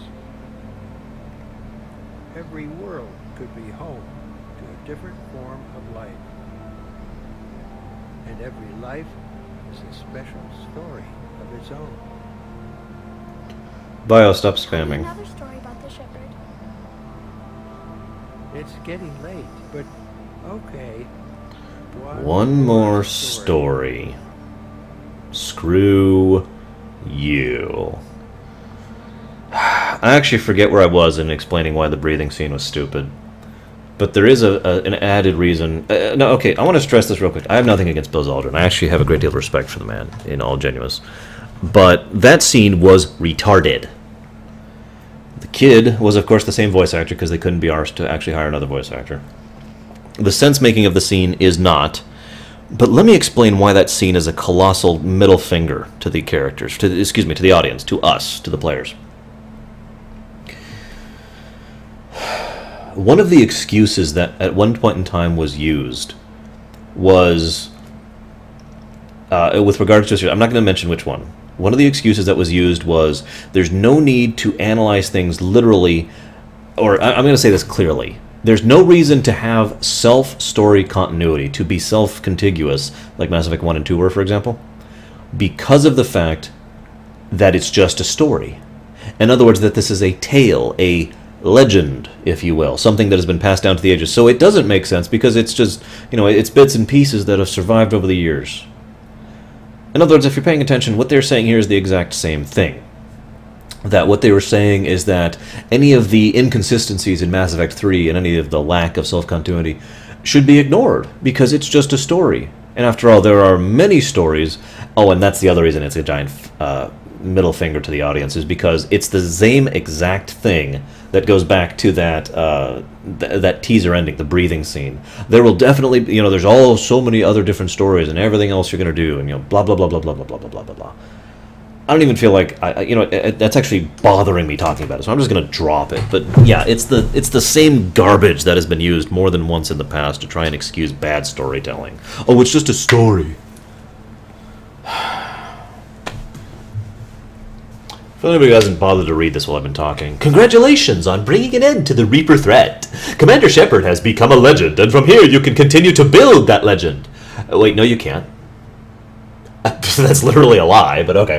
It has been a long journey for Shepard and the team here at BioWare, and like Shepard, we couldn't have done it alone. The Mass Effect trilogy began as the vision of a small team, but over years it has grown. That growth has been fueled and shaped by the feedback and support of our player community. Thank you for joining us on this journey, and we look forward to sharing further adventures with you in the Mass Effect universe when we do Mass Effect 4, more artsy stuff.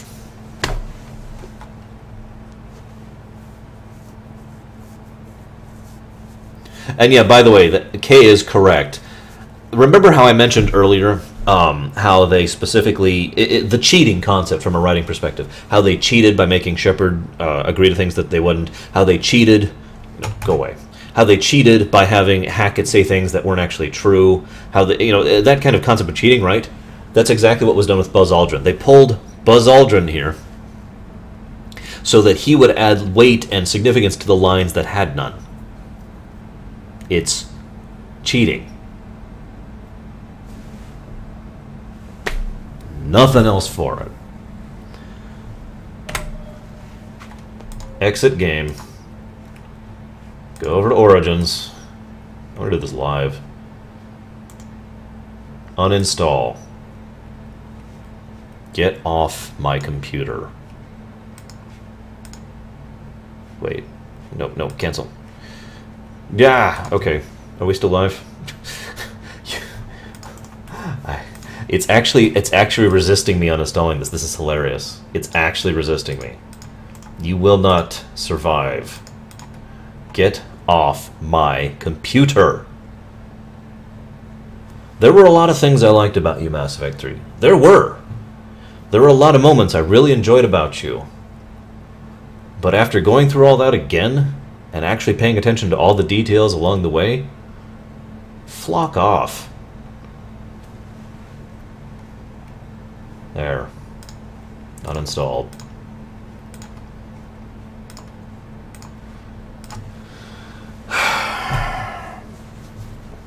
Yeah, I know you can't see it. So anywho, what's up, guys? Oh my goodness, it has been a long haul, hasn't it? I started streaming last Saturday. It took longer than I thought to go through 3 games. Wow, that was just, wow.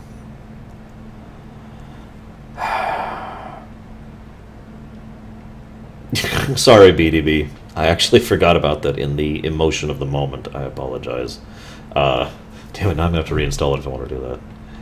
Is there a YouTube of the MHM mod? Arthas, that's up to YouTube, not me.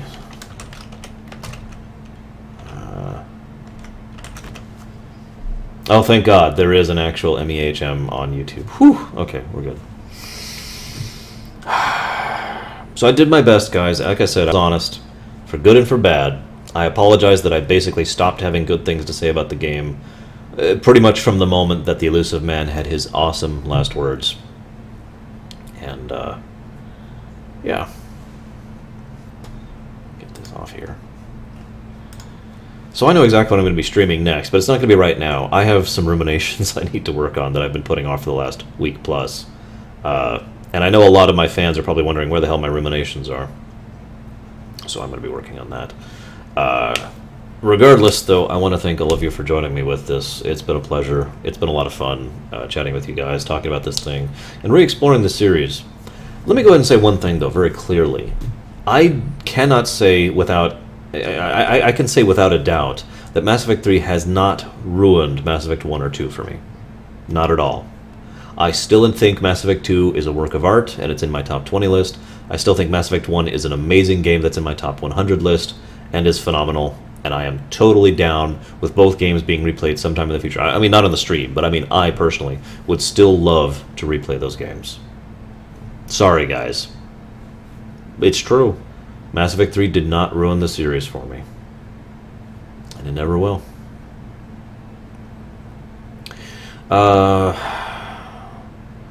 Unreal, what do you mean? Oh, never mind. I was... Chat's going by pretty quickly. Maybe I'd have to repurchase it. Sorry, Certified. It was true. Original Wars, I don't recall that off the top of my head, no. And I'm glad you guys enjoyed the play-by-play. One of the things I do enjoy about doing a lore run more than rumination is I can literally point out and say, this is what's happening, and this is good, and this is bad. I can actually pause and explain things as I'm going through the game and really demonstrate what I'm talking about, rather than just what I normally do, which is have a notepad and a few tidbits so I can go through it with a rumination. So, I know, it's a much better time consumption, but... Oh, what did you put here, Sonic Doctor? Hang on, let's see this. I don't know what Dasuni means, so I'm afraid I cannot play that, Sonic Doctor. Shadow, I said I would. Just not live. That's not how that works. I need time to actually think about it.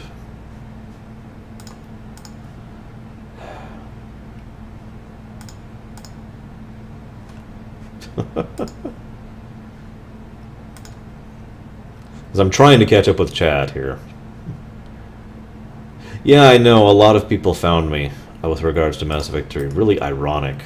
The more you think about it, the more it's, I guess ironic really is the best way to put that. Let's go ahead and grab this here. We're at it. KOTOR Lorerun. Do I own a modern copy of KOTOR? Let's find out. Yeah, okay. What? Hang on.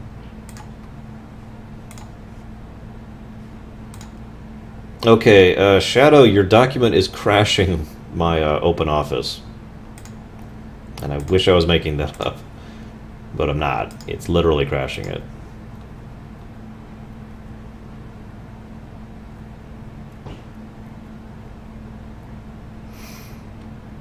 And crashed again. Wow. Metal Gear Solid Marathon? I'd have to buy the entire series to do that. I actually don't own any of the games. I never have. I know that sounds weird, but I've always played friends' copies. So, yes, I'll be playing Mass Effect 4. Shoot, damn, I'm falling behind here. Someone asked a question here. Yes and no, Omega. It's mostly in my head. Oh my goodness. Really trying to keep up with chat here. That's a tough question, Bio. I'm going to say both equally. I had a lot of fun with you guys in both, so...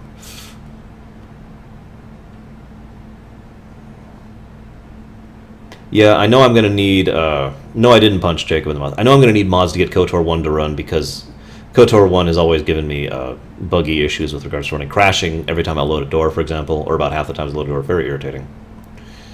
But don't do that, Shadow. Please don't do that. Please. I got enough on my plate. Metal Gear Solid is not something I want to replay through right now. Would I consider doing an Earthbound stream? I love Earthbound. It's one of my favorite games of all time. I actually have a lot to say about it, too, so it's up to you guys. What's BTDV, Descendo? God, there's a lot of chat. Trying really hard to catch up here.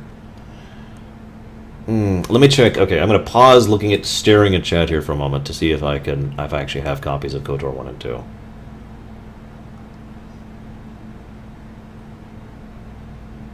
The former, Agamemnon. Yes, I did for most part, Blood Prince. I skipped a few of them. A Lorerunner in a GTA game?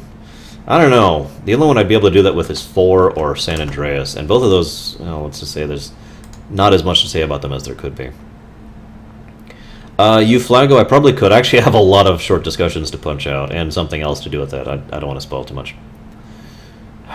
Call of Duty stream? Call of Duty is actually a really irritating game to stream for my setup. I could probably get it working if requested. Dragon Age stream... doing something else with that. That's all I'm going to say about that. Yes, that is a sword. That is a actual metal sword replica of the Master Sword from, you know, Legend of Zelda: Ocarina of Time specifically. Brother of Tales, 2 sons. Why would I do that? Then I'd have to kill both of them. Blind run of AC3. I could, but then I wouldn't be doing a rumination, Timugi. So pick. It's a one or the other. Fallout New Vegas is something I'm actually going to be streaming in the future. That's already on the list. Casper the Genocidal Crayola. Wow. Nice bio. Wind Waker, that's actually also on the list to be streamed, along with basically all the other Zeldas. Wild Arms, don't actually own them. My god, I'm actually having trouble catching up here. Okay, now that I've got Steam open, let's see, what do I have for the Knights? Oh, the older publishers. Oh right, it's under S for some damn reason. Okay, looks like I have KOTOR 1 and 2 on Steam, so we're good on that. Just gonna have to get them to work. Nah. Oh, nothing, Arcanter. I'm just being evil. Don't mind me. Look at all these requests. My god. There's not really much to ruminate about Shadows of the Colossus, unfortunately. So that's kind of... I mean, there's not really much to go with that.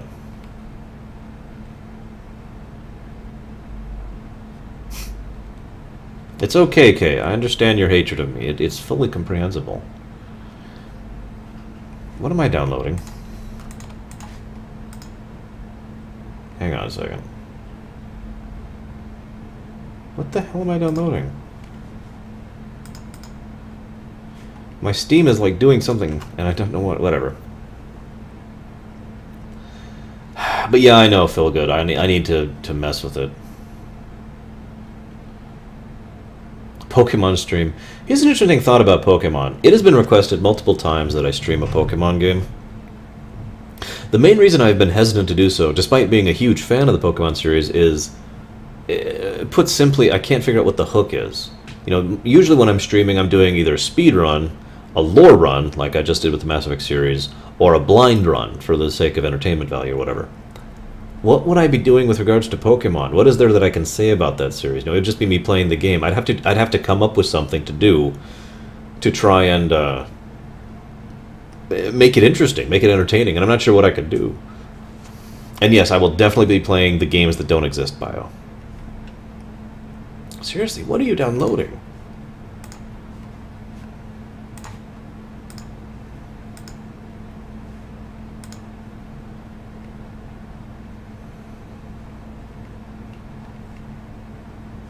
Hang on.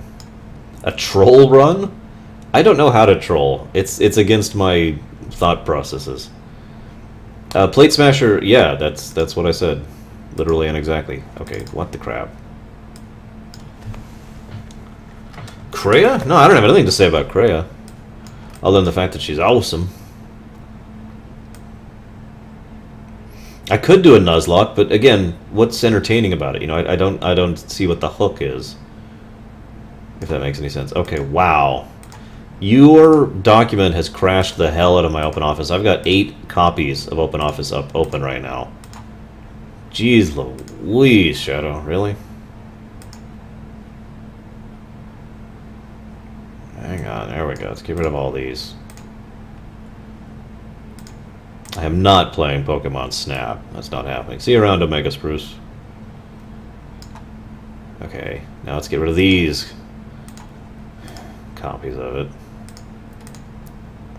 See you around, Churen. Yes, awesome. Gotta say it right.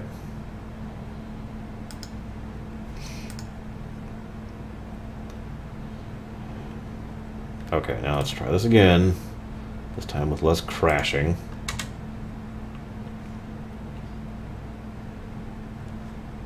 That wasn't a troll run. I spent a lot of time making that too. Yeah, I give up, Shadow. I cannot open your document. Literally cannot. It's completely foobarred. Now I gotta end some processes again. Ride to Hell Retribution. Believe it or not, I own that. Although I didn't buy it. It was given to me as a joke, and that's all I really have to say about that. Preacher, everything will be continuing when the next rumination starts. After the next ruminations are done. All the other features, the continuation of Voyager, the continuation of the role plays, the continuation of the D&D thing, all of that is waiting until I finish my next ruminations, in case you're wondering. There we go. No, Shadow, I need you to put it in a different format. The file is wrong. That's the problem. So, yeah, send it as a text file or something, and I'll get it that way. Well, you guys really... Why would you want me to play Ride to Hell Retribution? Why would I ever pollute my poor computer by downloading that? That'd be terrible. So, Arshan Guy, what are you playing today? Ride to Hell Retribution. And then I lose all of my followers. And my soul. And my everything else.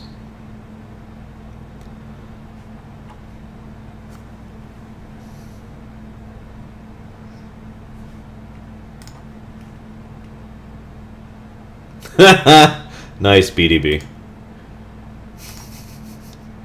It would be a step up. Yeah, sure, Hunter. No promise on the timestamp, but I'd go ahead and do it. Think about it at least. Oh, hang on. Sorry, I'm still trying to clean up this open office issue here. How big is Ride to Hell Retribution? How long would it take to download this stupid thing? I've never installed it for pretty obvious reasons. Let's see. Ah, screw it. Let's just do this. 11 gigs? Really? Ride to Hell Retribution is 11 gigs. That is hilarious. I just... Wow. That is never going on my computer. That is such a waste of everything. Holy shkamoli.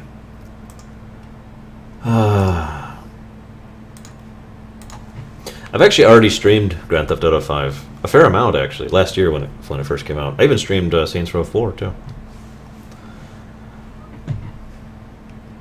Anyways, I'm going to go ahead and pull off here and go recoup for a bit and eat something because I haven't eaten yet. And otherwise, so... I'm going to go ahead and catch you guys later. And hopefully I will see you again soon. One way or the other. I'm going to be really trying to push to get those next 2 ruminations out pretty quickly, so I can get back to all my other features. So, been fun, guys.